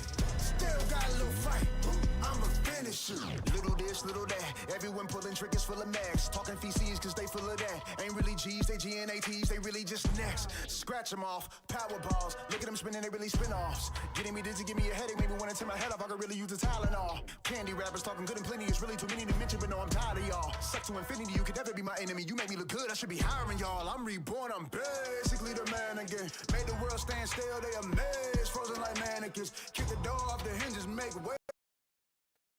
Ain't think I was able, but I'm Kane when it come to savageness. I'ma finish it, I'ma finish it, I'ma finish it, I'ma finish it, I'ma finish it, I'ma finish it, I'ma finish it, I'ma finish it. Still got a little fight, I'ma finish it. Still got a little fight, I'ma finish it. Still got a little fight, I'ma finish it. Still got a little fight, I'ma finish it.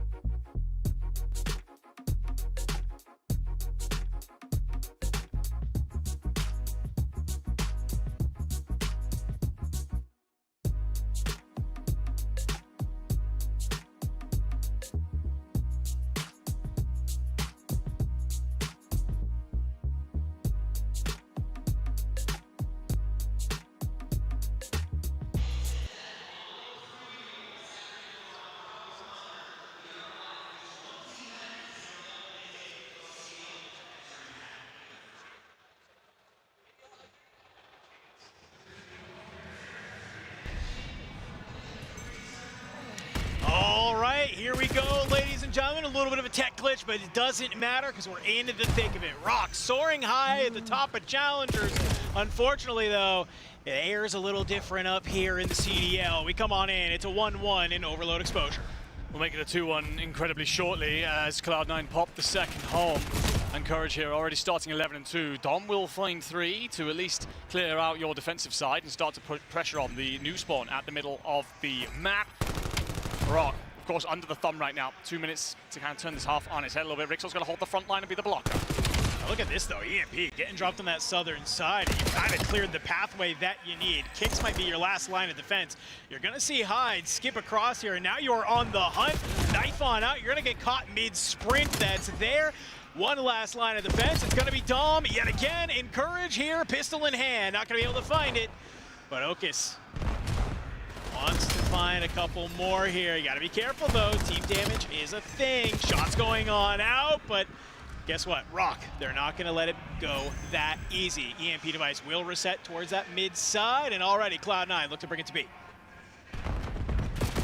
Starts to run through here, and Courage nearly slips the net entirely, but kicks over the top, finds Courage. Right on the trade. Dom here got to kind of draw a line in the sand and stand alone, and will not do so. Device now going to be picked back up, and well, you get coverage in, and Nezra's going to pop home the third. Huge kill by Okus. Rixold looked like he had him dead and buried. You get the coverage over before you can even touch him. It gives you a comfortable buffer. And this is where Cloud9 are going to start to feel comfortable. You get that score, you're able to hold them back into the spawn, and the EMP device is going to be spawning up towards the top. 4 members from Rock, though, hot off the spawn. They'll play a little bit of defense on that B side, but I don't know if you've made this realization that Hyde, EMP device in hand, he starts to bring it down, and A, you find all the kills, you got to bring it back through B. You could make this wrap through P3. No, Rock will stop you in your tracks. Nade's going to go up here. It's going to just slow down the reply from Domex, who doesn't even get the opportunity to make one. Dom with the device might be worth slowing this down and trying to go for a last-ditch play, as dropping the device nearer to your spawn may give Cloud9 a free one, but great work by Dom to at least pick up Nezra. Try and squeeze out now. He's got nowhere to go. He needs a couple of teammates to arrive, give coverage over the top. Domex will now get involved in the party.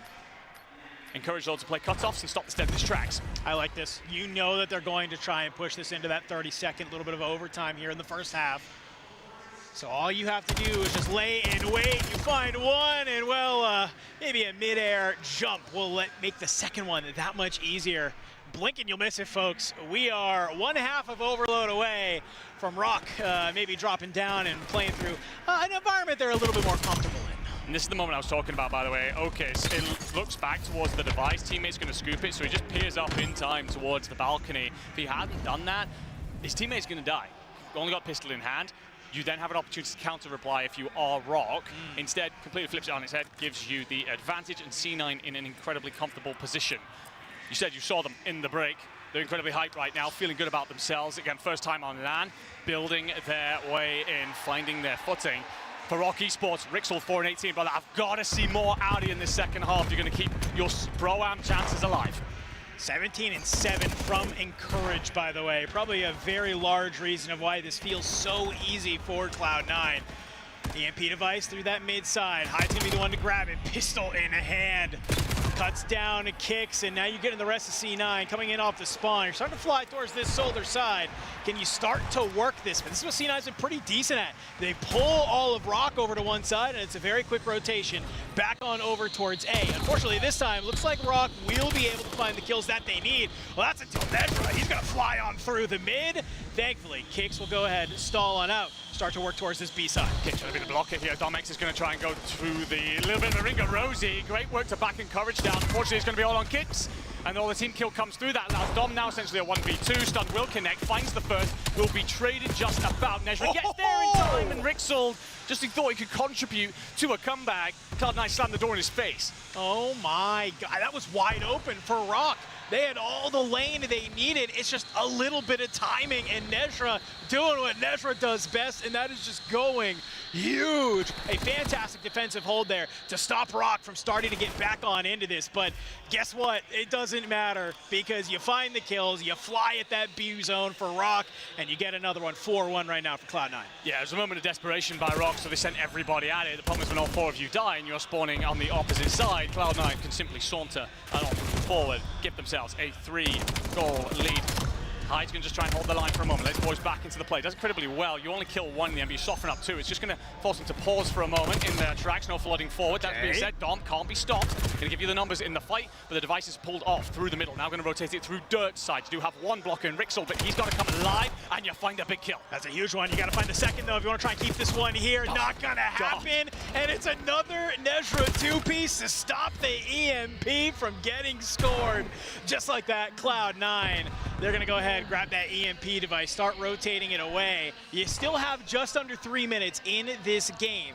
It's a tall order, but we've seen 3 kills back to back to back before to be able to allow for these quick scores. But Rock, we need to see more signs of life. We certainly do.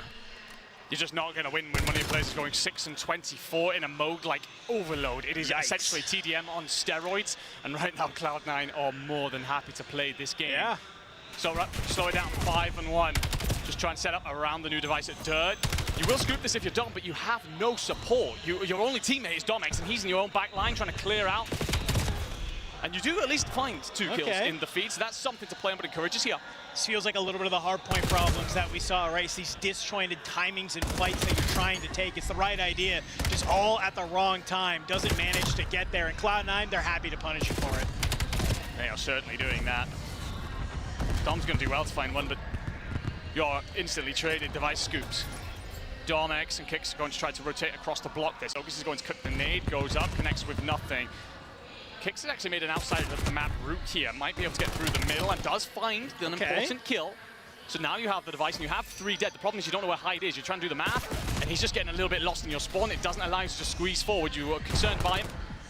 And as such, the respawns come through for Cloud9, allows him to set up a defensive line. Yeah, it's tough. Getting lost in that back line just causes Domex. He tries to maybe be able to bring them on out, but it's just not enough to be able to grab that attention. You're starting to swarm around this A side if you are rocking. Well, Domex is trying to be able to get into that position. And how many times can Nezra pop a 2-piece for a defense? Oh my, dude, if I had $1 for every time we've seen it, I could go buy a scuff here in the venue. I think that's about it. Nezra has indeed been putting on through this series. But Rock, unfortunately for them, I don't think it's even mathematically possible within 5 seconds of making this comeback. So for them, despite everything, all the promise that they've come into this tournament with, it will be challengers tomorrow for them. And, well, considering just how much Cloud9, the sandbag of the CDL, has laid belts, they might welcome that.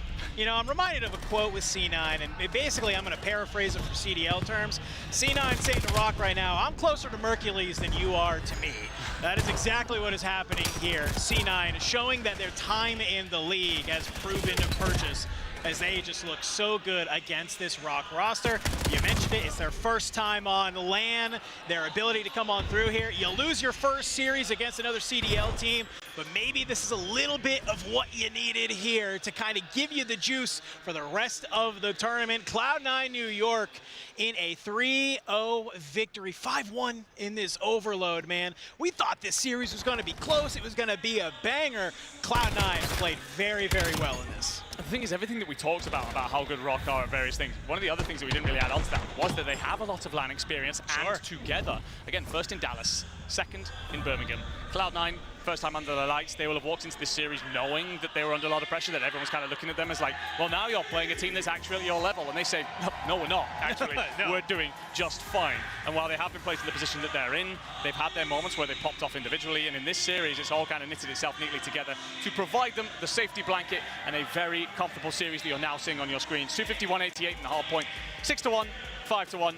We don't even need mats 4 and 5. Yeah, well, for Rock, like you mentioned, this isn't the end of their road for the weekend here at DreamHack Birmingham. They will be able to drop on down and compete in the Challengers Open starting tomorrow. So, a nice little warm-up maybe, rather than have to play through the Open on a Friday, play against some CDL teams, that is there. Let's take a look at this bracket. Andy just excitedly pointed at the top left of me. Am I blind? Is that Omit 3-0ing Vancouver Surge? Omit Noir with 2 18-year-olds in their lineup. One of them hadn't even played Call of Duty 3 months ago. He decided to hop into a cup and looked pretty good. Is here on LAN. They will 3-0 that Surge roster to march forward. We knew they had a lot of talent. We looked at that group as a bit of a, okay, you might struggle with this one. Apparently they're going to wait on probably G2 to see if they can get through. And, well, they've certainly served up the first major surprise inside of our tournament. That being said, there are a couple of others for you, ladies and gentlemen. Group B, things are all executing pretty much as standard, as expected. Koi and Heretics will play in that qualifier round matchup.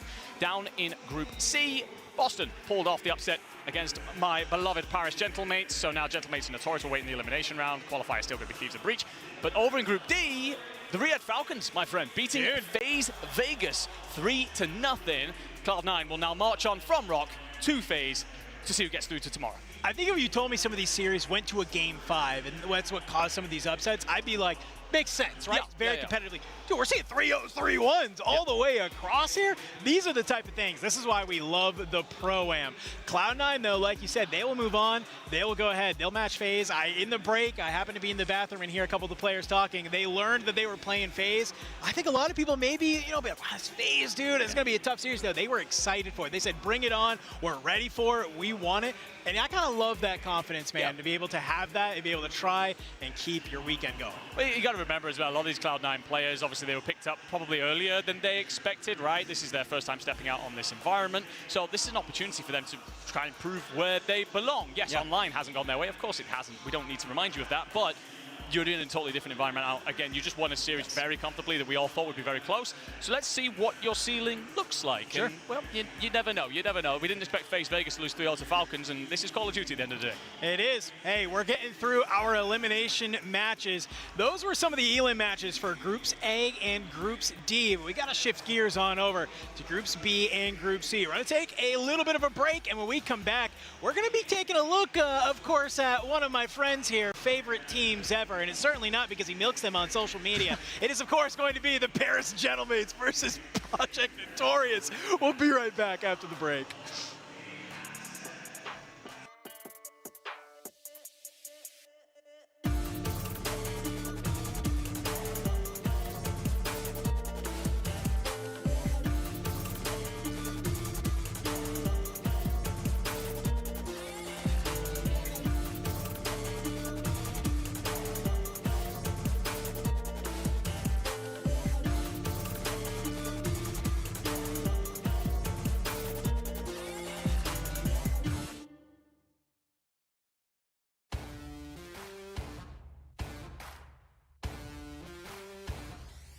I'm too exhausted, I needed the energy, needed to pick me up. I'm in your movie, but this is my cinema. I got the power, I'm built to devour. Anyone coming against me, a tower. I don't care for the pressure. Some of y'all leaving here in the stretcher. Took my time to go and get better. I was reading in the red letters. Ay, hit me with your best shot. I got time today. Feeling like a matador with that Red Bull. Oh, no, you can't stop me. I'm running my own play. For the game win, I can't depend anything that gets in my way. Been here, done that. You all know what we came for. Been here, done that. You all know what we came for. Energy, energy, energy. I need that energy, energy. Energy, energy, energy. I need that. Been here, done that. You all know what we came for. Been here, done that. You all know what we came for. Energy, energy, energy. I need that energy, energy. Energy, energy, energy. I need that energy, energy. We've been here, we done that, we done that. You all know what we came for.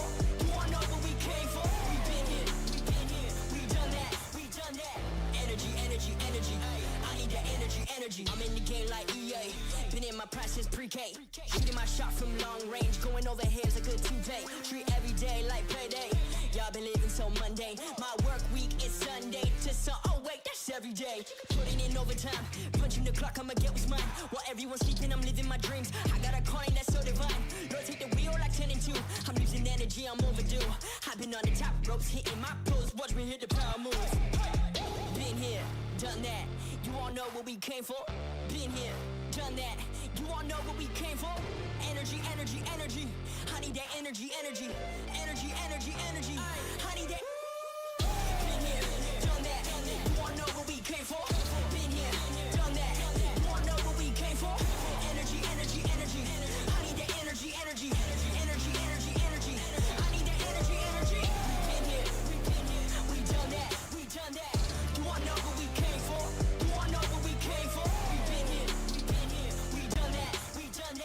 Energy, energy, energy.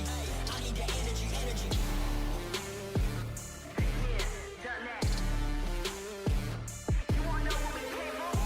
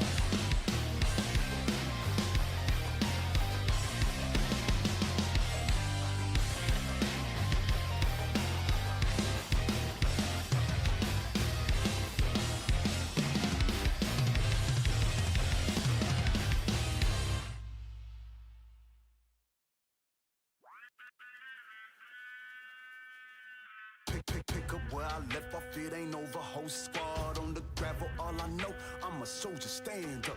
Add attention, shake it off. Taylor Swift, forget the trip. Back to mission, no surrender, just commitment. I see visions, eyes closed, shut, heart monitor going crazy. Medics panicking. Woke up from the stretcher in the reds, removing the bandages. Hopes up, I'ma catch whoever made me suffer these damages. Power level breaking screens, they like, way, look at them scampering. Rejuvenated, reborn, I'm basically the man again. Made the world stand still, they amazed, frozen like mannequins. Kick the door off the hinges, make way, someone needs banishing. They ain't think I was able, but I'm came when it come to savageness. I'ma finish it, I'ma finish it, I'ma finish it, I'ma finish it, I'ma finish it, I'ma finish it, I'ma finish it, I'ma finish it. Still got a little fight, I'ma finish it. Still got a little fight, I'ma finish it. Still got a little fight, I'ma finish it.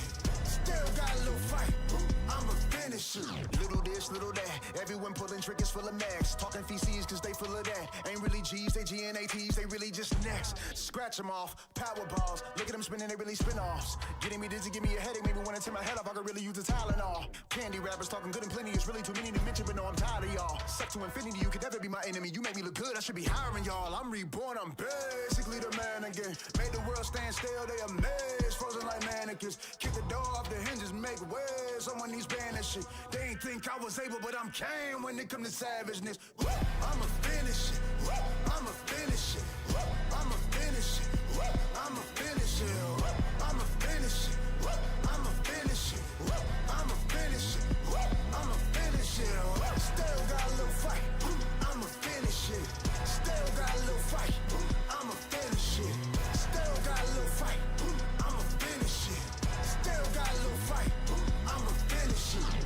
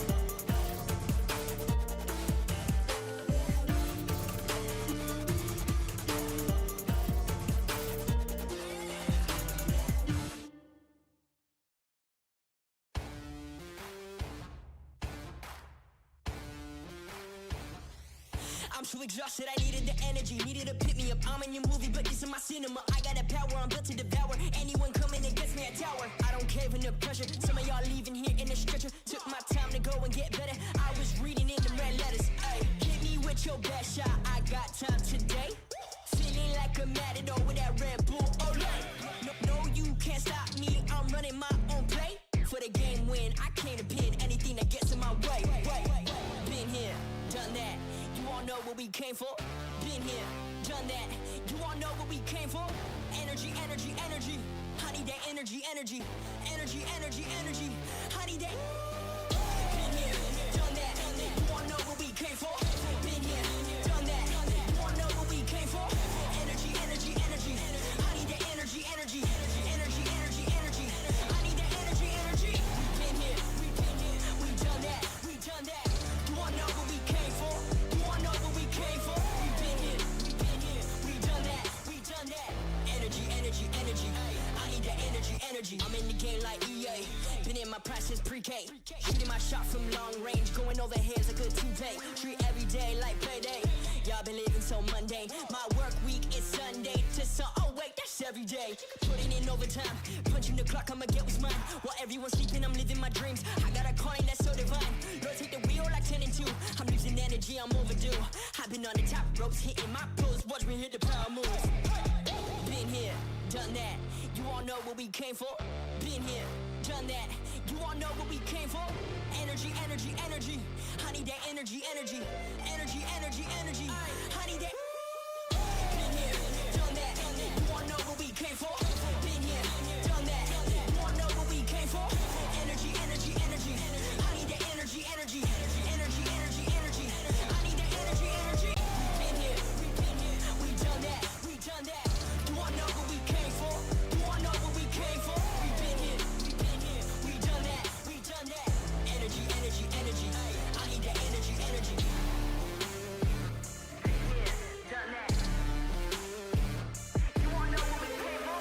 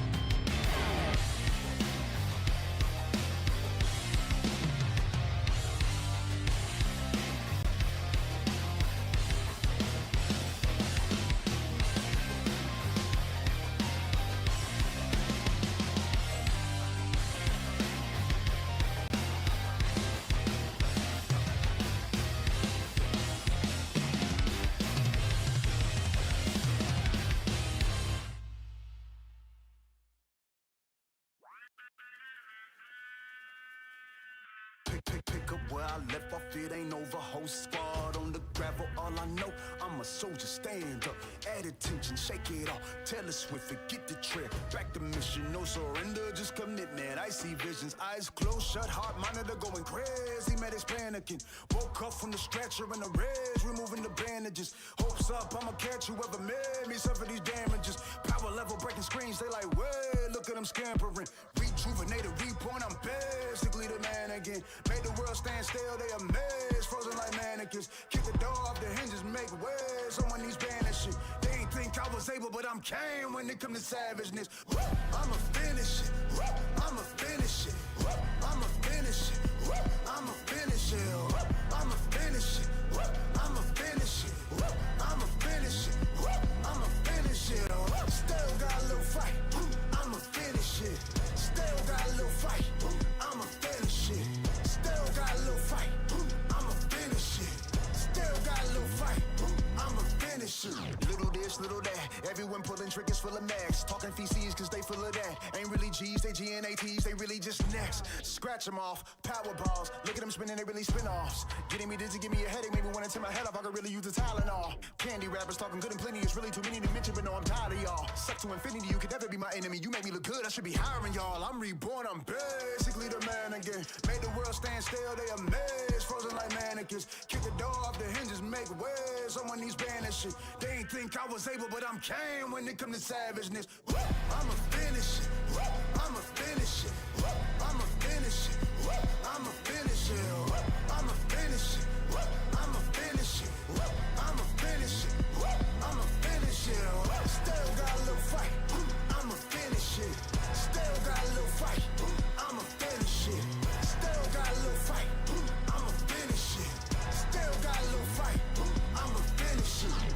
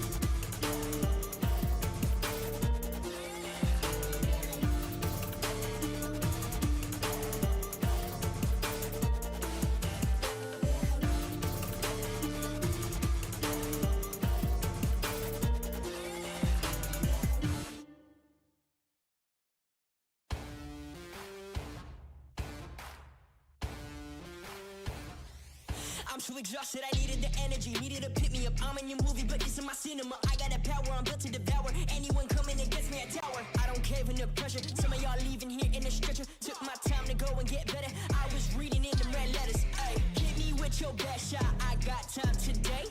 Feeling like a matador with that Red Bull. Oh no, no, you can't stop me. I'm running my own play. For the game win, I came to pin anything that gets in my way. Been here, done that. You all know what we came for. Been here, done that. You all know what we came for. Energy, energy, energy. I need that energy, energy. Energy, energy, energy. I need that. Been here, done that. You all know what we came for. Been here, done that. You all know what we came for. Energy, energy, energy. I need that energy, energy. Energy, energy, energy. I need that energy, energy. Been here, we done that. We done that. You all know what we came for. You all know what we came for. We been here, we done that. We done that. Energy, energy, energy. I need that energy, energy. I'm in the game like EA. Been in my prime since pre-K. Shooting my shot from long range. Going over heads like a toupee. Treat every day like payday. Y'all been living so mundane. My work week is Sunday to oh wait, that's every day. Putting in overtime. Punching the clock, I'ma get what's mine. While everyone's sleeping, I'm living my dreams. I got a calling that's so divine. Lord, take the wheel like 10 and 2.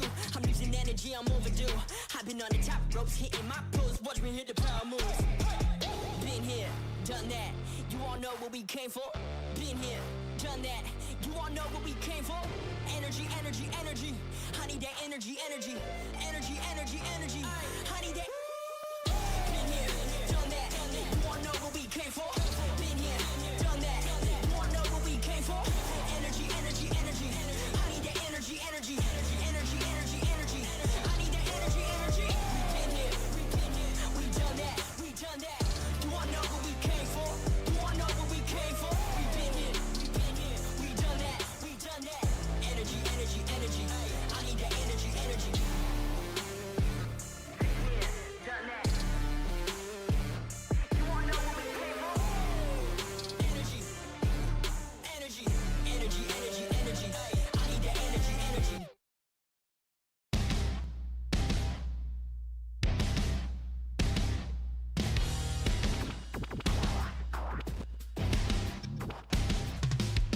The action continues to heat up here in Atlanta, and no, it's just not the temperature, okay?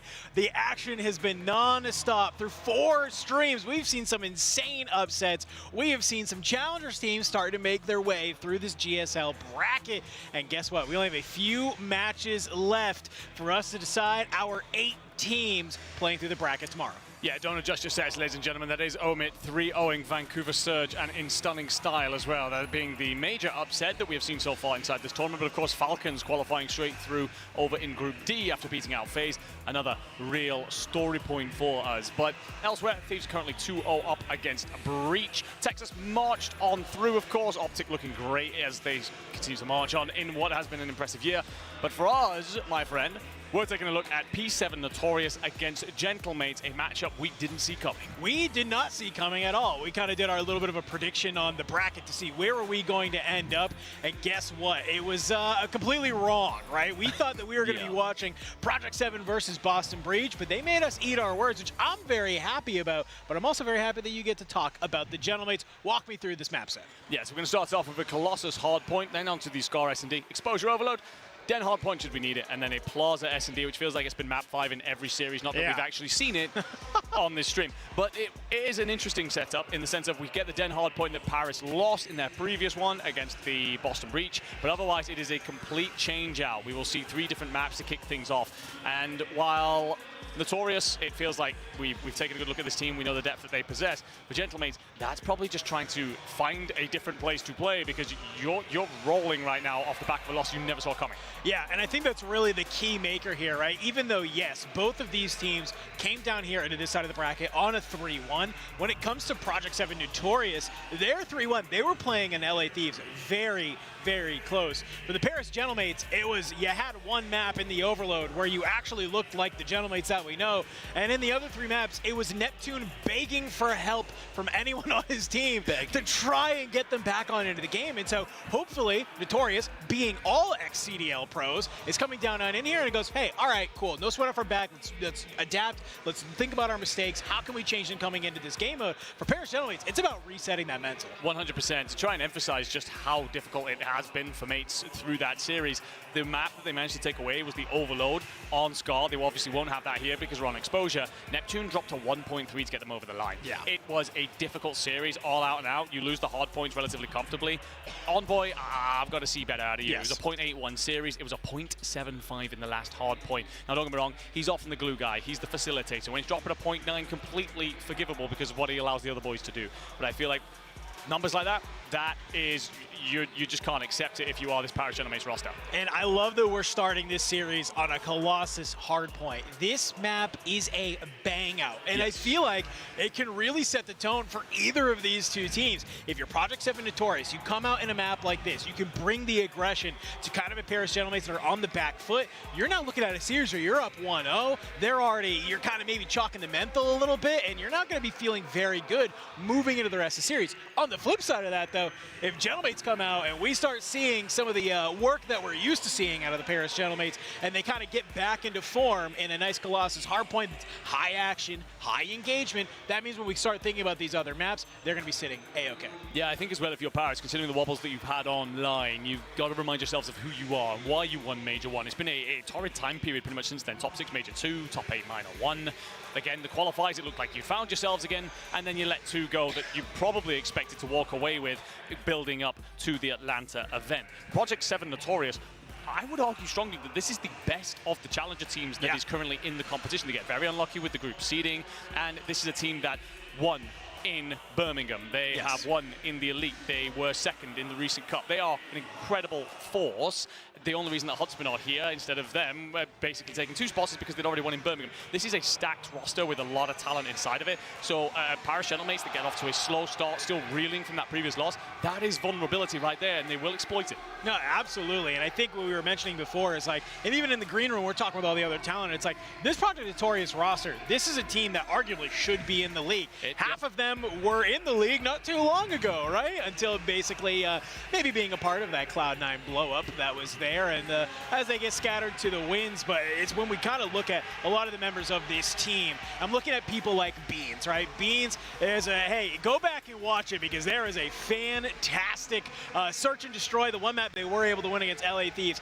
Beans kind of world starred scrap a little bit. Please go watch it. It's an insane clip, and so hopefully Mr. Ben Beans himself can go ahead and maybe kind of keep that in the back of his brain when he's trying to do maybe the same thing to Ghosty or Envoy. I mean, a lot of these players are obviously trying to remind everyone why they should be in the league, right? Beans, of course, we all know his story. Snoopy having been released from Boston. Eric Boone was on Heretics at the start of the year for a very short period before, I mean, he didn't even actually get to play a regular league game, I don't think. So this is a roster that is full of, okay, this is our opportunity to prove where we should be and get themselves essentially a free audition.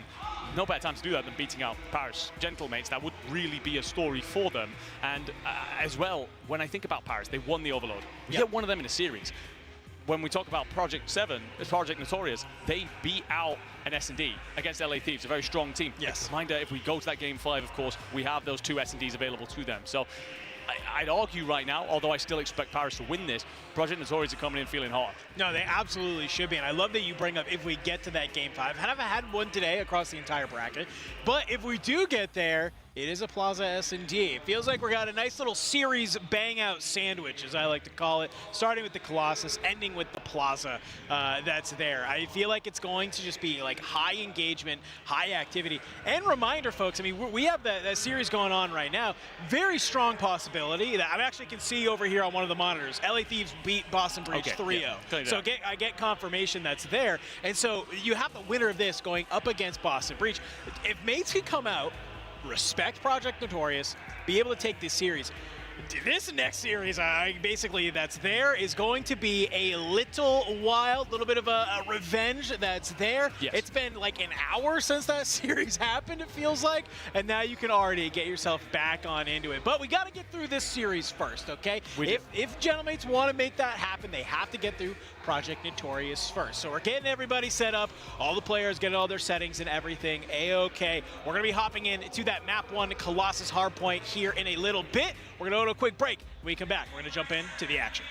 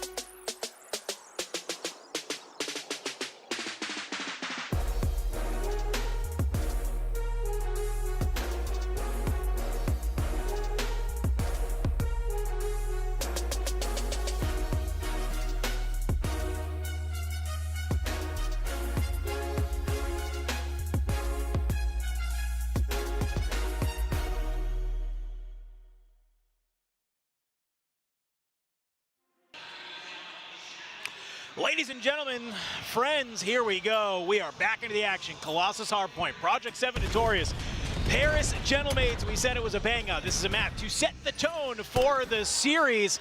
And P1, no better hill to make it happen. Yeah, and the lion's share of the kills will go to P7 Notorious. Gentlemates will now flood this hill, considering there are no trophies available. Grenades on par, but Ericboom actually manages to get stay alive in the hill far longer than expected. Beans just going to get himself up over the top here and watch, but Paris will waltz their way back in. Of course, this is all about setting up now for P2. As we look at the final 20 seconds appearing in front of us, will be Notorious in prime position and pushed out all the way across the map. Yeah, a couple of those kills are huge. They get some of those close spawns, so Diamondcon immediately off spawn is going to try and put himself in the best position possible, and it's going to give him a little bit of reward there as he does find Envoy. So you're looking to hold this P2 as it gets ready to pop. Unfortunately, though, Ghosty will be able to find you, and you're trying to push through P1, get those kills to fall your way, and it just as Project 7 Notorious had flipped the map, set up for P2, immediately broken, spawns flipped. Ghost is just going to try and buy time here. Can he get any support? The answer is no. So you're going to waltz the Project Notorious player through into blue. This might end up costing the back spawn. Civ's got to turn around and check. You will have both bodies looking at this and trying to control the side though at the same time.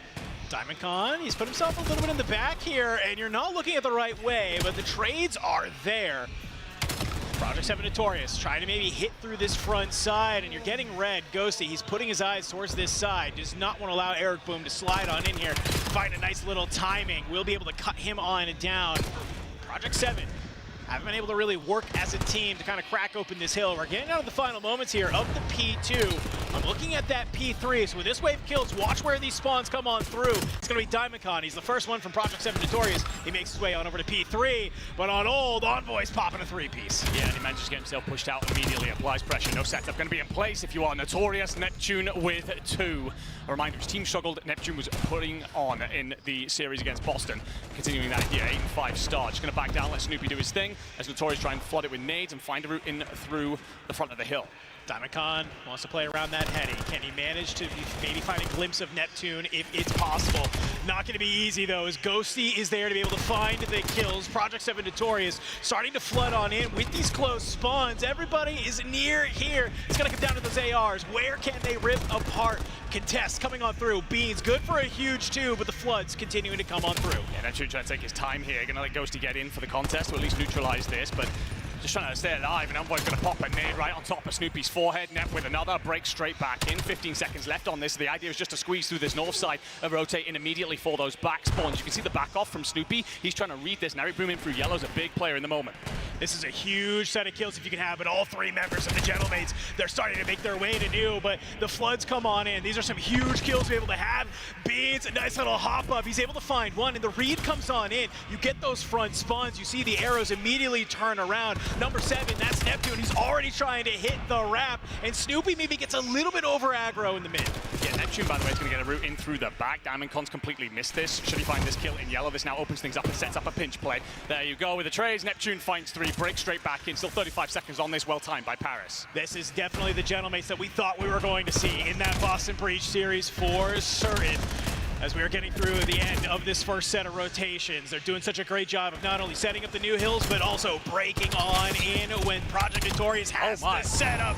And it's all on the back of Neptune as he pops another 3-piece that is there. Envoy, he's been able to make his way to the top of P1, and he's holding on. Yeah, the SMG dominance right now, just foretelling in the scoreboards at the top here. Snoopy 5 and 14, Eric Boom 8 and 14, not dealing with the pressure at all. The pace at which Gentlemates have come out, they knew that they needed to start hot, and they have. At the end of our first rotations, you're up by around about 80. Looking to get yourself set up for P1. Sib's got lots of lockdown and rips Beans face off as Beans lays claim to Diamondcon as well. It's going to hand you the hill, let you set up. Yeah, first set of rotations, P1, you kind of take what you can get. Second set, different story. You're going to try and milk this as much as you can, and the Gentlemates, they would love the lead here. You'll keep it mixy. You'll keep just flying at this hill. You have the P2 spawns. Do whatever you can to keep Project Notorious just in that backside and continue to gain this time. Sib's going to buy a second.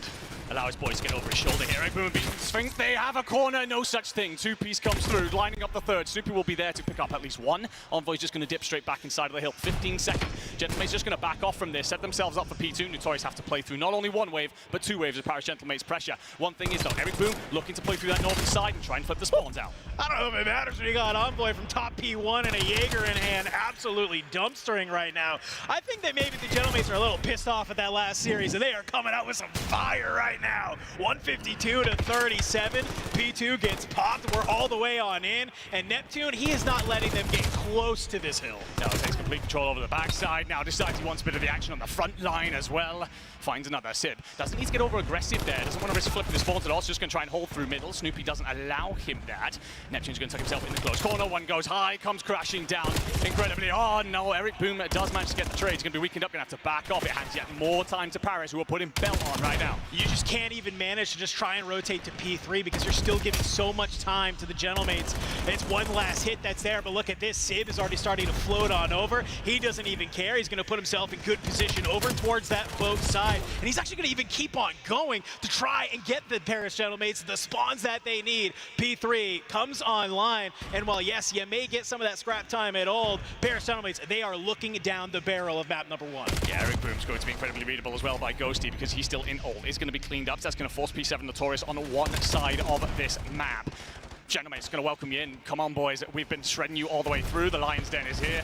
We'll maul you the second you step close. Beans will open up with the first note to give the numbers advantage. Trade is in, and you stay alive. Beans doing work from Godhead. He's going to give you something, and you do break in. An important moment because Gentlemates are only 45 away from victory here. Notorious have to start to find their way into this matchup. You got to play perfect from here on out. 4 dead in the feed and control of the hill. It's exactly the kind of setup that you need, but it's not only about controlling the current hill, it's about thinking about new and setting yourself up in the best position. Unfortunately, though, as there is 20 seconds left on this hill, you're gonna get all dead in the feed, and that's until Eric Boom. That's a nice solid two-piece that he's able to have, continuing to rack up time. You'll force the spawn still over into this backside, and P7, they're looking towards P4, but Paris Gentlemen, they're going to cross the 200-point mark as we are looking at P4. Spawns are going to flip out for Notorious, and that's actually going to be read by Gentlemates. You're literally dying the second you step out. Then again, 2 big kills in the backline here. Diamond Con with them allows you now to get yourself inside the hill. You have your plays in the positions that you want, but Gentlemates looking to flood through the middle here, and they do get themselves into yellow. Enough pressure on the hill, you're going to have to turn and face. And Ghosty on the front now, Statue, he should be able to hit this for free. Envoy 4 in a row. Was a little bit lackluster in that last series. Not going to be the case here yet again, as he is continuing to fire on all cylinders, helping this team find the kills that they need. You got to pin down in the back. You only need roughly 20 more seconds if you want to try and take this map number 1. They can do it here on this P4, deny an entire set of rotations if they need to.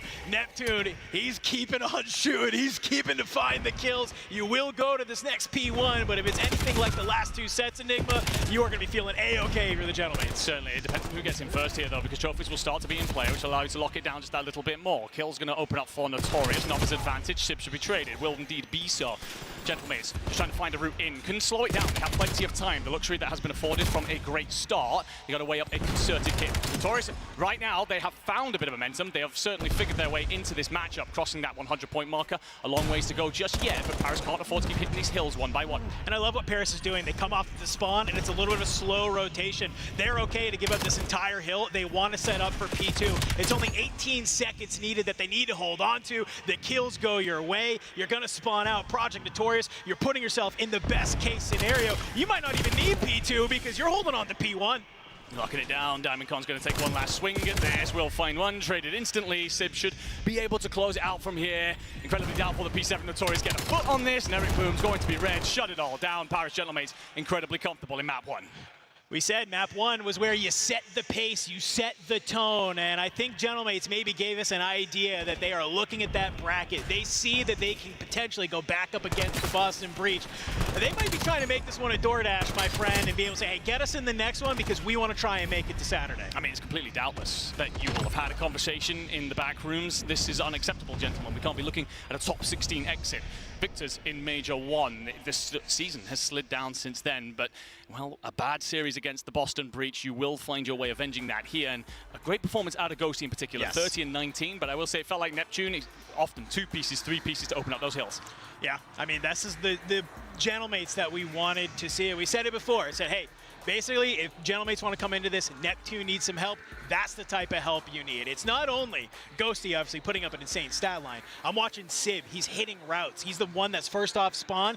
You know, he's your one of your AR players, right? You normally want him to get in that power position, but hey, if he's first off spawn and he's the guy in the right spot to do it, I love it. That they're willing to just do whatever it takes to be able to secure the areas of the map that they need to execute that game plan. And obviously, it worked great. 250 to 125. Maybe Project Notorious. I know a lot of you were in the league, but a little bit of a reminder of who you're playing against. Yeah, absolutely. I think it's the complete respect being shown by Gentlemates. They knew they had to come out the gates hot, not give Notorious a reason to believe that they can win this series. You managed to take away a respawn. You certainly would have done if you were this challenger lineup. However, Scar S&D will be in play next. And a reminder that Notorious took a Search and Destroy away from Thieves, so they're going to have plenty about them here. It's a roster that, in challenges, have built themselves. When they first got together, they were a little bit sluggish out the gates. We said, give them time, give them the opportunity to put the playbook together.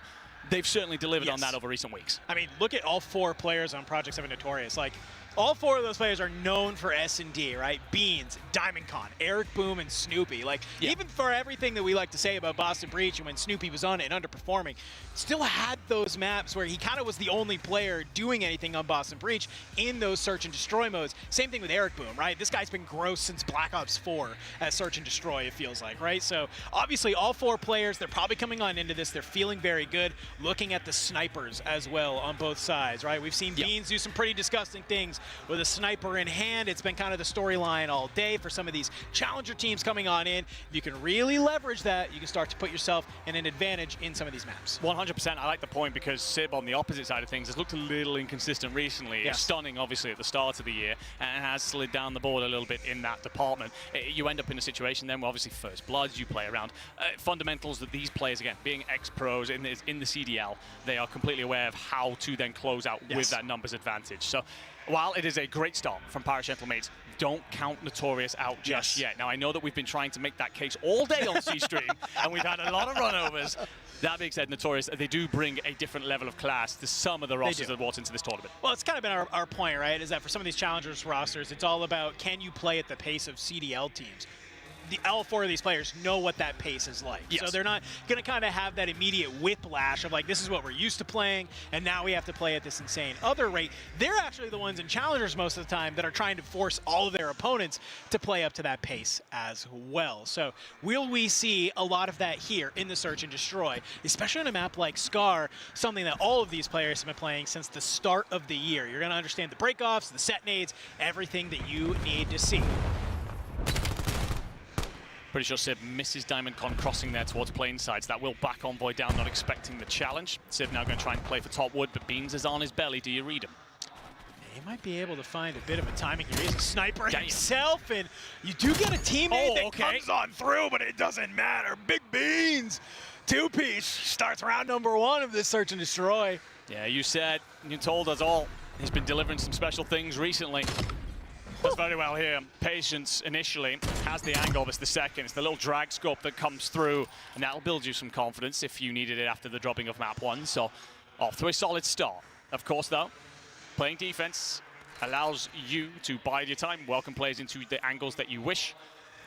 Now on the offense, you've got to force those situations. Find yourself a couple of routes in. He will, of course, be looking for Sib. Player often likes to stick himself top green. Won't be there this time. Early nade coming out from Beans. Maybe a little bit of a check.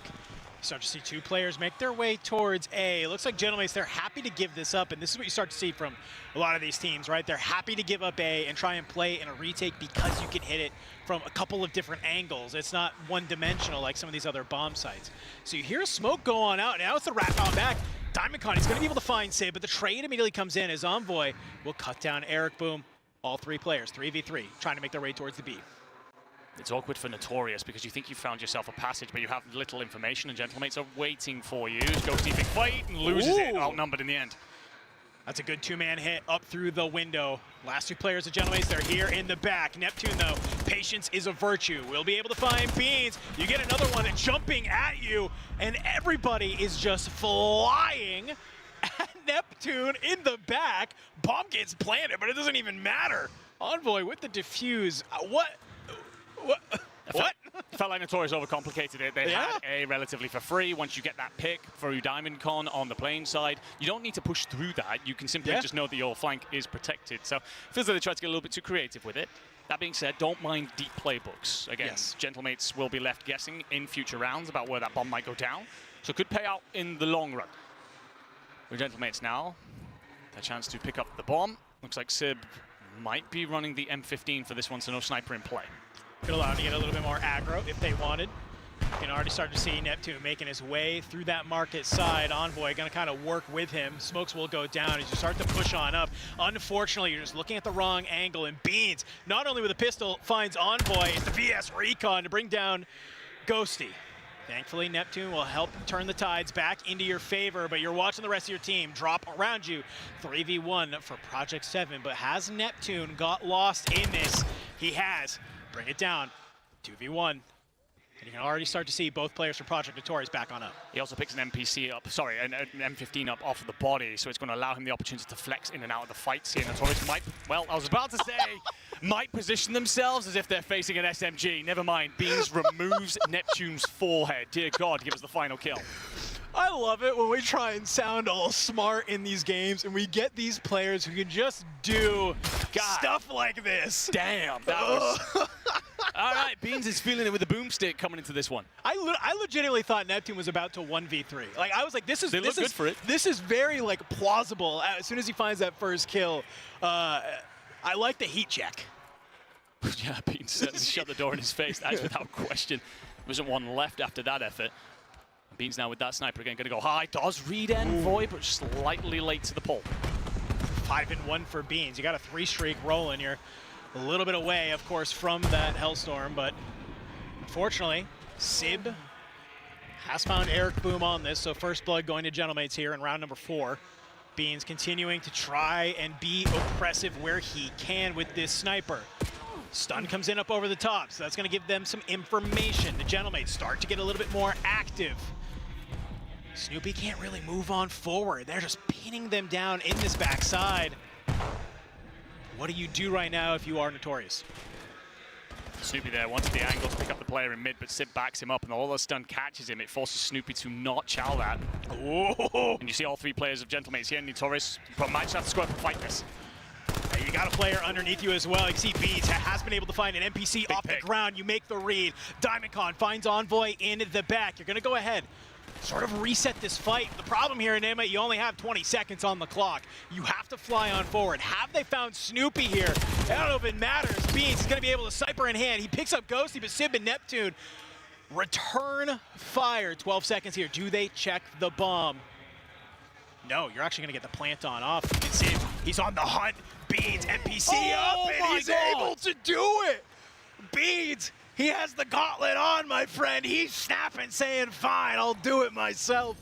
Scooped an NPC from a body on the deck. Used it for close range fight, says Neptune. Welcome in, brother. Feel the end of my barrel once again. 8-1 start for Beans. We talked about it. He was going to be an X factor in this matchup. My God, the Gentlemates suddenly understand the force that he possesses. 3-1 right now for Notorious. Back-to-back rounds where you've had Beans using that sniper, and you just now, if you're the Gentlemates, you have to figure out how do we play around this sniper? Where can we put ourselves to not be in the line of sight of Ben Beans here? You start to see it's maybe a little bit of a slower rotation over to A, maybe a little bit of a flirt with a double hit through Market. I think you're looking for an overchild here if you're Paris. Yes. Trying to bait something in, get yourself a freebie.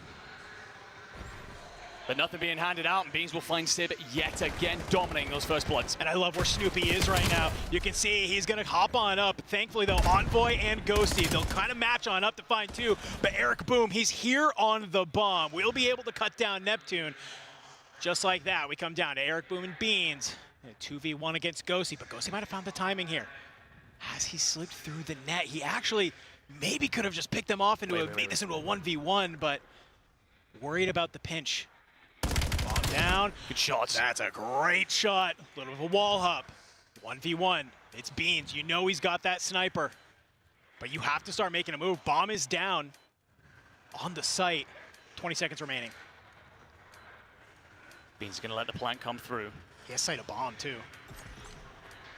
Now decides to push it forward. Should see Ghosty exit, and will, with confirmation that no one's at A, must be at B. Does He's he going to find get the on the rotation. timing? Does he find the timing, though? He's looking for it. He might have it. NPC in hand, and he's able to do it. We talked about coming into this. We thought it was going to be, you know, hey, this is Beans with a sniper, just giving you a pick to put you in the man advantage. It's Beans with a sniper and finding an NPC to do it all himself, it feels like. Yeah, definitely working the looting game, scooping off dead bodies and putting the NPC to use. Great stuff so far. Very much so took over this S&D by himself. 11-1. Thought that Paris did a lot of things right there, and yet you'll still walk away considerably further behind. And, well, Beans has done so well. He's actually earned himself an EMP. Not that you can use it here, but that Hellstorm might come into play at some point. Huh? I mean, hey. Well, it's coming into play now. All right. Maybe. Or he's just waiting. Waiting for the right time. There you go. We'll get invested early on in this. I don't mind it. Use it while you got it. While it's coming on in, you do see a trade already happen. Does this give you any information? Does it give you any kills? You try and put it into that top broken side. Won't manage to connect. Hopefully you've been able to pass along some of that. But Neptune, he's going to be tip of the spear for the Gentlemates. Falls into the trap of Notorious. Neptune dropped, Sib to follow. It's just Ghosty in 1v3. Good shots onto Beans, onto Jens, and Snoopy. He's actually gonna cancel the bomb. Gets a nice kill. You're a bit disappointed with the initial work from the Hellstorm if you were the P7 Notorious lineup. Yes. However, the way that Beans and Snoopy played this bomb site together was glorious. Snoopy laying wait, Beans spots a player looking to peek over, shoulders thrown, Snoopy surprises, catches him out. Beans then on the cover over of Snoopy gets the next. It's great work from those two. Certainly dynamic in the play. And again, Beans showing another extra look there. We've seen him with an NPC, we've seen him with a sniper. Runs an M15, knowing or expecting at least that Hellstorm to do a bit more and give him the opportunity to be more aggressive in the fight. Again, Notorious, a really deep playbook. Gentlemates, the pro team, the major one winners have no answer. Yeah, I think that's been the most surprising thing is it just, I don't know, it feels like a little bit one-dimensional S&D that we're seeing right now coming out of Gentlemates. I'd love to see him maybe try and do something crazy, but trophies will come on down, and as you throw out the stun, Trophy will let you know there's probably a little bit more of an aggressive play here. Snoopy on his belly, crawling his way, waiting for the right time to hop on up. But look at the wrap that Eric Boom has been able to make. You can see it pulls some of the arrows from Gentlemates on out. They're actually now looking for Diamondcon here in the back. This is so much time. He gets caught with his knife out. I thought maybe we were going to see it, but this is going to allow Snoopy to push on up. Civ hasn't been spotted here. He's just under wood. Snoopy's basically crawled over the top of him, and I doubt has given that information over to Beans. He's the surprise play. He's the X factor in the moment. Sib, though, is laying in wait, bomb in hand. You still have 40 seconds, plenty of time on this. No one's checking Snoop. No one's checking this top side. No one's checking it. You can see the play coming in through market for Neptune. He checks his backside. It's not there. It makes its way on up. You find Ghosty and Jens. You almost bring down Sib. But while that's happening, Beans is going to be able to find Neptune. Puts her in the 1v1. He tries to quick scope it. Not going to be enough. So, hey, Gentlemates, I like it. You win some key gunfights. It gets your second on the board. It feels like with a team like this, that's all you need. Yeah, do enough. Get yourself over the line. One round at a time. Whether you're winning 6-0 or coming back from 5-1 down, it's the same rules. And without that Hellstorm in play, levels the setup just a little bit. It's keeping Beans out of opening engagements. Yeah. It's making sure that you're not falling foul to this. 13-2 is a, quite frankly, ridiculous performance. Gentlemen, Sib has given up on the sniper, essentially. Do you bring that out now to maybe throw in a bit of a surprise? I'm not quite sure, but Gentlemates with the break-off that we saw back in their second defensive round, and Stun's going to catch Diamondcon hard. He's going to get rushed. I like this, though. DC is going to be able to back on up. He's calling out to the teams, hey, there's something going on over on this boat side. And it's just a fast push over here. You found Diamondcon in the back. Oh, and Envoy is going to be able to find Eric Boom. That's bomb down, back blue. It's Snoopy and Beans. Beans here. The barrel stuff. The shots go on out, though. Not going to connect. And just like that, you leave Snoopy in the 1v4. Highly aggressive round right there from the Paris Gentlemates, and I think that's exactly the type of play you need to be making if you want to not allow Notorious to run away with us. Snoopy, not long for the world, and I agree with what you say. Paris Gentlemates showing that they're not willing to be bullied into a corner here. And again, one round at a time. It was 5-1 and considerably more comfortable for Notorious just moments ago. 5-3. Start to believe that the comeback can be done. Great play as well. It's an executable one. Stun's over. As soon as you get that information, the three of us are going to bang this out. The player's going to try and back up if he's smart. We're just simply going to hunt him in. That's going to set up essentially a whole map pinch. Yeah. Great stuff out of them. Sib 4 in a row as well. Got off to a very slow start. Of course, being dominated in those sniper duels. He's decided, okay, I don't even need to get involved with them. I'll help the team a different way. Yeah. Really good idea. And already you can see 3 players back towards the plane side as well. You get the idea. Somebody's got to be around here, and unfortunately, Neptune maybe gets a little bit too aggro, not expecting Beans to be on this side of the map. Beans will cut you on down, but you're kind of seeing the same thing on the other side as Eric Boom will be found by Envoy. You're starting to back Beans down in this top broken area, and well, while Beans is continuing to hold down this line of sight, unfortunately, he's losing the rest of his teammates. Diamondcon on a long wrap. It's highly doubtful Gentlemates will read that. So Beans has just got to buy time. Scoops an NPC to help in what will be a hit as soon as Diamondcon is ready. That being said, Gentlemates have thrown a bluff here. They're going to rotate over to B. Beans might actually be in the perfect position to get the heads up, but he will be exposed as soon as Ghosty pokes his head over. Oh, they've split up, though. Look at this. Envoy, he's kind of playing that off-angle backstairs. Bomb is going to go down. Beans, he might be able to activate. Yes, he jumps on up. He sees Ghosty there. He's going to be able to find it. He's now looking. They say, hey, it's a 2v1. Immediately, Diamondcon flying on over. And I think you just got to be patient here. If you are Project Notorious, they're going to be able to do it. There's the defuse. Talk to me about that split at the end. It's a 2v2. I understand you want to play that off angle, catch the player making the wrapping back, but you're leaving your man on an island. Gentlemates are expecting the Notorious have rotated over to A. It's got to be that simple. And Sure. well, Beans, the surprise factor in that moment, he will help close things out. And honestly, 15-3, that's a takeover map. That is a ridiculous performance. 1,700 damage and an 11 spree, 3 first bloods. I don't think there's a better S&D performance out there all day. I would be right there with you, my friend. It was the Beans show all the way until the very end. I like the signs of life we saw from the Gentlemates, though. It kind of gives me some hope if we do get to that map 5. Obviously, Plaza, it's a very different map than obviously Scar. Not as oppressive with the sniper is allowed on that map, okay? But if you are Project Notorious, you've done what you needed to do. It is tie up the series in a 1-1. And set yourself up in a great position for this overload. Oh no, without a shadow of a doubt. And also when we talk about Plaza, yes, your sniper's not going to be as heavily involved, but we've seen now Project Notorious take away S&D from LA Thieves and from Gentlemates. So Gentlemates, the objective is clear. Win the next 2 respawns. Don't gamble on potentially walking into a Plaza where Notorious are going to be, of course, thinking, okay, we can tie the series up here. This is where we're dominating against these CDL sides. Yeah, I think it's a great call out, man. I mean, I think just the Gentlemates looked so good in that map 1 hard point that you kind of have to just wipe the slate clean on the S&D, say, that's a world star performance from Beans. Yes, it we is. can't really hold that to us. Let's go ahead. We know we're better at respawns. Let's lock into the overload. Let's lock into the map 4 hard point. So while we get that overload, is set up, ready to bring it on to you. On exposure, we're gonna go ahead, we're gonna take a quick break, and when we come back, we're going to see, can the pair of Gentlemates bounce back, or Project Notorious apply maybe a little bit too much pressure to the French? Don't go anywhere, we'll be right back after the break.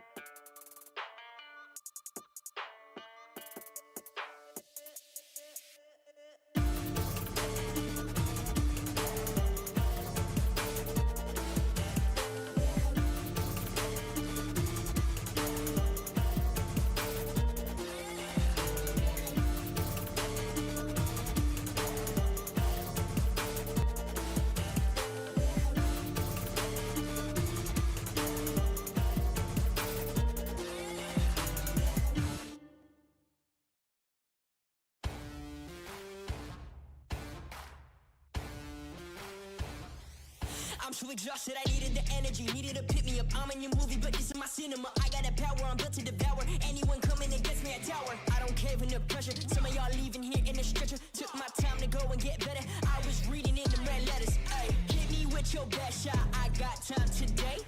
Feeling like a matador with that Red Bull. Oh, no, you can't stop me. I'm running my own play. For the game win, I came to pin anything that gets in my way. Been here, done that. You all know what we came for. Been here, done that. You all know what we came for. Energy, energy, energy. I need that energy, energy. Energy, energy, energy. I need that. Been here, done that. You all know what we came for. Been here, done that. You all know what we came for. Energy, energy, energy. I need that energy, energy. Energy, energy, energy. I need that energy, energy. We've been here, we done that, we done that. You all know what we came for. You all know what we came for. We've been here, we done that, we done that. Energy, energy, energy. I need that energy, energy. I'm in the game like EA. Been in my prime since pre-K. Shooting my shot from long range, going over here's a good toupee. Treat every day like payday. Y'all been living so mundane. My work week is Sunday to oh wait, that's every day. Putting in overtime, punching the clock, I'ma get what's mine. While everyone's sleeping, I'm living my dreams. I got a coin that's so divine. Lord, take the wheel like 10 and 2. I'm losing energy, I'm overdue. I've been on the top ropes, hitting my pros. Watch me hit the power moves. Been here, done that. You all know what we came for. Been here, done that. You all know what we came for. Energy, energy, energy. I need that energy, energy. Energy, energy, energy. I need that. Been here, done that. You all know what we came for. Been here, done that. You all know what we came for. Energy, energy, energy. I need that energy, energy. Energy, energy, energy. I need that energy, energy. Been here, we done that, we done that. You all know what we came for. You all know what we came for. We've been here, we done that, we done that. Energy, energy, energy. I need that energy, energy. Done that. You all know what we came for. Energy, energy, energy, energy, energy. I need that energy, energy.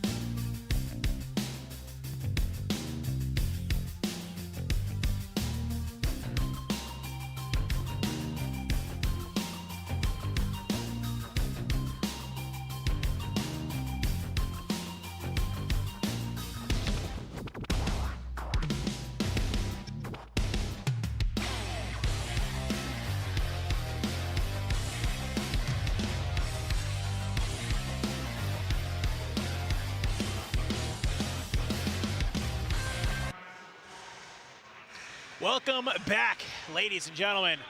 It's Prada Notorious. It's the Paris Gentlemen. We are tied up 1-1 after a Benjamin Beans masterclass in the Search and Destroy. But guess what? We're going into overload. And in that last series against Boston, it was the one game that Paris won. So if you are Prada Notorious, you got to play flawless. Certainly do. Reminder, map 1, the hard point. Extremely comfortable for Gentlemates. Notorious get themselves over that 100-point mark, but only once Gentlemates establish themselves a hell of a lead. So got to come out and change the script a little bit there. 4 of the first 7 kills is a good way to start, but Snoopy here just trying to get a little bit lost, runs into 2 in the stairwell, shut down. No one making a move towards the device so far, all just trying to find some sort of opening. Yep, tug of war, that's what I always love to call this. Eric Boom, he's gonna be able to find a nade, finds Neptune. That's a couple of kills that you're looking at, and there we go already. Eric Boom tries to be able to push out a P3. Not going to be able to, but it's Ben Beans with the EMP in hand. We'll be able to get it to the barrels. pistol as he rips Envoy, and now you're getting some flood in from the rest of your team. Do you make this read in the back? I don't even know if you need to. The wall hop is there. Project Victorious score .1. And you have complete north side control of the map where the next device is going to spawn, so a couple more kills here can set you up for a free second, and Beans is going to go to work and will be shut down by Envoy. Huge kill in context. Neptune's going to be cut at the stairs. Everybody's good for 2 as well, so you're going to have most of the pressure over this next device. Currently 1 off as well. Great start from the challenger side. Yeah, Project Notorious are doing a phenomenal job, and look at that, the kills go your way. Eric Boom, he's playing through this top plat side already. That is a huge kill from Snoopy, as Project Notorious will claim a second goal just like that. Stunning storm from the boys in black and gold. Gentlemates will have a player over towards the south side, but Notorious are ready for it. All 3 players now around that device, and we've been shutting down Ghosty as well. They have a channel to push forward into. Eric Boom being found is huge. Needed that, otherwise you've a thorn in the side, and Nep won't have enough for 2, but Envoy's there for the trade.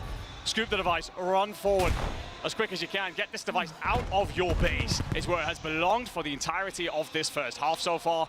Sib going to be the front man, try and find you a gap. I like this. Take that EMP, start to float it towards that solar side. Let your teammates fly in front of you. You'll rip one off the top. You're waiting for a player in the cut. It's going to be Eric Boom, but it's a great 2x2. Diamondcon not going to be able to win that fight.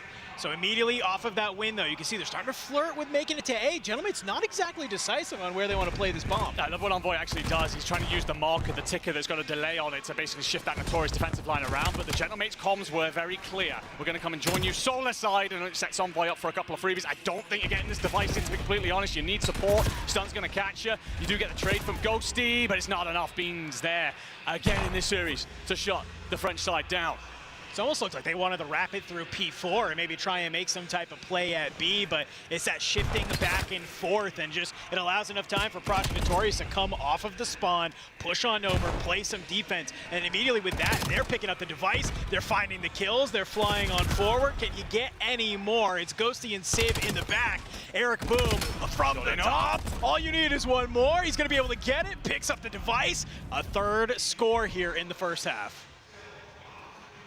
Well, blink and you miss it, and Eric Boom will help you take over this entire map, and nearly absolutely burns Neptune inside the panic room. So this is a lesson out of Notorious right now. Gentlemates likely come off the back of map 1 thing, and don't worry about the respawns all the way through. Very nervous about the S&D performance, but I'm looking top right, my friend. Ghosty, 4 and 11. Gotta see better from him. We talked about Neptune needing support. He was that man inside of map 1. Gotta start to find something right now, otherwise this game's away from you. Feels like maybe Eric Boom just has too much free reign in the back, but that is a way to get it started. Ghosty with the 2-piece, Envoy follows it on up.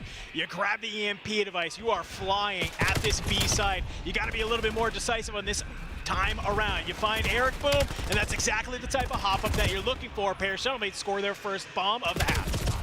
Neptune really wanted to win that pickup, not only for the fact that you win a gunfight, but because you would also have had pressure through the spawn side on this northern side as you get the device coming on up. Now going to draw essentially a 50-50 marker through the middle of the map, basically at that halfway mark, and Snoopy's clean for 1, almost does enough for 2, sets up Eric Boom for the easy trade. 30 seconds, Gentlemates desperately need to slide this device home, cannot allow it to fall into Notorious hands and give them a free hit at this. Yeah, you got about one last push here. Envoy makes a fantastic route here.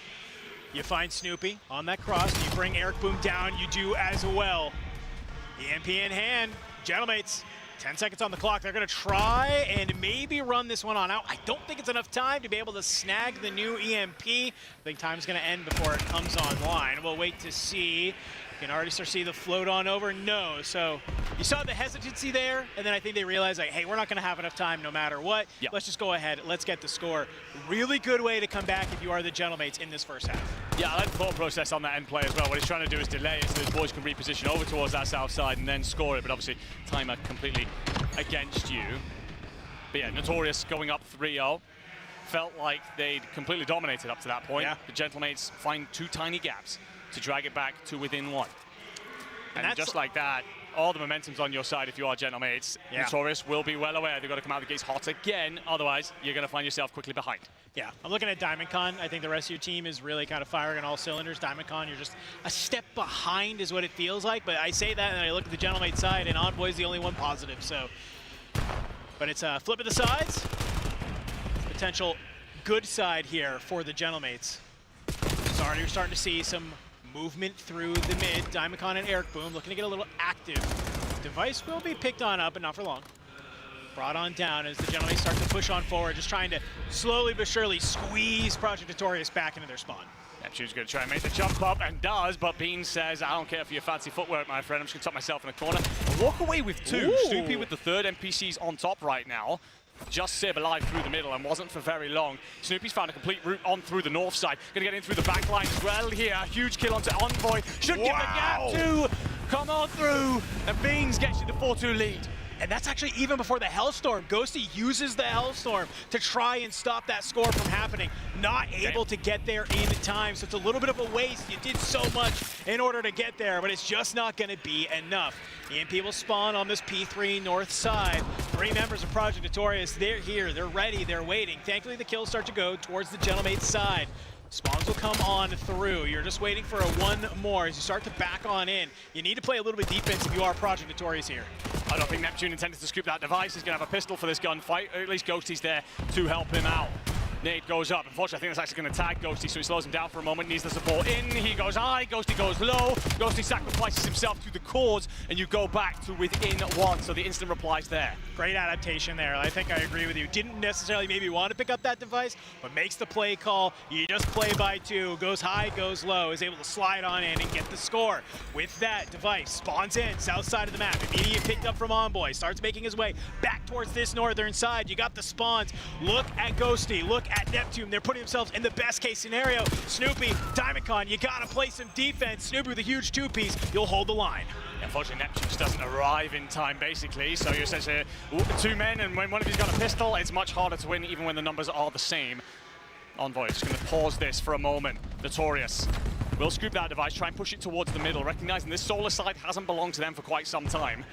And as such, with Neptune calling in the Hellstorm, it should back them down with all the information and the kills to store that device. Unfortunately, though, you get the team kill onto Ghosty, but I think you get the important kill with the first one onto Snoopy. It's going to push Project Notorious back onto their spawn side, and kind of it's basically we're back to square one. Everybody just trying to maybe meet up in the mid. Trades enabled. The device will reset. Goes to that southern side. You can already start to see Neptune. He's on the hunt. Gets that jump up, look over, has the information. Should have been able to call that out for teammates, but Eric Boom with what feels like his 4th 2-piece in this matchup. And well, Snoopy goes high and slams Ghosty in that engagement. Going to retrieve the device here. Teammates have actually found, again, a route through. Beans is all the way pushed up through the north. He's in the spawn. Essentially, Gentlemates are just about reading this, but it's reacting. You got to win the gunfights. I like this. I like where Ben Beans is. Oh my God. Pistol in hand. He's going to be able to open it up onto one, but Ghosty lines him up, knocks him down. Neptune there for some help. It's going to be onto Diamondcon to get these kills to go your way. It's just not going to be enough. Paris Gentlemates, they hold the line, but Enigma, a minute 30 on the clock. You're down by 1. You certainly don't want this one to go to overtime, but the amount of opportunity you have is slipping. Sivas slipped the net. He needs his boys to do work elsewhere. Envoy's done incredibly well to stay alive. Drop in that moment. There's a walk straight through. Ghosty's got the device. Sib finally gets active on his route. But it's all about Gentlemates figuring out where they want to place this device. Minute 5 on the clock. Got to get this one right. Set yourself up for the opportunity to take the lead finally in this matchup. Sib pulls on up. He's just not able to find the kills that he needs. The trades are there. Ghosty trying to do what he can with a Jaeger, but you're still getting these close spawns. If you are Project Notorious, Snoopy, it's another 2-piece. It'll get you there.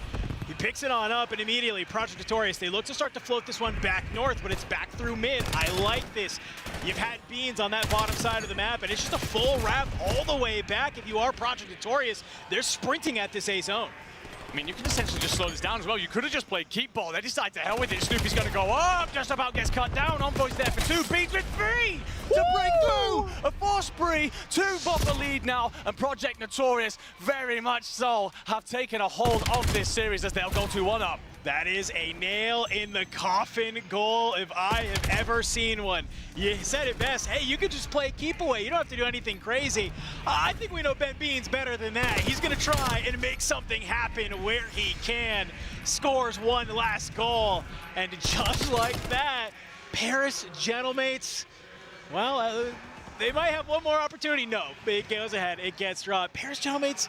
And if we had started today saying Gentlemates were about to be in elimination territory, I I think I would have just said, "What? Did you get good sleep last night? Like, are we dreaming? Like, are we delusional? What is going on?" There was definitely something not safe for shooting you were about to say to me I there, was. but I it's- checked yeah, myself. You're right though. Paris Gentlemen right now, they're reeling.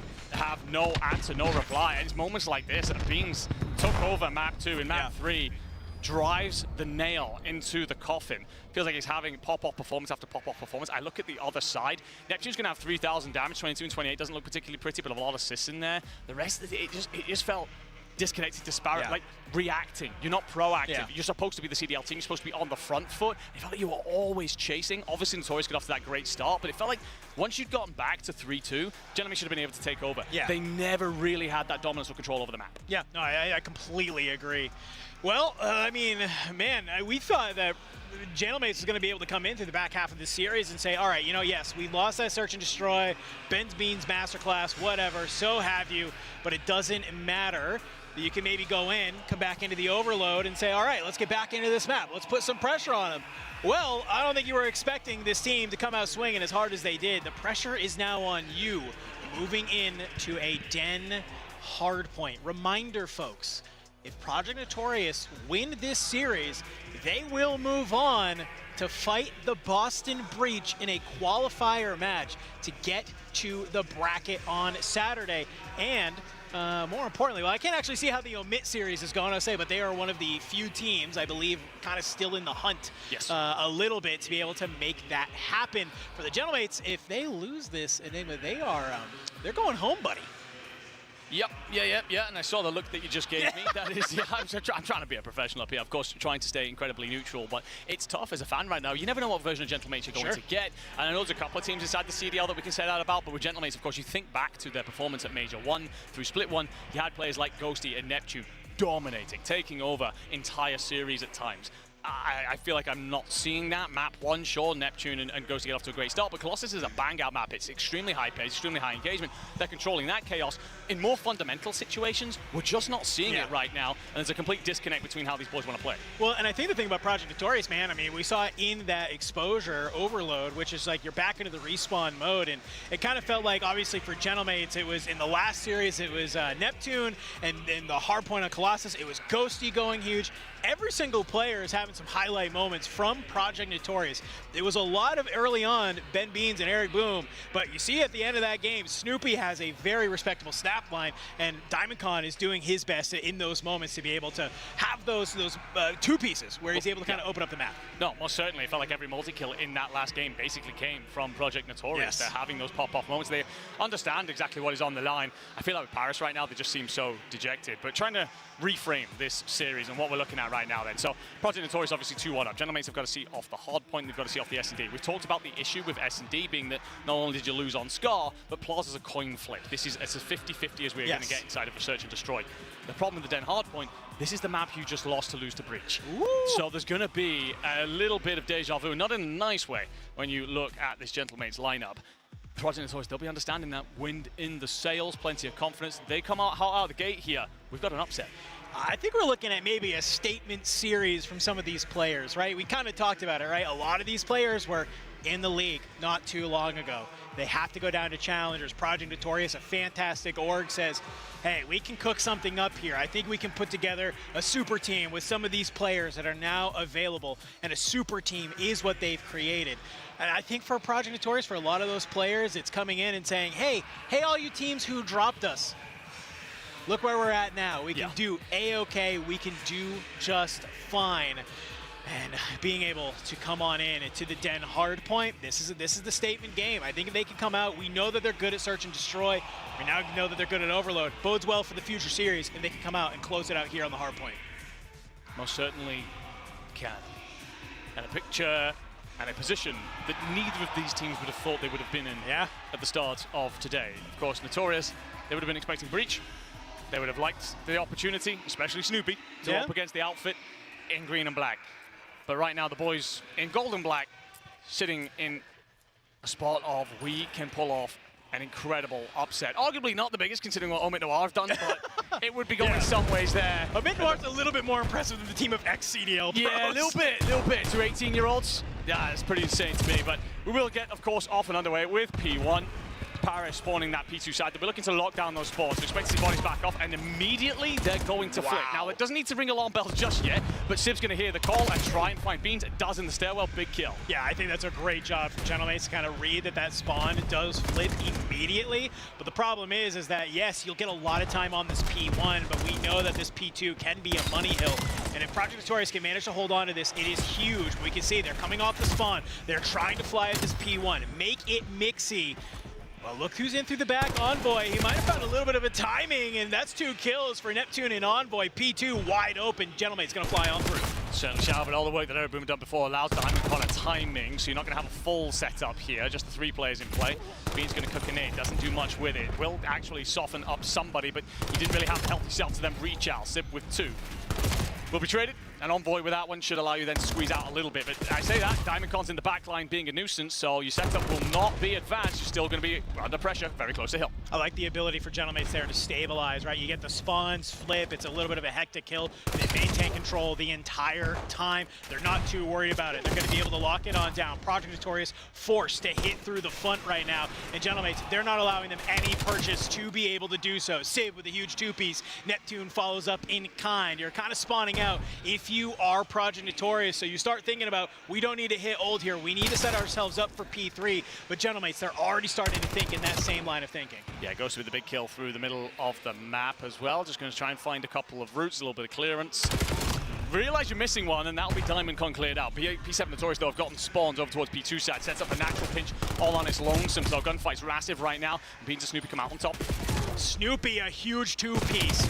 You make the realization you got one behind you, and just like that, 4 dead in the feed. What was that? You now start putting the Gentlemates back over here. And you're looking to hold this dojo side. Nothing coming in from P2, nothing coming in from Plat. Snoopy, the shoulder's getting thrown here. You don't have to overchow. Unfortunately, you're looking the wrong direction. Envoy, Ghosty, they'll team on up. They crack open this hill, but Ericboom from the side tries to do his best, but you maybe have done enough to open it up. Look at Beans through that Plat side. NPC in hand, trying to go to work. Yeah, textbook break by Gentlemates, but Notorious trying to instantly reply with their own. Diamondcon with 2. Ericboom's going to back him up. Players inside a tin. Snoop is going to be dropped here by Sib's long nade, but Ericboom goes big with yet another multi-kill in this series. It's going to give Beans actually a route. He gets in through top blue. Gentlemates won't expect this is going to affect the spawn, and he's just going to affect their break in the initial setup anyway. Great work, and finds 2 inside throne room. Insane stuff. Great job, softens up the first player, snaps onto the second, and then the first player is just weak. All it needs is a couple of bullets that's there.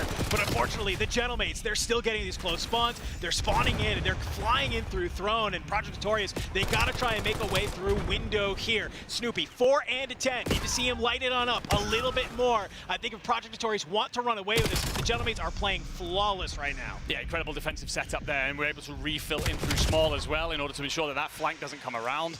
Gentlemates going into our next rotation, potentially up by 110 points. So, yeah, lovely so far. And you will get more wins if you are this Gentlemates roster. For P7 Notorious, any scrap time here would be huge, go a long way towards believing you can find a route back into this. Second set of rotations. Again, you are going to have Paris Gentlemates in control of P1 from that P2 side. It's about not getting over aggressive, risking flipping it, and just lock it down, rinse and repeat. Yeah, you can see Ghosty, he's on that dojo side, making sure nobody is kind of being able to get on through, but on the northern area, Ericboom, yet again, wants to be that player, gets found out by Neptune. Not letting the same mistake happen twice here on the second set of rotations. You have such a lead, you're fine. You guys want to hold a full 60 on P1? Go for it. We'll just hold P2 spawns all day, and you don't even need to worry about it. Neptune, huge 2-piece on the point.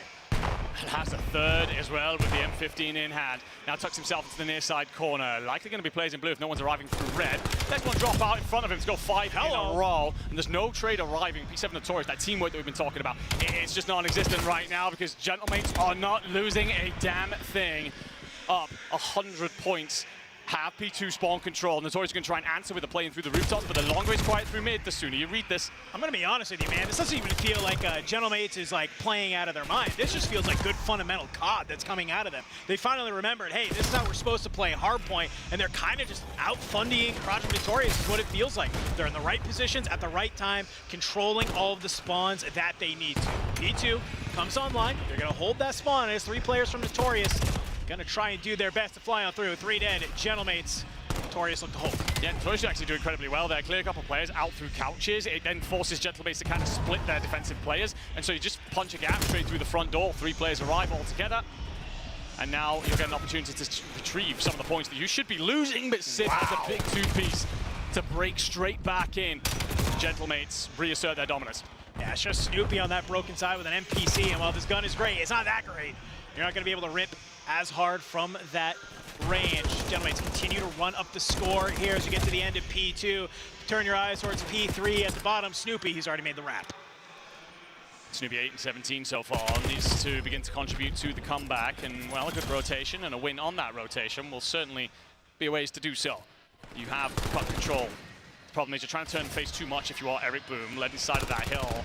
But Snoopy's going to open up with the first. Gentleman's just trying to probe, find themselves a kill to be able to send at this point, but they get, well, essentially bullied back, told to see how it looks on wave 2. Hey, all it takes is a couple of back-to-back kills, man, and you can put yourself right back into this game. Project Notorious. Draw a line in the sand, force the Gentlemates to push through this arch side. Stuns and nades coming in up over the top. We see the trophy system invested, but it's just no opportunity to really open this one on up. You take down Snoopy and Tin, but the players Plat are laying in wait. Neptune has an opportunity here. Can he fly on out? Can he open this hill on up? He's good for 1, but Eric Boom is going to be able to cut him on down and does the same to Envoy. Continuing to rack up the points on this hill. You're getting some of these close spawns, but look at P4, Project Notorious. They're in a good position, but you're still down 100 points. Yeah, it's been great, but it is still quite a tall task. Still a large combat yet to come through. Eric Boom's trying to control this backside, but Gentlemates are arriving in numbers. And now he does his damnedest. He will eventually be flushed out, so Spawn's handed over to Gentlemates, and Notorious is going to have to hit this from the front.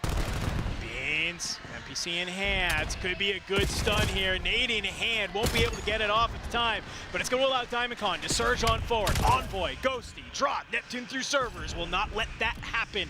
The Gentlemates trying to call game onto this hill if possible. They're going to hold it on. Project Notorious, you got to get a little bit more aggressive. You have to chain 2 or 3 hills in a row if you want to try and get back on into this game. And they do incredibly well. Beans through the middle of the map as well. It will just force the defensive line to look in different directions, means you are eventually outgunned. Diamondcon and Snoopy have yet more to say inside of this hill. You will hold it if you are the team in gold. It's all for Gentlemates about when you decide to choke this, where you just set yourself up for P1, done a great job thus far through the map. They want the 5-second scrap time, sure, you'll get it. I wonder if there's a push through roofs here, play yourself from P2 side. It's where your setups have been so far through this map, why you've been so dominant. I was going to say, second set of rotations, Gentlemates did such a great job of wanting to hold that spawn side.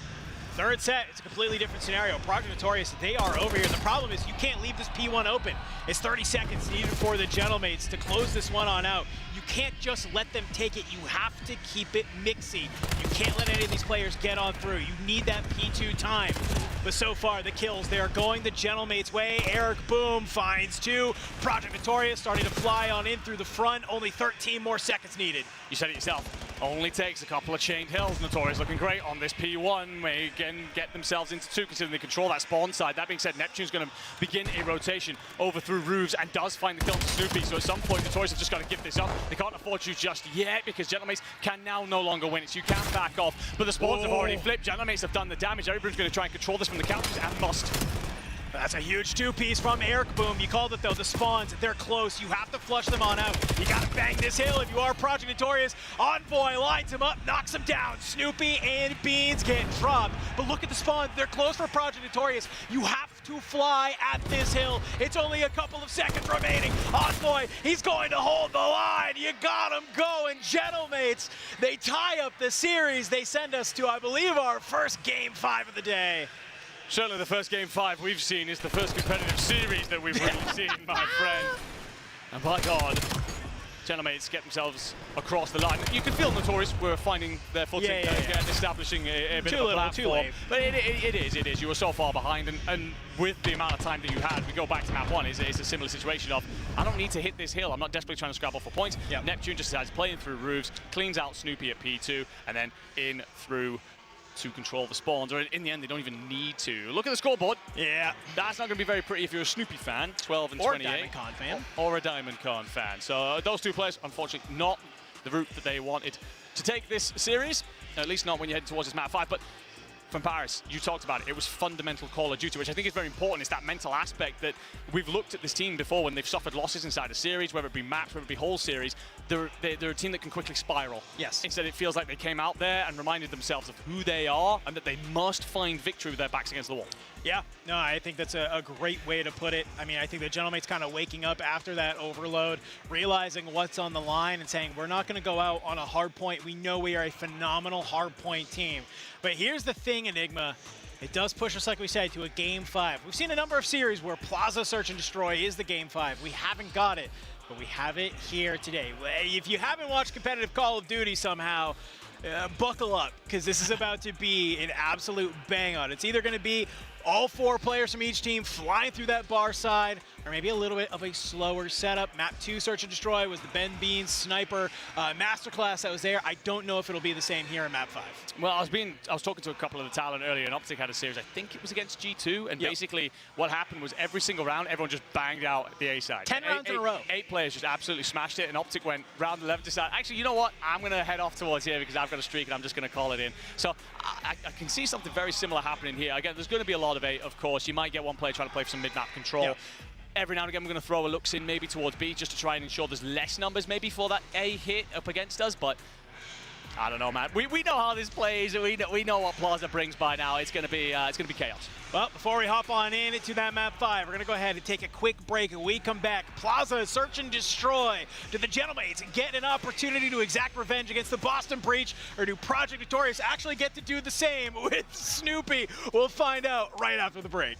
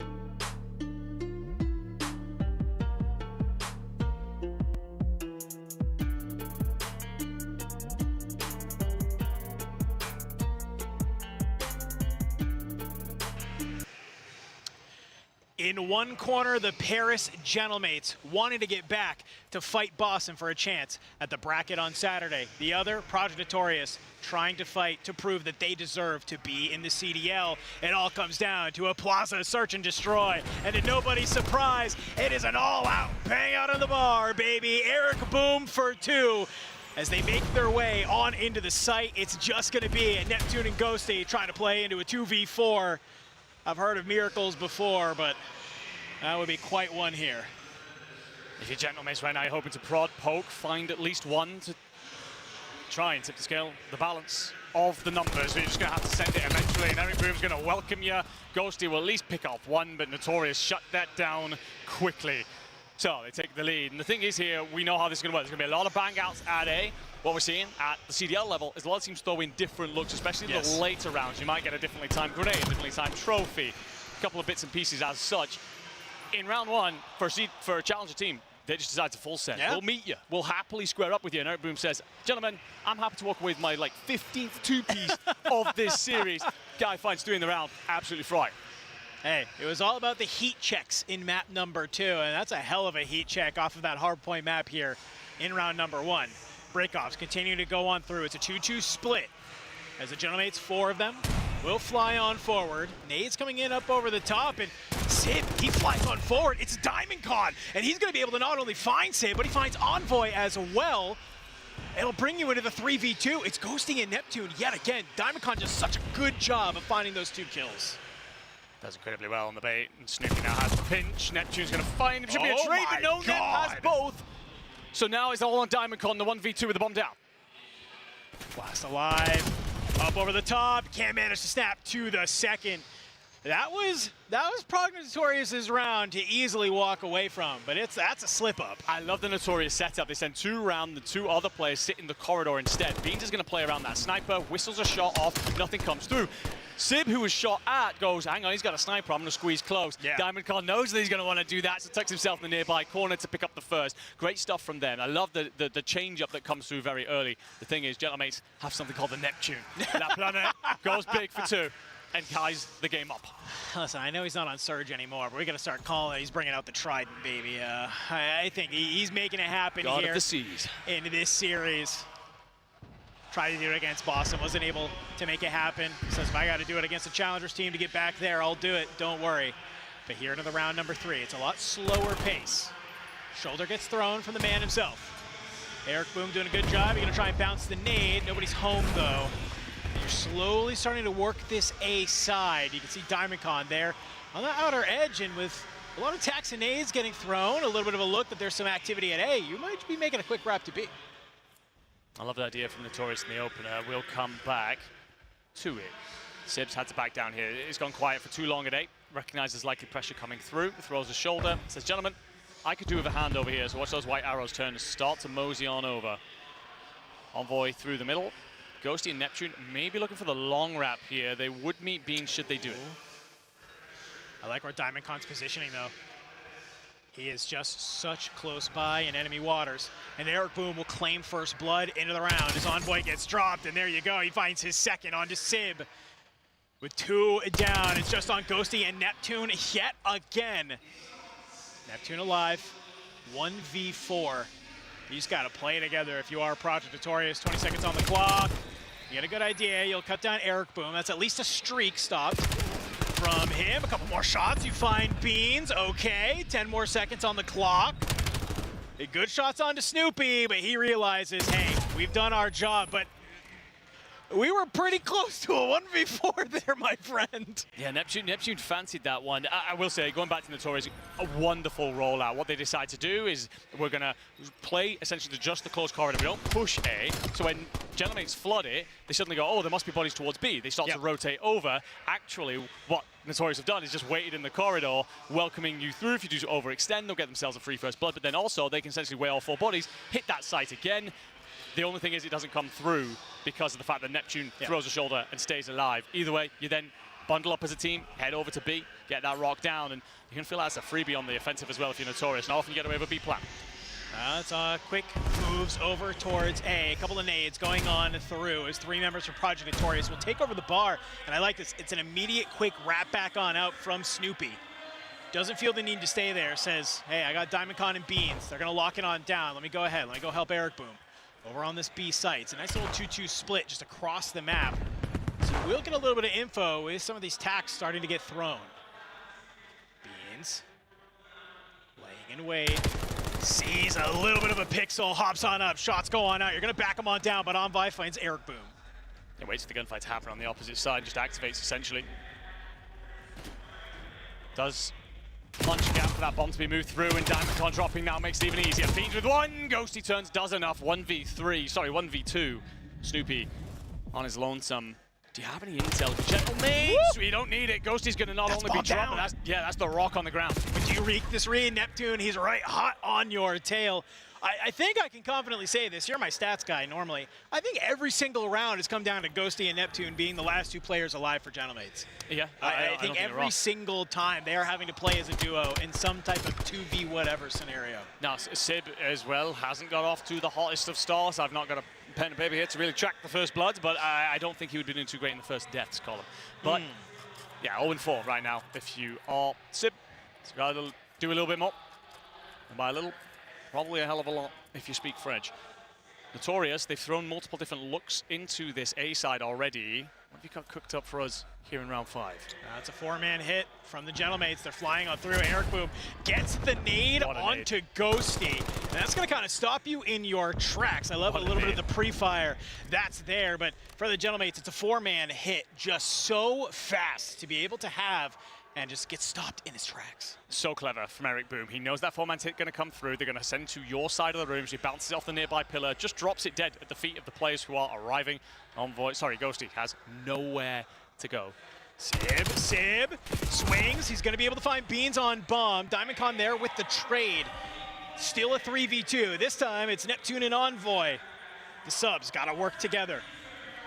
You're starting to lurk your way on forward. You slip on through, past the defenses of Project Notorious. You got Diamondcon in the back here.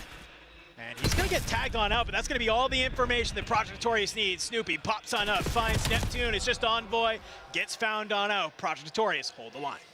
And great stuff. Again, as soon as they know that there's not a hit in through A, or even if they take away a body, we're just going to bundle up, rotate over to B in numbers. And then once that Brock's down, set up in our post plan, and it almost gets disturbed. It's lucky that they get the trade through, because it felt like Envoy had a moment, but Notorious again standing tall here. Yeah. And for every round that they take away, the question marks come into the Gentlemates, the doubts. Yeah. You are being put into a corner by a challenger team to potentially exit top 16 of Major 3. That is an insane statement. I'm not going to lie to you when you put it like that. But here we go. Bang out Central. Hey, everybody's flying. Who's going to come out on top? Diamondcon's good for 2. That's 3 members of the Gentlemates dead. Neptune tries to make it happen. And Notorious, they'll chow that all day long. 4-2. And that establishes our first 2-round buffer all of a sudden. So Notorious breathing a huge sigh of relief. The weight of the world on the shoulders of the Gentlemates. Diamondcon with 2, Snoopy with 2 of his own as well. Just dancing inside of this bar. The problem you have for Gentlemates now, you've not looked good in any of the recent big bang outs over towards the bar side. That's supposed to be the one where you 50-50. That's supposed to be a Hail Mary play that you, with plays like Neptune in your lineup, should be walking away with.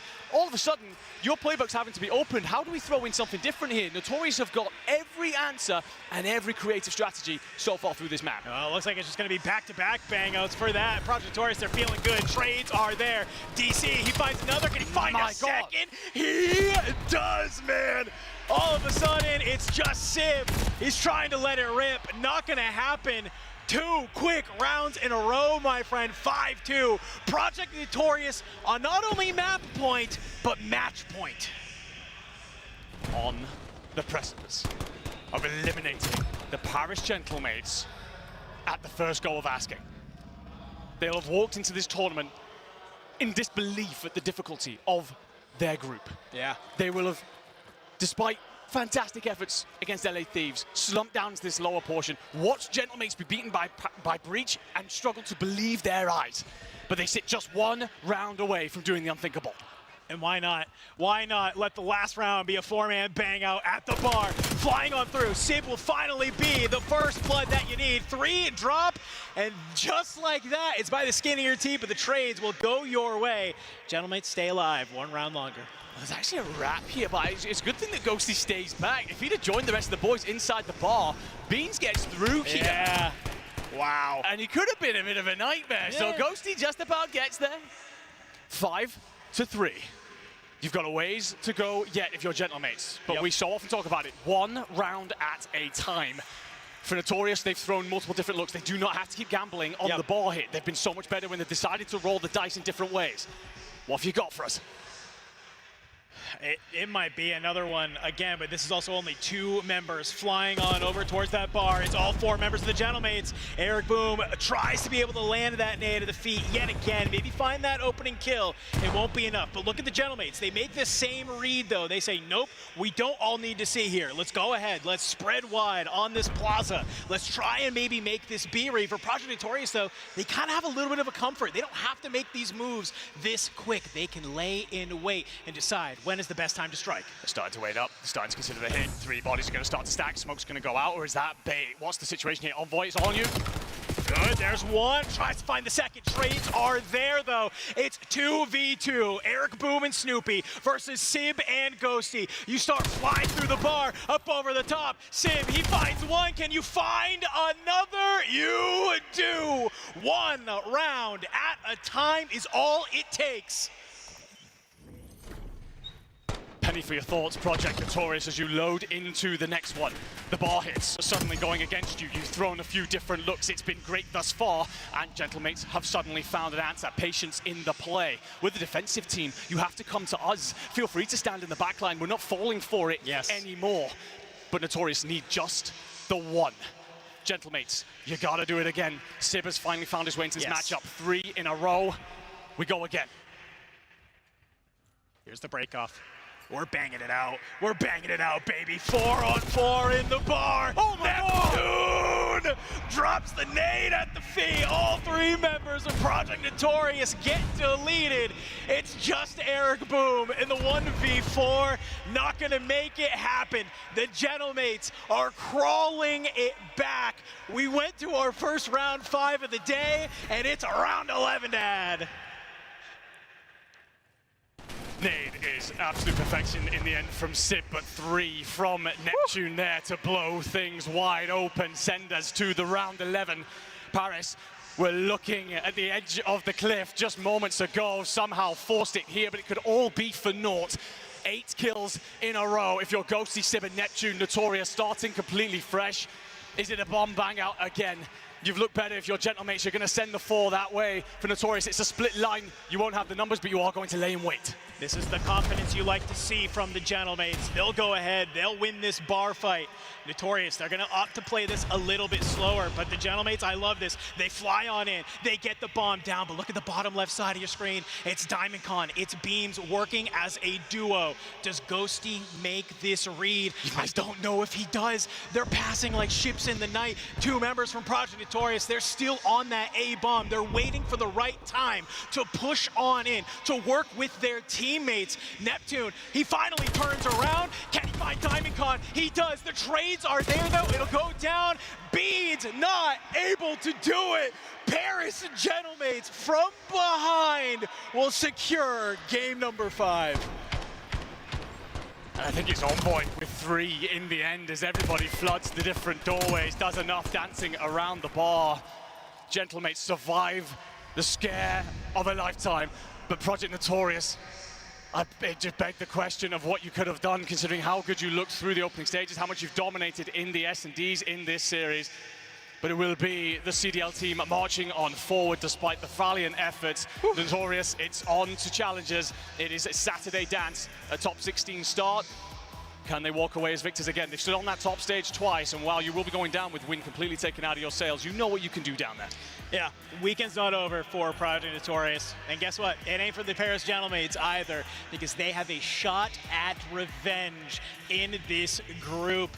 They were a little bit upset, shocked everybody, as obviously the Boston Breach won in that first series. Breach go on, they fight LA Thieves. It's a quick 3-0 to send them back down to this loser side for an elimination bracket. I know that the Gentlemates are feeling good after that one. A hot Gentlemates team is not one I personally would love up to go against. No, definitely not. Of course, Breach having their number last time, but, well, they're coming off the back of a 3-0 loss to the Thieves in a series as well. When you think about map 1, they should have walked away with that. They choked it just a little bit, but Gentlemates will then be coming off the back of a win. So how the turns have tabled. G2 Minnesota will see off Omit, despite their incredible work getting themselves through to that 3rd place position. Essentially, that final qualifier round will be the CDL teams marching on. In the qualifiers, we've still got, in Group B, we're going to have Koi having seen off Heretics already. Heretics will lay in wait for Huntsman and Royal Ravens. Some delays there that mean that them two are currently tied 1 apiece. Hangs in the balance. Group D, of course, Falcons are through. It's FaZe Vegas against Cloud9 to decide who also makes it to Saturday. These are some banger matchups that we have coming on up. I don't think we would have been here and realized that it could be Boston Breach taking on the Paris Gentlemates in an elimination match. We were looking at the bracket and we're like, yeah, this early fun one, yeah, that's great. Up in the winner's side. In losers? Losers? I mean, I'm still struggling to believe that we just saw Paris Gentlemates down 5-2 and somehow make that comeback. Again, I feel for Project Notorious because of just how good they are as a roster, how difficult the group was that you've walked into, and to push it so close like that, you've just got to hope that they can find a way to bounce back. For the Paris Gentlemates, hopefully that's the belief that they've needed, right? We've seen this team through the CDL season, especially this split. It's been dejection, it's been a lack of comms, a lack of trust and belief in each other, and faith, quite frankly. Hopefully that's the moment to remind them who they are as they go up against the Boston Breach to decide who makes it through. It's going to be an absolute barn burner of a series, and that is for certain. We're going to go to a break. We're going to get these matches all queued on up for you, and we come back, I believe, someone correct me if I'm wrong, I believe we're tuning in to that Paris Gentlemates versus Boston Breach match here on the C stream. But don't worry, we got 3 other streams of Call of Duty action still bringing it all to you. Go ahead, check it on out because we are looking to send our 8 teams to the bracket tomorrow. Last final matches of the day. We're going to take a quick break. When we come back, we're going to be seeing who will make it on to our Saturday bracket.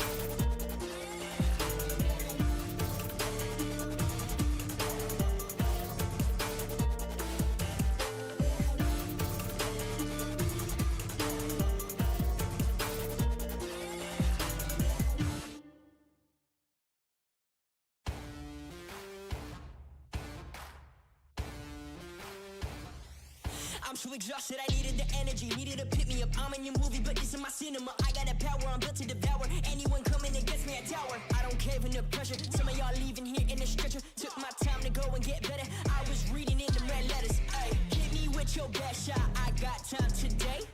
Feeling like a matador with that Red Bull. Oh, no, you can't stop me. I'm running my own play. For the game win, I can't pin anything that gets in my way.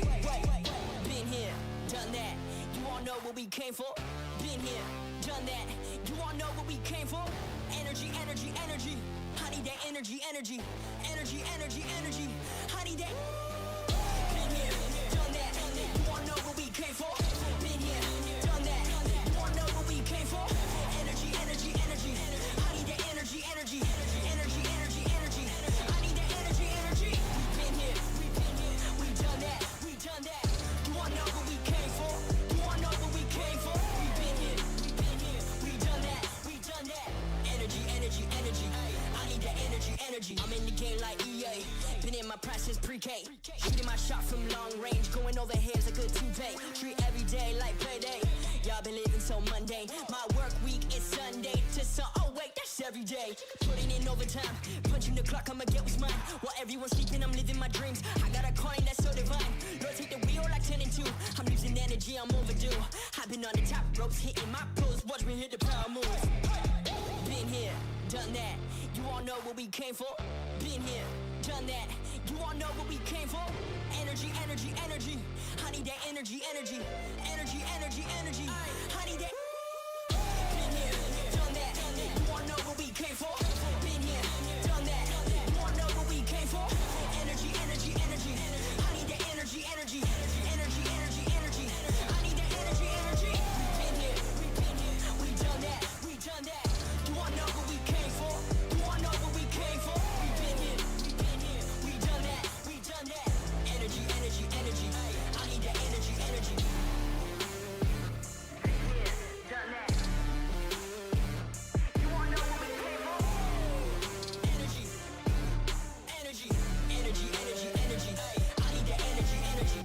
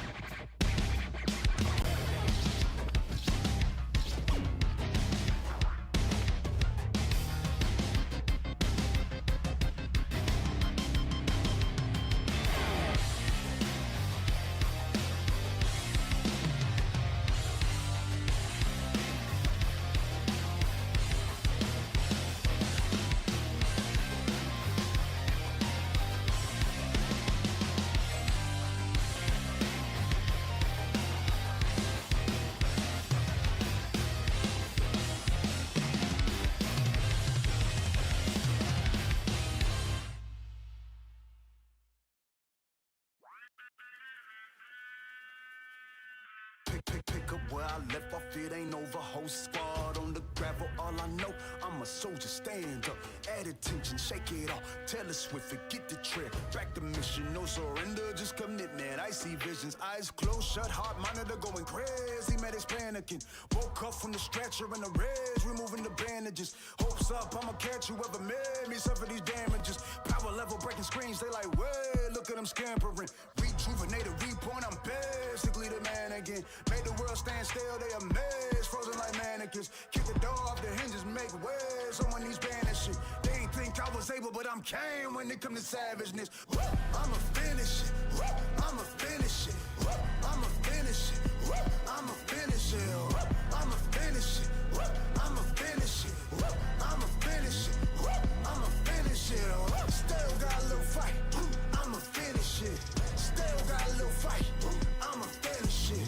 Still got a little fight, I'ma finish it. Still got a little fight, I'ma finish it. Little did this, little that. Everyone pulling triggers full of max. Talking feces cause they full of that. Ain't really G's, they GNATs, they really just next. Scratch them off, power balls. Look at them spinning, they really spin offs. Getting me dizzy, give me a headache, maybe wanna tear my head off. I could really use a Tylenol. Candy rappers talking good and plenty, it's really too many to mention, but no, I'm tired of y'all. Suck to infinity, you could never be my enemy. You make me look good, I should be hiring y'all. I'm reborn, I'm basically the man again. Made the world stand still, they amazed. Frozen like mannequins. Kick the door off the hinges, make way. Someone needs banish shit. They ain't think I was able, but I'm Kane when it come to savageness. I'ma finish it. I'ma finish it. I'ma finish it. I'ma finish it. I'ma finish it. I'ma finish it. I'ma finish it. I'ma finish it. Still got a little fight. I'ma finish it. Still got a little fight. I'ma finish it. Still got a little fight. I'ma finish it. Still got a little fight. I'ma finish it.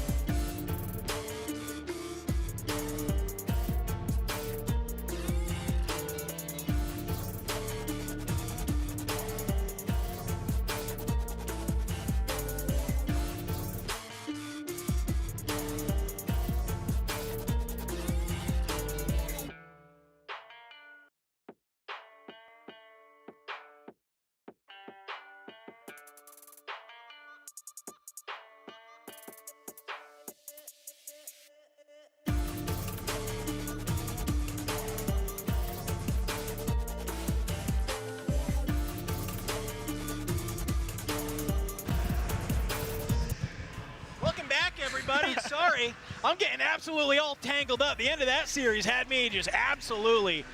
I don't even know what to say right now. It's A-okay. But you know what matters, though, is that we're back right into the banger, all right? We are here into an absolute wild card map. It is the grudge match. I'm flustered, man. I just watched you lose a 1 to a headset. That's insane. All right. Well, yes. you know what? It's A-okay. Please show the map so we can stop finagling with headsets and stuff. This is supposed to be like a really sick game. We're supposed to be hyping on up. Please take it away so I can do something else. Well, ladies and gentlemen, it's definitely going to be a sick game. All right, we have, of course, got the redemption opportunity for the Paris Gentlemates for Boston Breach. This is to show that you can see off these bigger sides more than once inside of this tournament. We will have, though, this map set in front of us, and this is not pretty for the Paris Gentlemates. Gridlock Hardpoint, that's going to hang in the balance a little bit. Gridlock S&D, your Paris, you lost this to the Boston Breach last time. Exposure Overload, you lost this to Project Notorious last time out.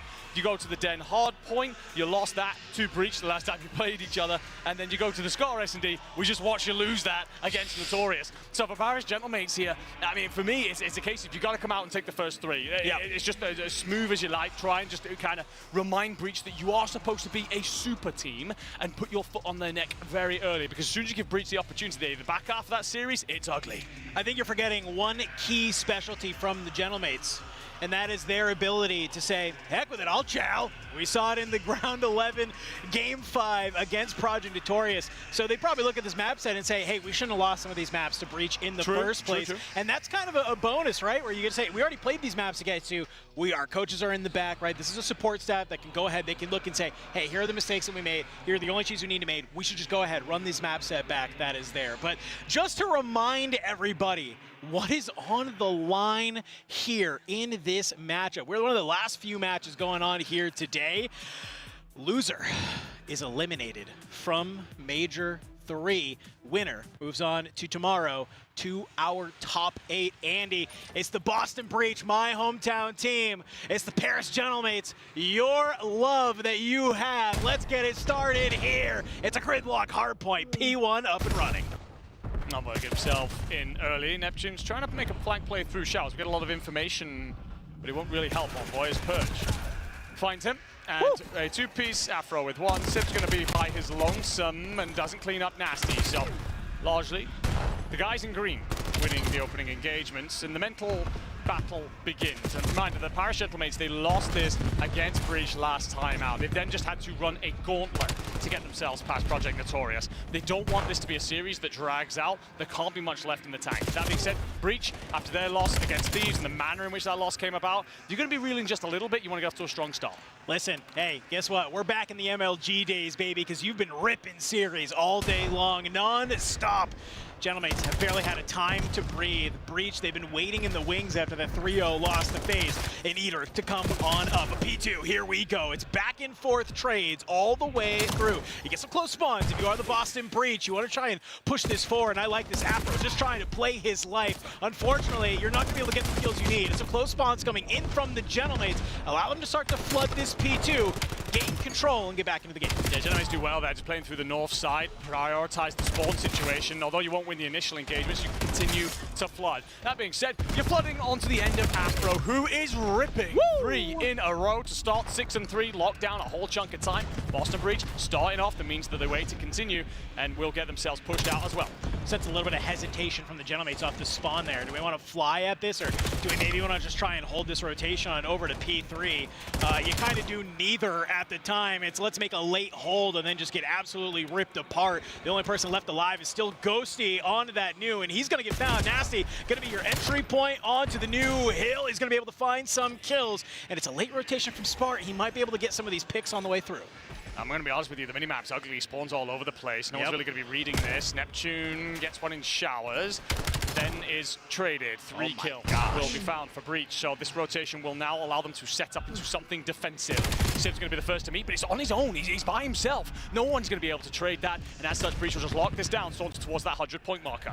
The KDs are not looking good for the Paris Gentlemates at this moment in time. 90-13 right now as we are getting ready to come to the end of P3, but 3 kills in the feed. That's a way to maybe start this. Get a little bit of time on the board, but the spawns will come on through, all towards that southern side of the map. Boston Breach setting up for P4. Yeah, just decided to rotate early. Envoy thinks he has a bit of a bead. Absolutely nothing handed over. Neptune in the house, just trying to slow this, not allow a setup to come through. You do still have L control if you're Breach and one body inside, and that kill there. There's going to be Neptune's under instant pressure. At least you do have Envoy in the backline, but at 4 and 11, he's got to start doing something. And Breach are looking great through these early sand hills. I love this. The Breach are just playing together. Afro and Nasty joining up in forces. They've been on many teams together, and I think you're starting to see some of that chem come to fruition as they've been doing such a great job of holding this entire back. Unfortunately, while you're back here dealing with all of these kills, it's a hit from the front side. You're getting some of those close spawns, so it's A-okay. But Boston Breach will continue to hold the hill and continue to run up this lead. The further it gets out in front of you, the more Paris is going to feel like they have to pump the gas. Often into then desperation plays might lead to even more mistakes. The problem right now for them as well is, yes, you're going to soak up a little bit of scrap time here, but Boston have been kind of comfortable just to contest this and then rotate on out early. Now, and Afro's going to find 2, Purge with another, and yes, Neptune gets 1, but doesn't stay alive for very long. So the 10 seconds are going to actually go to Boston. You're going to be just shy of 100 points, maybe more like 90 points up as we head to the second set. Not a scoreline we would have expected. And Paris, they've got to begin to climb that mountain in front of them right now, otherwise this is getting away from you. Shout out Study, man. Playmaker Purge already continuing to find the kill. 17-7 on the 4 spree here. Second set of rotations, P1. Boston Breach did such a great job of racking up so much time on that first set. This was an opportunity for Gentlemates to get back on in. They haven't been able to crack this open. They are. Neptune's beginning to hit a flank play here. Going to arrive through Connector in a moment. Would have the timing, but needs his boys to stay alive on the front for it to actually matter, and they do not. So although Neptune's going to get at least 1 here, the boys can turn and face. It actually gives Ghosty an opportunity to get involved a little bit, and there will be a contest come through. Okay. It starts to become the conversation about P2 with just 18 seconds left on this. Paris will have that spawn in control, but you lose the fight here at P1. There's a straight route towards that backside if you're Boston. Yeah, Nasty. He's starting to float towards this bottom side of the map, though. Look at scrap time on the P1. Thankfully, will get found on out. Ghosty is good for 2. You have Afro, though. He's in here. In through the shop, laying. He's waiting for the right time to come on through. The unfortunate, he's here by himself, but he's going to be able to pop out on, finds Envoy. He's looking for one more. Purge, he's trying to be able to flood on in through the bag. All 4 members of Boston Breach here can encircle this point, start to fly on forward, get these kills, go your way. Ghosty dropped, Neptune dropped, Afro 22-8. It's a reminder of the first set of rotations. Barris had the spawns. Boston Breach didn't give a damn. And they are taking over here. Everyone positive. Purge by 8. Afro absolutely reaping. You called it yourself. 1:23 in hill time as well. Doing it all with the AR in hand. Give him 6. The Hellstorm to boot as well. Paris have absolutely nothing in reply. I'm just waiting. I'm waiting to see the sort of signs of life from the Paris Gentlemates that we saw in that last series where they turn on the afterburners. They finally start playing COD like you should, but it feels like the pressure from the Boston Breach is just too much. It's a fantastic P2. You look over at P3. Gentlemates, they have the spawns, but Breach, they're already starting to migrate over. Here comes the Hellstorm. Certainly does. Going to send body scrapping inbound. Siv's going to do very well to at least peel off Nasty early. You're going to find a 2-and-2 split on the kill feed. Afro calls it in, rains it down, just keeps the hill neutral for a moment, just avoids you giving up a couple of important seconds, and now you start to flood it through the front and meet in the showers. Afro tries to be tip of the spear, will get cut down by Sim. The rest of the team flying on forward. It's a team kill that will help you on out. Spart lines up Envoy and Neptune. Purge able to activate, finds Ghosty. You had the setup, it does get broken. It's only 20 or so seconds, but if you breach, you're happy with any of this time. You have such an insane lead right now. It literally doesn't matter. They're holding the line. They are forcing the Gentlemates to fly at this hill. The problem is, Enigma, you then still have to think about new. You most certainly do. And Neptune finds 3. Doesn't matter in the end because all the bodies drop around you. It will just mean that Boston Breach, hold on, Gentlemate's going to have the control over the back spawns. I don't know for how much longer though because Nasty's just found Sid and Afro has a route. There's only one player left on the point. You do have Neptune getting a little bit lost in this back spawn here, but Afro and Nasty, they'll join forces, try and take that one on out. Do you have the trades come on through? You do. Boston Breach break open this hill. You only need 18 more seconds. Purge gonna try and find Envoy in the cut. The NPCs will be firing. 22 and 17 for Mr. Purge himself as you are able to try and lock up map number 1. 5 more seconds as the kills will fall. One last flurry of kills. It's 4 dead from the Gentlemates. You've been able to do it, but Enigma, only 2 more seconds needed from the breach. Yeah, and as Neptune looks to try and contest the middle, Afro cleans him up. You've got Sib on a big wide raft. Yeah, there's one. Transfers beautifully onto the second, but you need the boys to arrive on the opposite side. Reminder, just 2 seconds required for breach. You got to be here right now. P1 will pop. Spart, he's here. Jaeger in hand. Purge lines up for 2. It's a do-si-do around the middle bus. Afro finds another 2-piece. Will slide on into the point. Gentlemate's not able to get there in time.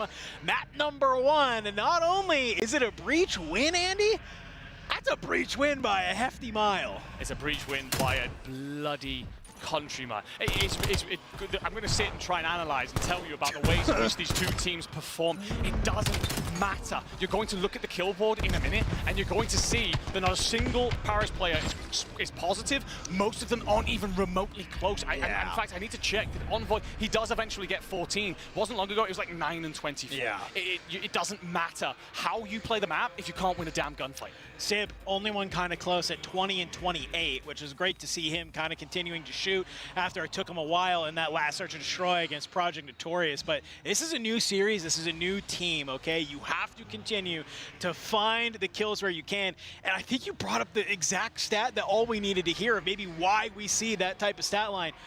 Of all of these maps, the Gentlemates have already played a majority of them and have lost a majority of them, continuing that same tradition with map 1. Yeah, all 4 that remain in this series, you have lost all 4 of them today. So that's not great. Gridlock was the one that was supposed to hang in the balance, and Boston said to hell with that. And it's easy for me to, all right, pick at Paris and kind of like where their scoreboard didn't look pretty. Sure. Credit over to Boston, right? I know there's a lot of conversations about Purge and where he belongs at the minute. He has a great game. Afro really lit up, but flexing in very well. Points on the NPC, points on the AR. Felt like he was controlling everything. You talk about the P2, that Paris were locking down consistently on the spawn side of things, losing those gunfights over and over. Yes. Both times, Afro went nuclear. Yeah, and it was also many times allowing Afro to go nuclear was Nasty, just being right there. The SMGs just playing so close up with each other, just trying to be able to work anything. It was always, hey, Nasty's going to slide in. He'll probably make at least 1 or 2 weak. In Afro, it was just 2-piece on 2-piece on 2-piece, and it's because Nasty is able to be there, lay down that damage. But the hard point, done and dusted. We got to turn our eyes to search and destroy. We are staying on Gridlock with this S&D. We are, but this is the map that you lost to the Boston Breach the last time out. So Paris, it doesn't get any easier. The task only grows ever taller. For the Boston Breach, this is much more like it. And we've said a lot about this team, the struggles that they faced online. Yes. They actually came into this major, of course, with a great run in the end, seeing off some pretty big sides, but Paris themselves. So you end up in a situation where, all right, right now, you just simply have the number of this team that's supposed to be far superior to you. And also, feels like they're growing on land as well, and that's a hell of a thing to be able to do, because at the end of the day, it's LAN Call of you, baby. That's what matters. That is exactly what matters. I mean, I loved the interview that Nasty was able to give, you know, obviously in the lead up here in the last match of qualifiers, where he just said, you know, I know it doesn't seem like it, but I can tell you that we are getting better every single day in scrims. And I think you're starting to see a lot of that hard work starting to come on through. I will kind of yuck my own yum a little bit because I think the question mark is always going to be, can Purge perform? Because we saw, obviously, in this first series between Breach and Gentlemates, Purge was lighting it up. They move on to fight LA Thieves. Purge is kind of nowhere to be seen, right? And so it's just, I need him to be a little bit more consistent. I think that this is a great series to kind of prove you have that consistency, give him the confidence that he's going to need when you make it, if they make it, into that bracket on Saturday. Yuck my own yum? Yeah. What's that one mean? It means I'm not going to, like, I don't know, like make my own stuff bad. Or Okay. Learn something new every day. Anyway, no, you are completely don't right. act like you don't have some stupid sayings. Well, okay, fair enough. Yeah, all right. But it is a case. You're right to bring up Purge. It's a case of, you know, you can. An X Factor is a great thing when you're on the right side of that. It's awful when you're on the wrong side of that. Yes. You essentially weigh the entire team's performance in your hands. He had a great map 1. Got to bring that again in map 2. Paris Gentlemates, we've just watched them pull off the impossible in that round 11, in that game 5 that they just had against Notorious. I'd say a tougher team in front of you right now, especially with how Boston have looked. But they're going to throw in a B hit early here. Again, investing in not only the round itself, but the later gameplay. Well, Nasty, he's going to be the player to be a little bit up. Thankfully, even though you do get stunned, you get all the information that you need that, hey, it's some heavy movement over towards this B site. Bomb will get planted pretty quickly. But it's fast wraps coming out from the Boston Breach. And I like what we're seeing here from Spart and Nasty. They don't have to scam. Just go ahead, throw some shoulders, get some shots on out. Bring over so much of that attention onto this side. Spart finally will be able to go up, finds Neptune, but Sib will be able to bring down Nasty. So you have Spart still just in that top house, Afro at range. You're looking for one more. It's just Envoy. And you might have just seen him there. A little bit. Oh, solid. Shots go out. Pistol hits. You're going to hot bomb. You're not going to be able to. Spark gets the kill. Doesn't matter. Gentlemates still on the board. It makes it messy at a certain moment there, but Envoy does enough to stay alive for a long time. I mean, Spart felt like he had to come and support Afro. Maybe Afro just throws his life thinking that Spart's on that bomb. I'm not sure. It looked like a bit of a miscommunication between them, but either way, Envoy, you do clutch up in the 1v2, potential 1v3 coming through there. Either way, gets you over the line. A concerted hit out of Paris. The one thing that you do lose, the silver lining of your Boston, Spart's 4-0, so that's a great start. Maybe let him sit in the back line here, push you closer to a help stall. Yeah. I mean, Yilson, you and I got to watch Spart kickstart this year down in Challengers on none other than the Telluride Bush. Bush, baby. There was a couple of games where this young man, he was pulling out the sniper, and I'm waiting to see it on Gridlock. We watched a number of people today do absolute work with it on this map. We could wait to see, but where he's so close to a Hellstorm, love to see him play a little bit more cautiously, play around some of your teammates. Nade's starting to get up over the top. You see the flak notification, so you know that that nade hit on something. Unfortunately, Ghosty, he finds a great timing there. Shots come on through. The rest of the team will surge on forward. It's just Nasty and Purge left alive for the Breach. Bomb easing down. Can you manage to find them? And no, you cannot. Gentlemen, so secure round number 2, this time off of actually getting the kills. Yeah, lovely patience out of Gentlemates there. Again, we're willing to ask Boston to force the equation, ask them the questions. When they didn't, they just simply tapped away at them. Neptune does well, slipping and sliding. You'd expect him to with an NPC inside of Showers, but it's also that pinch play coming in early. Once you get the numbers advantage, a very aggressive, recognizing we don't want to give an opportunity to throw this away. We must be there for the trades at the very least. So much better from Paris. Sib considered the sniper for a moment. Looks like he's going to run the M15 instead. And Breach did lose Spart, of course, in that round, so no Hellstorm. I kind of like it, right? You don't need to bring the sniper out just yet. You've won 2 rounds in a row, doing pretty good without it. Run as many rounds as you can, and then use it as that surprise factor if you want to go ahead and try and bring that out. But here we go, round number 3. Gentlemates will be on the offense this time. Envoy starting to flirt maybe with B. Nasty going to continue to be over there, but I like where Breach is set up. It's a nice wide spread. The question is, though, can the Gentlemates find the crack that they're looking for? Stun won't catch. Might actually get Afro a little bit of time, and second doesn't either, so he's not been spotted yet. Oh, good shots. He's not able to find the second, but that is bombed down. It's enough time for Spart to be able to slide on out alongside Purge. It's a 3v2. Sib and Neptune, they got to play together. They will retrieve the bomb, but Boston Breach, they are flying as a unit. It's just Sib, M15 in hand. So at least does a good job to find Purge, but it's Spartan Nasty. A lot of guns laying on the ground here. Time is ticking. Not gonna matter. Now, you do wonder if Sib could have rotated over, done something different there instead of continued send. Maybe he's trying to bait Boston into a rotation and isolate a fight, turn it into a 1v1, a very manageable situation. But I think if you are Boston, the call out comes through. It's Sib. That's who's last alive. You know he's coming back for that shell. So you lay in wait. Spark cleans that up.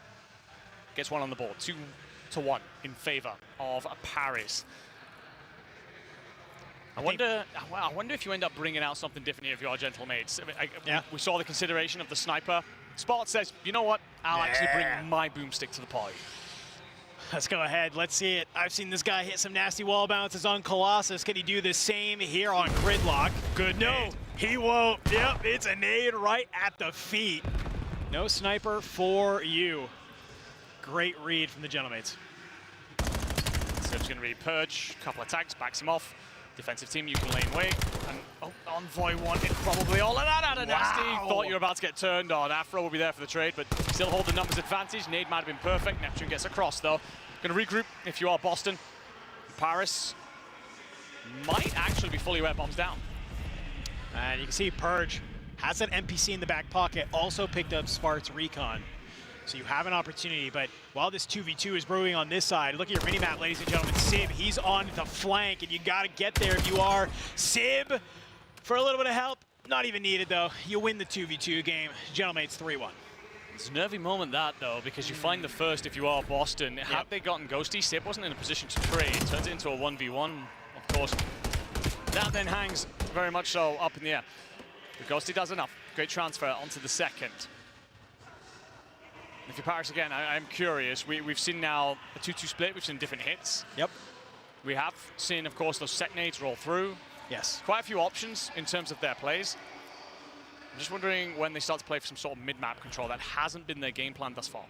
I worry here. I'm looking at some of these scores, right? I'm looking at Boston Breach. It's Spartan Afro. They're the only ones kind of finding some success here in this S&D. Well, as I say that, Purge, he's good for 1, 3 dead for the gentlemates. It's now just Ghosty in a 1v3. Bomb down on the site. They have Spartan Afro. They can work together here. A couple of early shots. They know exactly where Ghosty's playing now. And, well, look who's on the pinch. It's only a matter of time till maybe Nasty decides to lurk on up. Doesn't even need it. Ego Chow comes on out. Boston Breach get their second on the board. Yeah, well closed by Boston. Ghosty is looking for a Chow there, and Nasty and the Afro basically say to each other, I'm ready. Are you ready? Yeah. I'm going to hit this as soon as I do. Be ready for the trade. Don't even need it in the end. Afro, great work from him. So you edge it one closer. And I'll be honest, I don't think like Paris need to invest in those big bang out hits. I think you have the ability to take control of maps without flipping a coin into the air, essentially. So I'm surprised they continue to let them happen. Boston certainly come out on top in them so far.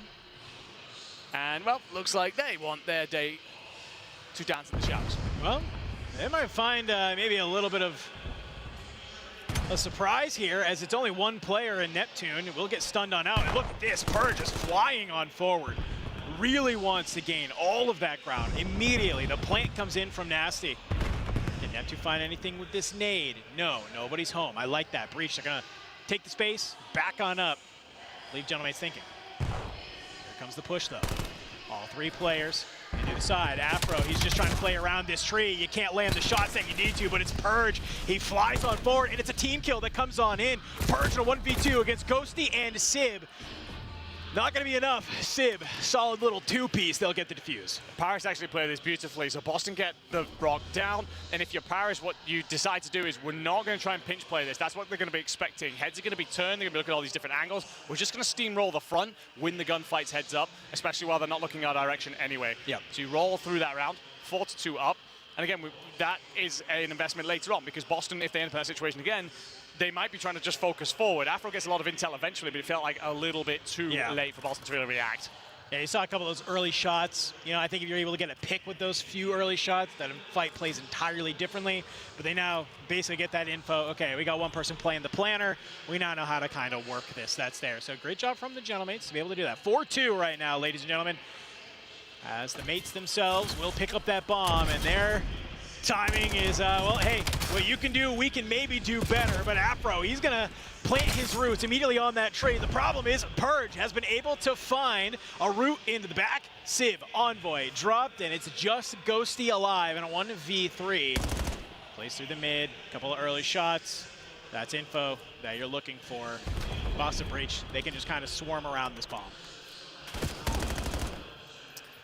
Ghosty's gonna ask for a couple of ones, unlikely to get them as soon as they get that intel about where he's at. You're gonna back off. Force Ghosty to come back at you, down to 12 HP and a dream. 35 seconds left on this. And again, Boston not giving you the wiggle room. Yep. Nasty throws the shoulder, nothing gained. I like this, man. Yeah. Boston is just playing very passive, very patient. And there you go. Purge is going to slide on out, make him invest a lot of the bullets, and then Nasty is right there. Close that one on out. Again, I go back to I don't understand why Paris is sending so many bodies towards Showers. Now, I know that this is the typical hit that comes through for a lot of teams, but when we think back to the Plaza that they played, they weren't coming out on top in many of those 8-man hits. It was when they were more creative about their strategy. We've seen it inside this gridlock as well. Obviously, you didn't get to cast the previous gridlock S&D, but I'm going to assume largely the same story. Paris can throw different looks on these attack rounds. They don't need to consistently get involved on that A-bomb site the way they are. Boston gobbling up every single time. And honestly, they have looked great at the shots. They're going to go back over. They'll go ahead, but it's 3 players from the Gentlemates. They're going to try and chow them there. First shot's coming out from Spart. You'll be able to back down a few of them. Purge with a nice little shoulder. Nade will come at the feet, slides on out. Unfortunately, Envoy and Ghosty, they are going to be your demise. It's just Nasty in a 1v3, making a 1v2, not looking the right way. Gentlemates, they'll be able to get that round. 5-3, 1 round away from evening up our series. I'll happily stand partially corrected. Paris come out on top in this engagement. Felt like you end up with a timing there for Boston. One's cooking an aid, one's checking a different angle, and you start to body stack, you get cut down quickly, makes it a 4v2. So Paris trying to make amends for the gridlock S&D that they lost in the first series against Boston, put themselves onto map point. Like I said, we've already seen incredible comebacks today. Ship will bring the boomstick out, and I wonder if then this means a B hit, or at least it's going to mean B presence out of the man with the rifle. I don't know if he'll see anybody home. It's just going to be Nasty, who's kind of trying to play the bomb site, and well, all right. You get the kill that you're looking for, 4v3. See Bomb already starting to maybe rotate over towards that B side. No, you're gonna kind of fake it. You got Sib, he's made his way on up, but you have 3 members making their way towards that top shower side. It's just Spart as the last line of defense there. Afro does find Sib. That's a good pickup. Put this into a 3v3. Purge trying to stay his life on his belly. Not going to be able to find it. Spart slides on forward and not going to be there. Gentlemates, they'll answer back. Much cleaner search and destroy than we have seen from the mates. Yeah, definitely cleaner. That is without question. Their S&D has been questionable so far through this tournament. I think that's been incredibly kind. They managed to just about come over on top, of course, in that Notorious game in around 11. But better this time out. You can see the first bloods. You walk away with 5 of the 9. That's a great thing. But look at these non-traded. If you're Paris Gentlemates, considerably in the lead there. And that's where you did enough to get over the line. And even in that final round, Sib, he's just essentially meant to be a distraction. Paris don't necessarily make it simple for themselves. They have so much presence over towards A. They could have gotten that bomb down pretty early, but they decided to go for the gunfights, take them on, get themselves tied up in the series. So great stuff. Coming into this series, honestly, again, we talked about the map pool. We talked about how this was probably going to look for the Paris side. Boston came out and absolutely smashed the first one to bits and very much so tipped the scale in their favor. With Gentlemates figuring out exactly how to improve between that first series and second series now, maybe it resets a little bit of what these other maps look like. Yeah, no, I think it's a great call out. I think the fact that the Gentlemates can be able to come on in, they win this search and destroy, it gives them that sign of life, right? It's just like, hey, that's that one more map that we are going to force you to play. But like you mentioned, that first hard point looked so good. I'm now kind of wondering as we get ready to move into another respawn, something like Exposure. If the Breach are shooting like they were in the hard point, hey, you know what's a really easy way to score an overload. Just wipe the enemy team so the zone is open. It's a great strategy. Yeah, it's not bad. Breach might be able to make that happen, set themselves up potentially for a nice little 3-1. But the mates, hey, anything is possible. They have surprised us time and time again. We're going to go ahead. We're going to head to a quick break. When we come back, we're going to be jumping on into that exposure overload between the Boston Breach and the Paris Shellmates. Finish it, still got a little fight. I'ma finish it. Still got a little fight. I'ma finish it. Still got a little fight. I'ma finish it. Still got a little fight. I'ma finish it. Little this, little that. Everyone pulling triggers full of max. Talking feces cause they full of that. Ain't really G's, they GNATs, they really just next. Scratch them off, power balls. Look at them spinning, they really spin offs. Getting me dizzy, give me a headache, maybe wanna tear my head off. I could really use the Tylenol. Candy rappers talking good and plenty, it's really too many to mention, but no, I'm tired of y'all. Suck to infinity, you could never be my enemy. You make me look good, I should be hiring y'all. I'm reborn, I'm basically the man again. Made the world stand still, they amazed. Frozen like mannequins. Kick the door off the hinges, make way. Someone needs banishing. They ain't think I was able, but I'm came when it come to savageness. I'ma finish it. I'ma finish it. I'ma finish it. I'ma finish it. I'ma finish it. I'ma finish it. I'ma finish it. I'ma finish it. Still got a little fight. I'ma finish it. Still got a little fight. I'ma finish it. Still got a little fight. I'ma finish it. Still got a little fight. I'ma finish it.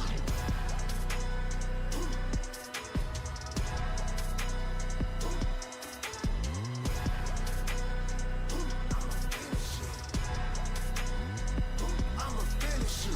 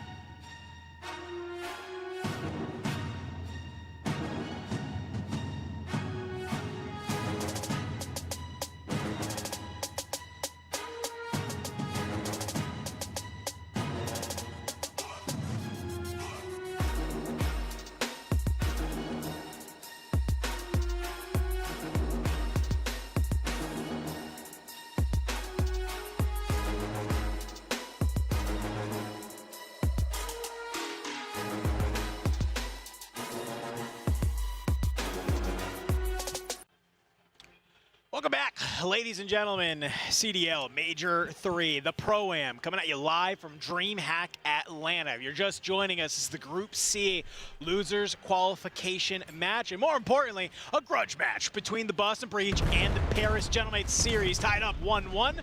We're here on the Exposure Overload, a map the Gentlemates historically have not looked great on. No, they have. The last time these two teams played earlier on today, it was actually Gentlemates who came out on top in the Overload, but that was going to be on Scar. It required a Neptune 1.3 takeover game to get you there.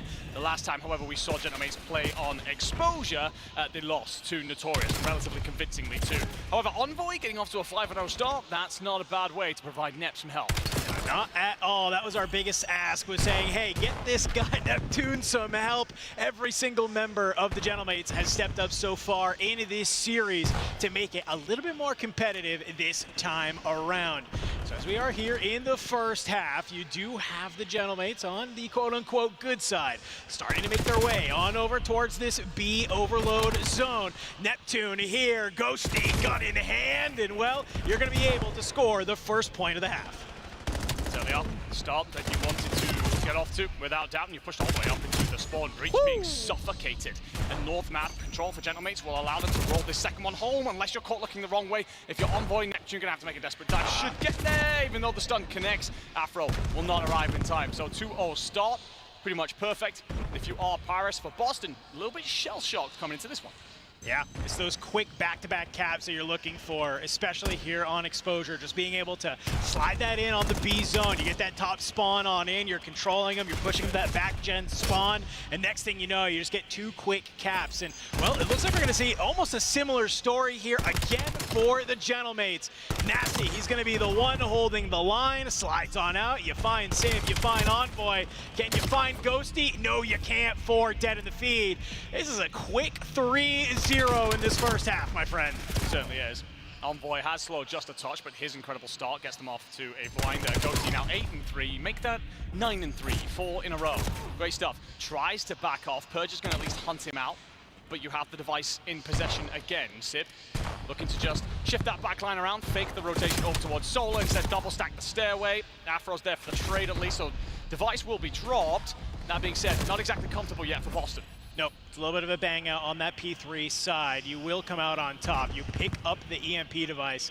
Nasty gonna start to float it down towards A. The rest of the team, they're trying to play through that top side. You need to win some kills here though. Unfortunately, Neptune, he has been able to push on up and find your bomb carrier. The rest of your team, you're trying to make something happen through the mid. Purge, he's gonna be the guy to maybe get a little bit lost. Tip at the spear, can you play some offense here? Find some of these kills off the spawn. EMP will reset, back to the mid we go.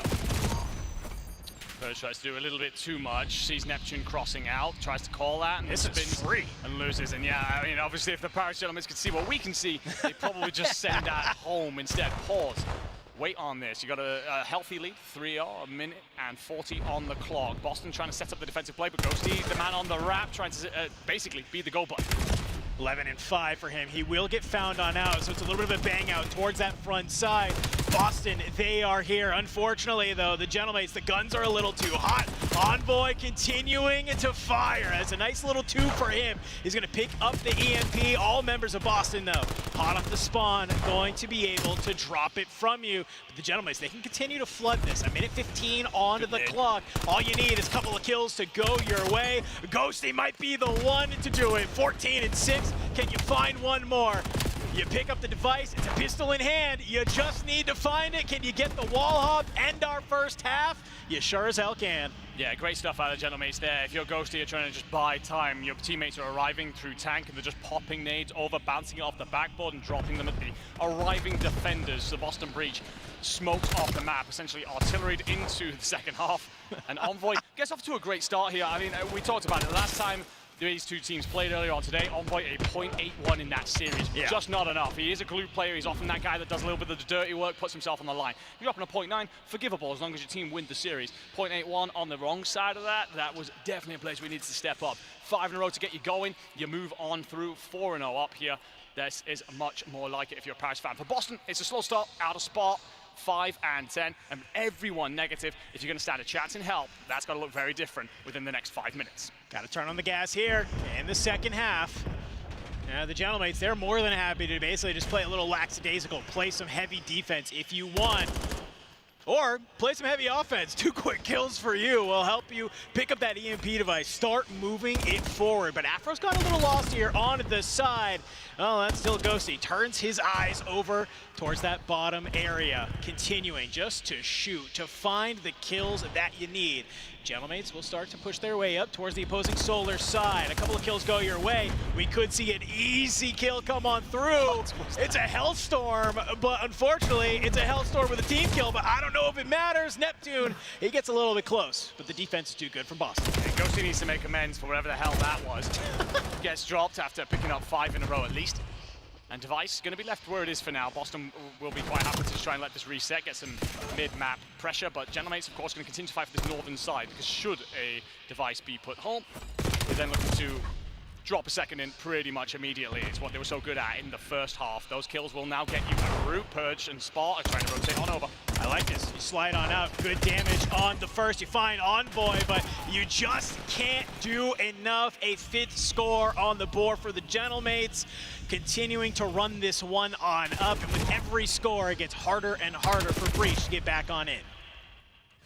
Doesn't feel like they have had any control over that device. Even if we were to remove actual possession, they've never really looked like they were going to get it in their hands. Neptune's going to dip outside of the map, tries a little bit of a move back in. Afro ready for it, cuts him. But 5 and up, you're going to need a lot more of that if you are the team in green. Kills now should give you a root. Ghosty's on the heady, won't matter, so there's one in reply. 3 minutes, 4 goals, that's the task at hand now if you are Boston. And while it does seem like a very tall order, we've already watched miracles this afternoon. That's a very good point. I would have loved that a lot more if they were able to cap the mid spawn and then get that top, tank spawn. But unfortunately, this does go down towards that P5 area.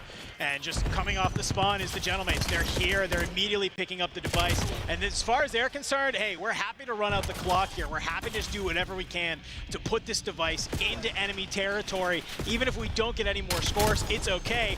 Neptune almost goes on a 4 spree, 3 of them being teammates. Yeah, no, just decided to slaughter everything in front of him. Unfortunately, his boys had actually found him a root, so yeah, we'll cut back on that one.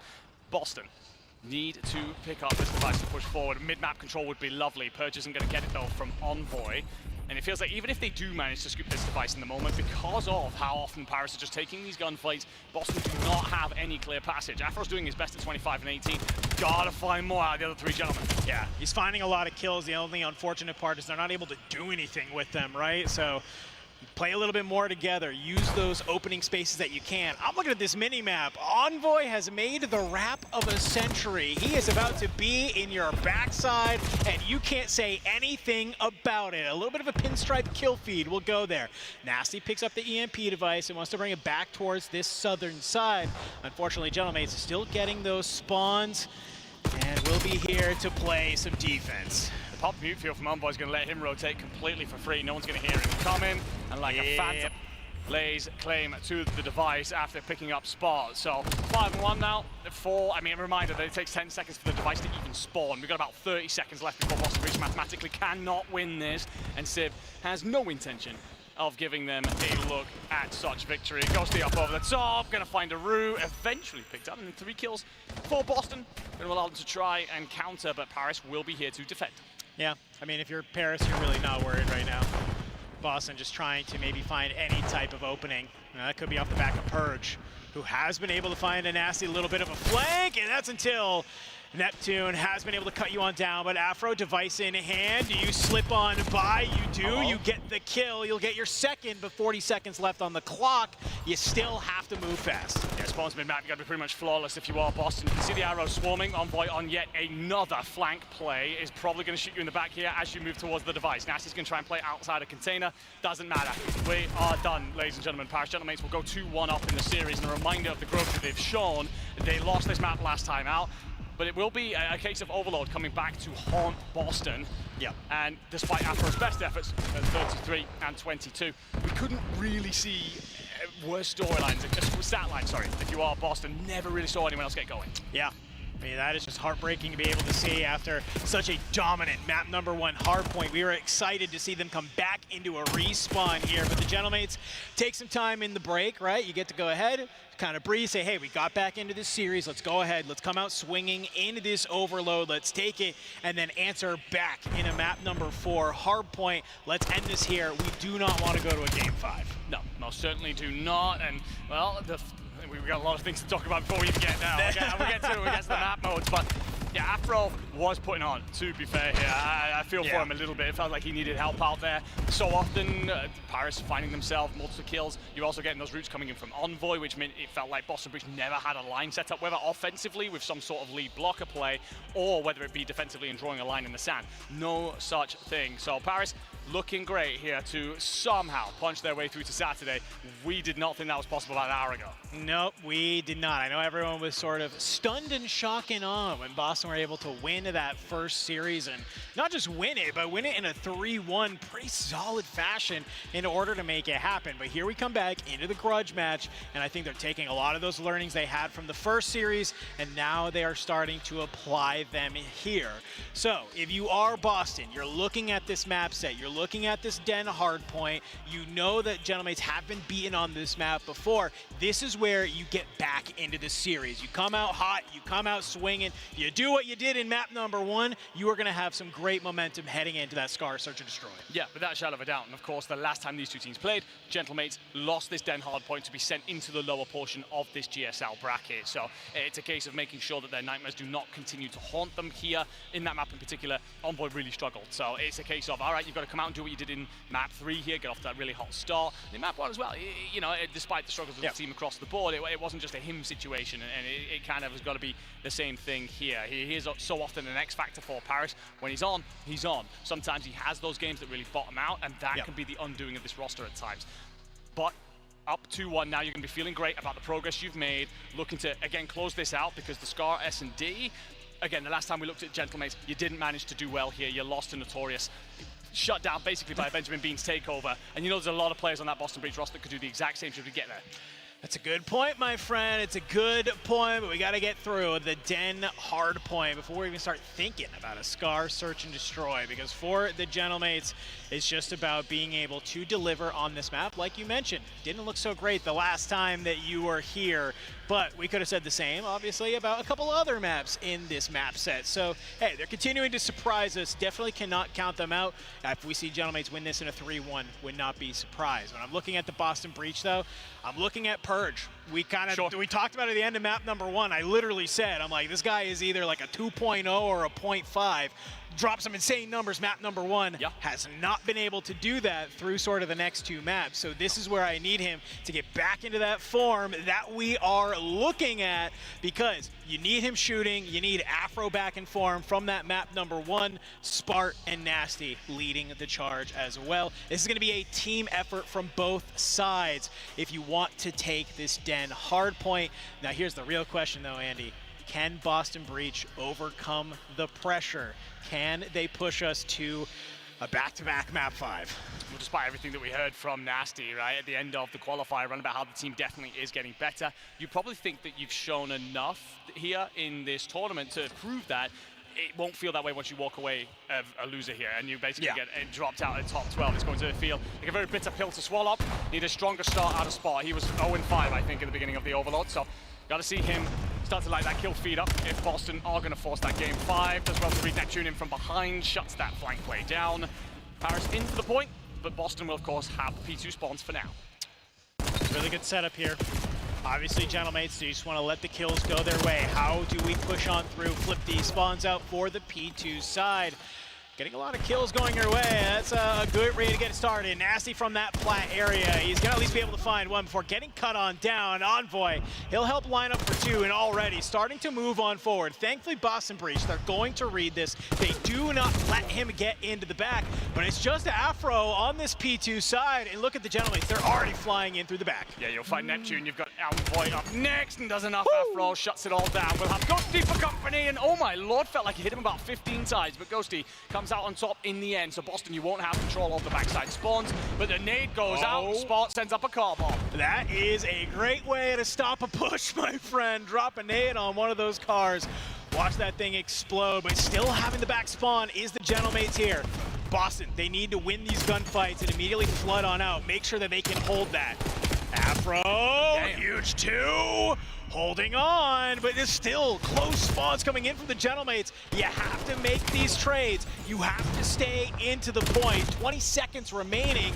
You've managed to make this one mixy. No real solid lead here, but I'm watching Boston come off of the spawn. You have to start thinking about P3. Certainly do, and that spawn should tell them exactly what Parish have done. Pushed through roof side, now playing in for that P4 setup on throne after this next hill. Mid-map control going to be all important, and Nasty will actually lose the gunfight to Ghosty to assert it. Neptune, then what's your route? It's likely going to be in through mid, but you don't read the broken play, and that's going to hand numbers advantage to Boston. 4 dead in the feed. Boston, they get there early, they find the kills onto the rotation. They reset the Gentlemates here as the point pops on up. And you got 2 players from the Gentlemates trying to push their way on in. It's going to be Envoy, it's going to be Ghosty. And while you're trying to be able to do that through that plat side, the rest of the team comes on through. And well, while Boston was set on up, Paris breaking open. Nade and SMG combo means we'll see Nasty in about 10 seconds.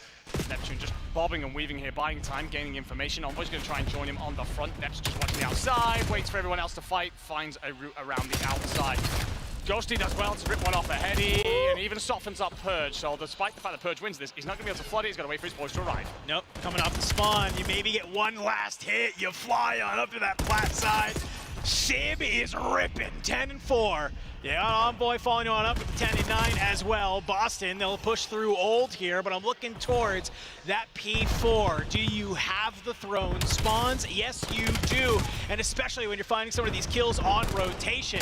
Boston Breach, they can play 2x2. They can flood on in here through the side. It's only 2 members of the Gentlemates onto this hill. If you can find the timing, this is huge. You're going to be able to get it. It's only 2 members from the Gentlemates have to flood in through the front. Yeah, Boston done incredibly well because Gentlemates invested into this play as early as the back end of P2. Reminder, they played in through the north, and well, Boston just breached the side. We don't need anything fancy, we're just going to overwhelm you at Dojo, win all the gunfights, now have the hill, and now hunkered down. Nasty just about coming into this, was starting 5 and 10, now 3 in a row, going to get moving. If he can get online and get lighting things up, you're only 30 points behind, it becomes a very different tale soon. This is a great job for Boston Breach. They win the key gunfights, they make the rotation, they get the money time that they are looking for. You come down to the final sort of moments here at P4. We turn our eyes towards P1. Gentlemates set up. They want these spawns. They need to hold the line. Make sure Boston Breach cannot push on through. Flip those spawns. Hold P2. Huge fight between Afro and Sib off of our screens here for control over the mid-cut, and Afro's actually going to win it. So despite the fact that you actually lose the opening engagement, better positioning, and now Afro can arrive, kind of funnel those Paris players into one position, and oh my lord, it's a mess though. 3 in the feed for Boston will allow them the point for now, and Nasty's trying to squeeze. Love this. Nasty, it's a little bit of a shimmy, it's a little bit of a shake that helps to get that one kill, but Ghosty, he's firing, he's shooting. Pinstripe kill feed all the way through. Both teams know how important these spawns are for this P2. P1, it's still stayed mixy here. Gentlemates, you have the lead, but it's only by a small margin. Last time these teams met up, we knew that last hard point, it was very, very close, and I wouldn't be surprised to see this den be the same. Spawn Purge do well there for a while. It just buys time for Nasty to hit a flanking through Dojo's side, but he's not going to win the gunfight against Sib, who feels like he has really come alive inside of this one. 16 and 10, a 4 spree to really start to turn the screw now. They also have P2 spawn control. As I say that, Sib's going to die in mid. There's going to be a dive straight through from Breach. They're going to look to overwhelm this in couches and then punch through. Oh, a couple of team shots. Come on in there. You soften up your teammate right into Envoy's arms. Thankfully, Nasty at least will be able to cut that one on down, but you've now still opened up the Gentlemates. You're getting those close spawns. You're continuing to hold P2, and this is where you can really start to run away with this if you are Paris. Boston Breach slowly through this backside. You gotta play together. A huge amount of kills coming your way. Nasty, slide on through that P2. A great 2 kills for you. You've now netted the close spawns. You'll keep it mixy for the last 20 seconds that are here, but you have to play for P3. Yeah, and actually Boston will get a hold of it, so you can start to send bodies on the early rotation here. Paris will have 1 player in place in Sib, who's done a fantastic job thus far. You have no mid-map control and no information, though, if you are Paris. You're gambling on this front hit being what Boston are investing into, and Sib just trying to buy time. time. Boys, Yeah. come and help me set up for this. It's just tax and nades all the way through. Boston trying to invest everything to maybe get some type of opening. Trades will come on through. Ghosty will fill in from the back. You're trying to push out from this cobble side. Do not let Boston breach on in. Unfortunately, you lose every gunfight that you need to win. 3 members of Breach, they find their way onto P3, and they're going to get some solid time. Yeah, huge rotation coming in from Neptune, trying to set up that pinch blade. Boys have got to stay alive, and Dojo maybe even find a pick. Nat's the goal by. Net finds the kill. The White Owls are going to surge. Afro does a great job to find it. Afro and Nasty, they've been so great all series long, but it doesn't matter when you're playing as a duo. All 3 members of the Gentlemates, they're here on the point. They find the kills that they need. They will hold on. Breach doing such a great job of finding themselves just close. They're keeping themselves back on in it. But at the end of the day, the Gentlemates are just doing such a great job of holding on to the time that they need. Yeah, and every time a Gentlemates player dies right now, they're spawning in front room, basically setting them up for P4. Purge can try and play in through red or potentially through blue. Here, yeah, blue is going to be picked up, and all 3 are white in the feed. Nasty last alive, trying to just buy time. Get his boys back into this. You can set up the break attempt. And it looks like they're going to try and push out through the statue side. Envoy's got a lot of work to do, loses the initial. I like that, though. You have the patience coming on through from Afro and Nasty. Can Nasty find one more? No, you can't. The God of the Seas has awoken. As he is here, finds a solid 2. Boston spawning in. They have to hit this through the front. Can you pull the attention in enough directions to maybe open this one on up? It's 3, they're there, Purge, huge 2-piece. You've gained control of this hill, but you are down 60. It's gonna take a little bit more than 1 to get yourself back into it. Yeah, Breach matches done very well here, just punch through the front door, and then they've had 2 or 3 of those moments inside of this map. They're just not overcomplicating things, buddy system, and roll everything over.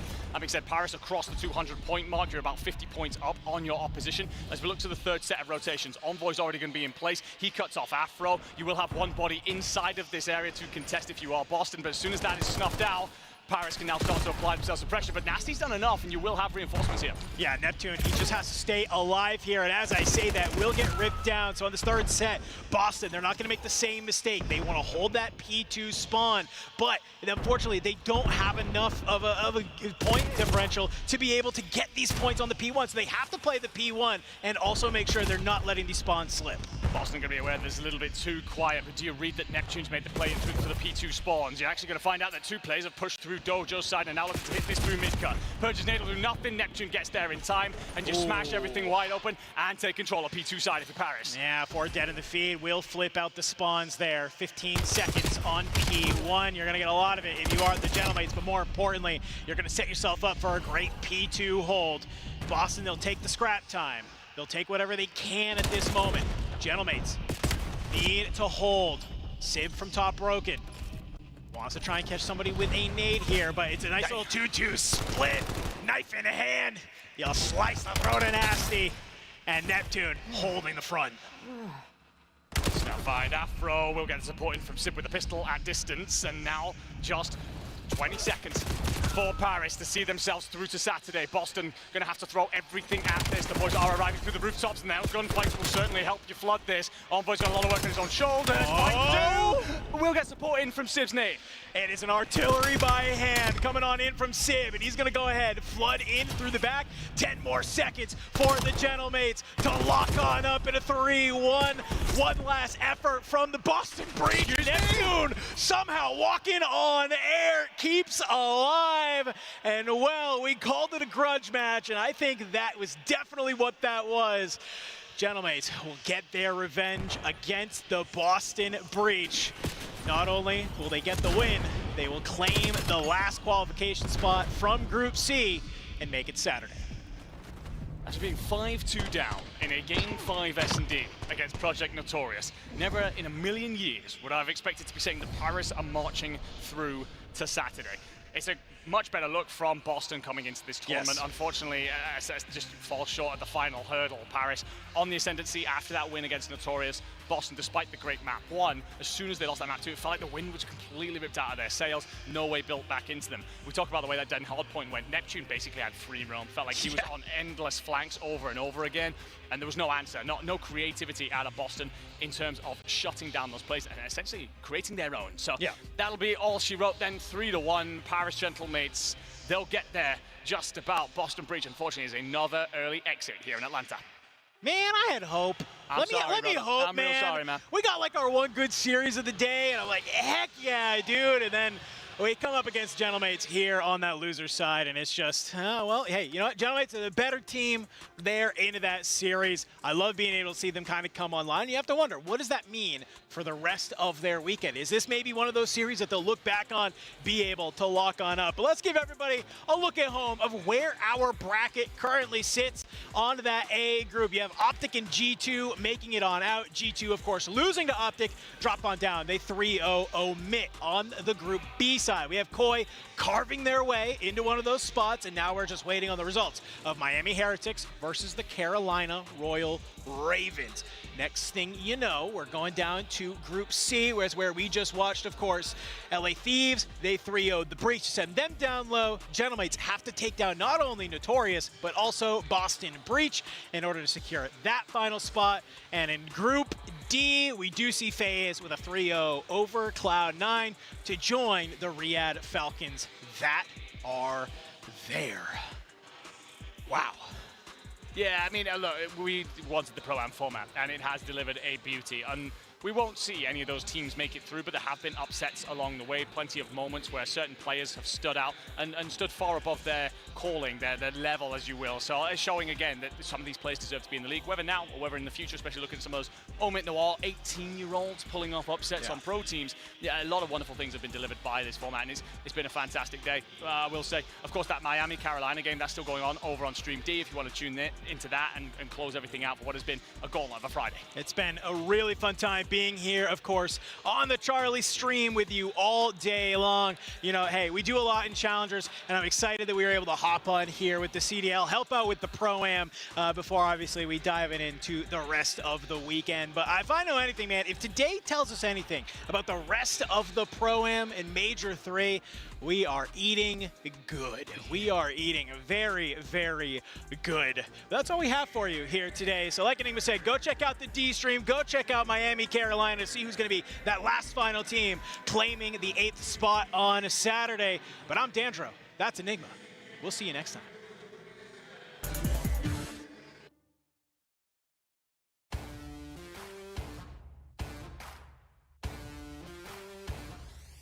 I'm so exhausted, I needed the energy, needed to pick me up. I'm in your movie, but this is my cinema. I got the power, I'm built to devour. Anyone coming against me, a tower. I don't care for the pressure. Some of y'all leaving here in the stretcher. Took my time to go and get better. I was reading in the red letters. Ay, hit me with your best shot. I got time today.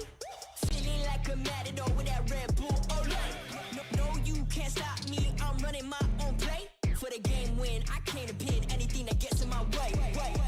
Been here, done that. You all know what we came for. Been here, done that. You all know what we came for. Energy, energy, energy. I need that energy, energy. Energy, energy, energy. I need that. Been here, done that. You all know what we came for. Been here, done that. You all know what we came for. Energy, energy, energy. I need that energy, energy. Energy, energy, energy. I need that energy, energy. We've been here, we done that. We done that. You all know what we came for.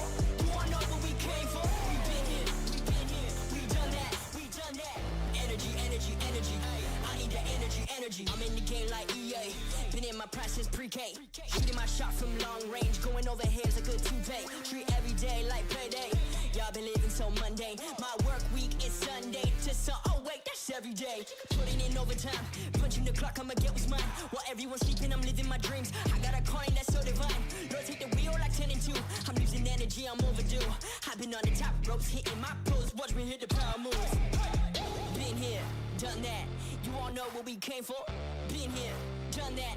You all know what we came for. Energy, energy, energy. I need that energy, energy. Energy, energy, energy.